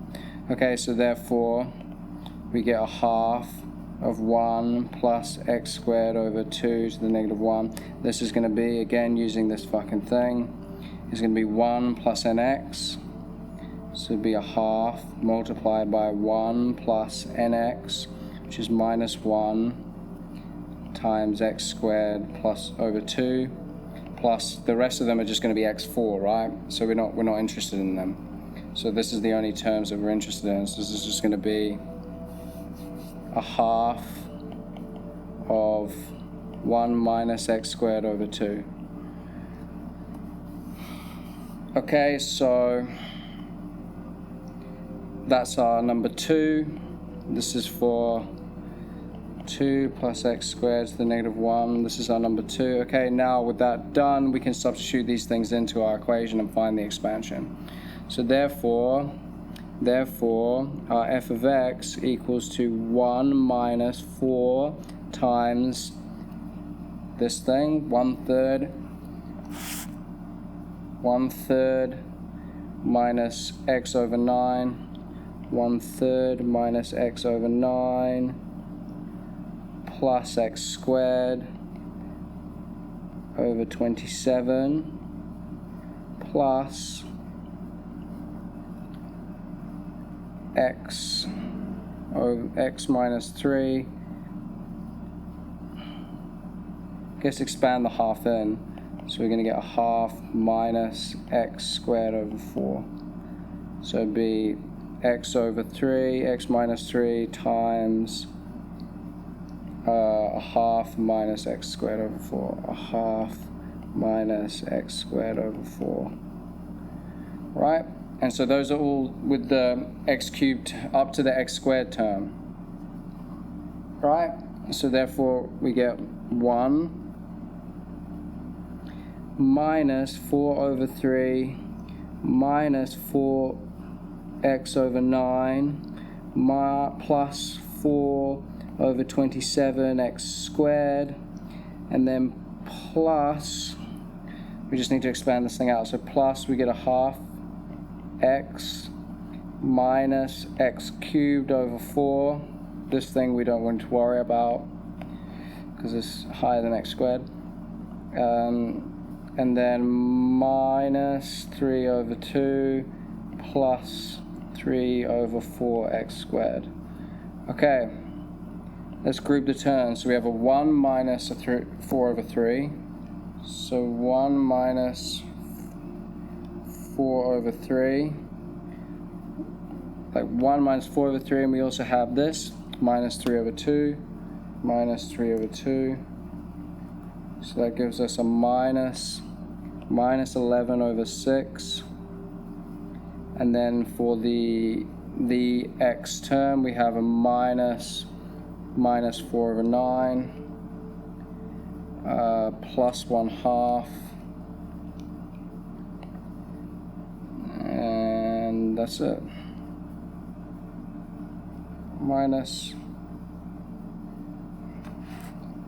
Plus 4 over 9. This will be a plus 4 over 9. Plus 4 over 9. Plus 4 over 9. Plus 1/2. So 4 over 9 plus 1/2. I'd be pretty surprised if I get this right. Plus 17 over 18x. And then the x squared term, we have a 4 over 27 plus 3 over 4. 4 over 27 is a minus. Right, minus 4, yeah. Minus 4 over 27, minus 4 over 27, plus 3 over 4. Plus 65 over 108 x squared. Okay, that would be my answer. I'm sorry if it's really... I need to check that. I'm pretty sure I haven't got that right. But I'll check, I'll see what I did wrong. Okay. I already checked that first one. Yeah, I checked that first one. Okay. Boom. Minus 11 over 6, plus 17 over 18x, plus 65, boom. There you go. Even in my fatigued state, I still managed to pull it off. Okay, that's correct. What a fucking absolute nightmare of a question. The concept's there. This is just a nightmare because you have to just do a lot of algebra, and I just can't bother doing algebra. Okay, one more question. Holy shit, dude. Absolute nightmare. Okay, vector question.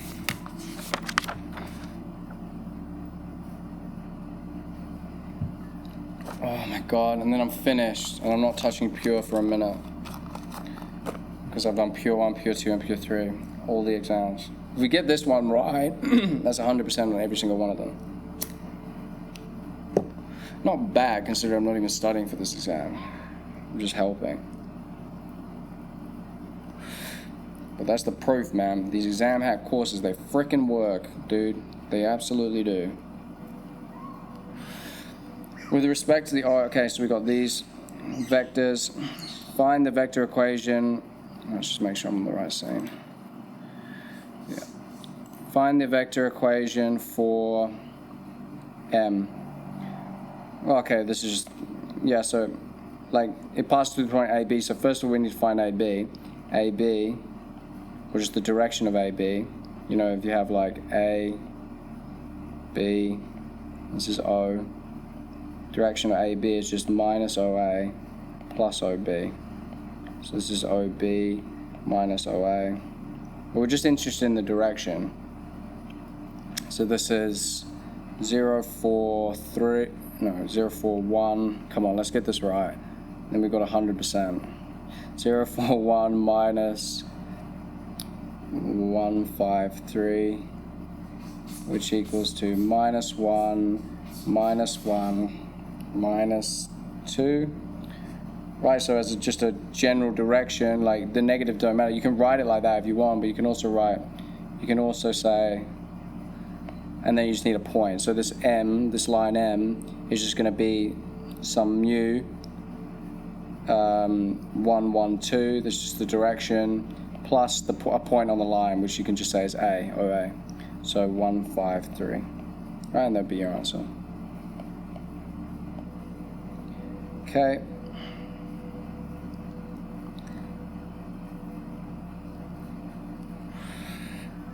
The position vector of the point of intersection M and the line that passes through the point CD. Okay, so let's find the line. So the line that passes through the point CD. So we want to know where these lines intersect. So line CD. This is again, we need to find CD, which is just going to be through the same idea. It's just going to be OD minus OC, which is just going to equal to 3 minus 5, 4, 3 minus 5, 4, minus 1 minus 3, 1, 1 minus 3, 1. So this equals to 2 minus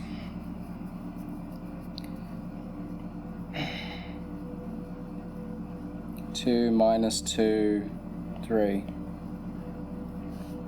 Right, so the line, so we can call it mu, will be 2 minus 2, 3, plus a point on the line, which we can call OC, plus 1, 1 minus 3, 1. Right, in a singular vector, this is just 2 mu plus 1, minus 2 mu minus 3, and 3 mu, oh, I guess I call it lambda, because it's a different constant, call it lambda.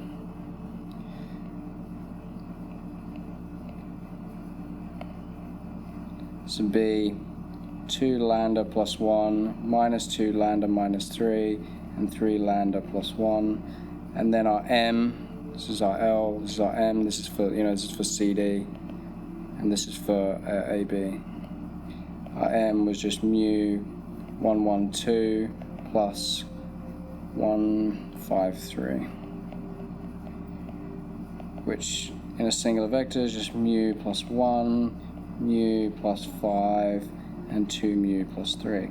Okay, if you want to know where they intersect, the position vector where they intersect, well, it's just going to be when you set them equal to each other. So you got M where M equals L. So this is where mu plus 1, mu plus 5, 2 mu plus 3 equals to 2 lambda plus 1 minus 2 lambda minus 3 and 3 lambda plus 1. Okay, so you got 3 equations here. Of course, they don't give me any fucking space. Okay, so one equation you have is mu plus 1 equals to, so what you have to find what lambda and mu satisfy all 3 of these things, and that would be the point where they intersect. So therefore we get, for this, we get mu equals 2 lambda. Right, what about for the second one? We get mu plus 5. Mu plus 5 equals to minus 2 lambda minus 3.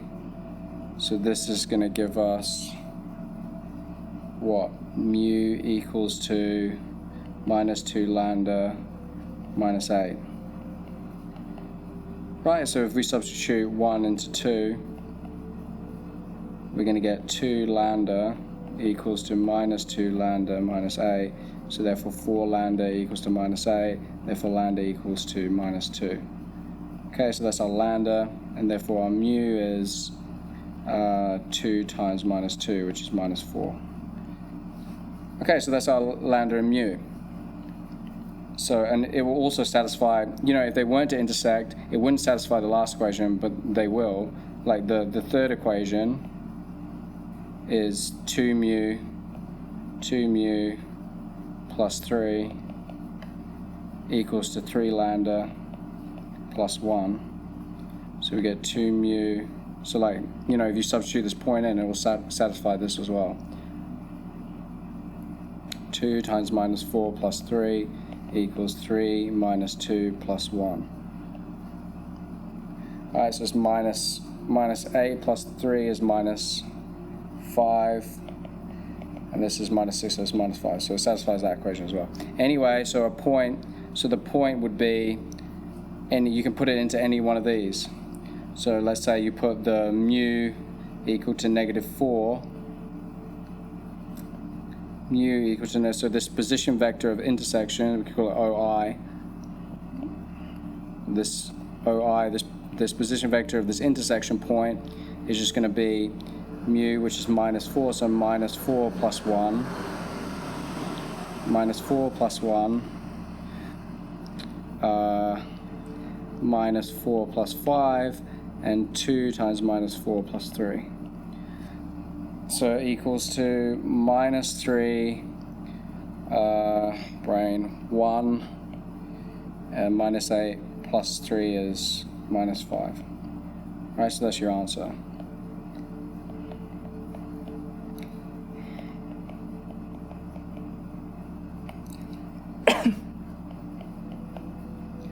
C. Okay, fine, this is the last question. Okay, let's do this. Oh my god. Find the position vector of the foot of the perpendicular. I've seen this so many times. For the foot of the perpendicular C to M. Okay, so we have this line M. So just sketch the situation. We have this line M. We have the point C. It wants to know what this position vector is. Let's say this is O. So this would be OC. So it wants to know, let's call this point P. It wants to know what this is, where this is perpendicular. So first of all, we need to find CP. Basically, we need to find, when we, like M, like our line is represented like this, right? Is mu 1, 1, 2 plus 1, 5, 3. Basically, and then basically the perpendicular, this line when it's perpendicular will be when CP dotted with the position, the direction of the line 1, 1, 2 of M equals 0. Alright, that means they're perpendicular. So let's find the general, for a general point C to this line M, these points, this could be anything, you know, along the, depending on what mu is. So a general point will just be, well, what is CP? CP is just minus OC plus OP. So this is equal to minus OC plus OP. So OP minus OC. And what is OP? OP is just this line, right? That's what this line represents. All these points on this line, it could be anywhere depending on what mu is, it's just OP, these points on this line. So that means that CP equals to this line, which is, you know, mu plus 1, mu plus 5, and 2 mu plus 3, minus OC. And OC was 1 minus 3, 1. 1 minus 3, 1. So that equals to mu plus 8, and 2 mu plus 2. Right, so this is, so CP, this is like this is a general point on the line. Point on the line from C. Right, so if we want to know the exact point where for those points, which any point could be here, could be here, could be here, could be anywhere. The exact point where it's perpendicular is when CP dotted with the direction of this line, 1, 1, 2, is equal to 0. And that will give us the mu, for what mu that is valid. So we want, mu plus 8, 2 mu plus 2, dot 1, 1, 2 equals 0. So therefore we get mu times 1 plus mu plus 8 times 1 plus 2 mu plus 2 times 2 equals 0. So that gives us mu plus 8 plus 4 mu plus 4 equals 0. So that gives us 6 mu plus 12 equals 0. 6 mu plus 12 equals 0. So therefore 6 mu equals negative 12. Therefore mu equals negative 2. So for mu equals negative 2, this CP, for whatever that is, then this CP is perpendicular. So if we want, so therefore we want what this OP is. This OP, well, we just plug it into the line. So for this point OP, we just plug it into the line. Our line is, this general line is this. Mu plus 1, mu plus 5, mu plus 1, mu plus 5, 2 mu plus 3. Right? So the point, that point in which CP is perpendicular to the line will just be equal to minus 2 plus 1, minus 2 plus 5, and 2 times minus 2 plus 3. Right? So this is just minus 1, 3, minus 4 plus 3 is minus 1. So the answer is this. Right? Okay, let's just check those. Am I on the right scene? Okay, we'll just check those. Okay, so for the first one, okay, I'll put you over. 153, so switch back. 153 mu 112, correct.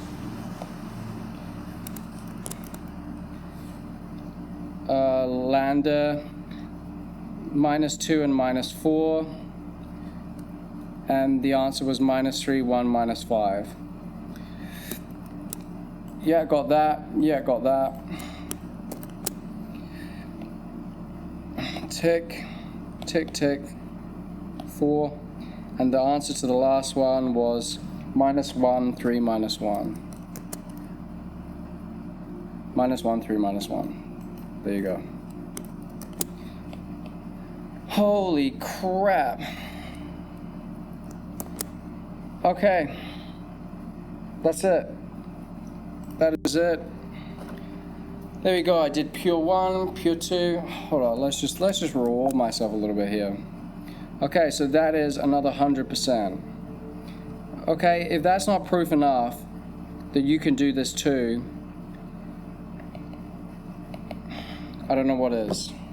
It's 100% on every single paper, off the cuff, not prepared, did everything, got every single thing right. If you want to be able to do this, just take my exam hack courses. They work, they will work. Anyway, that's it. Hopefully something along that, 5-6 hours of me talking was useful. I will put timestamps for everything in this. So yeah, you can refer back to this video, which covers all the possible exam questions for sure. Anyway, peace and love. Bye-bye.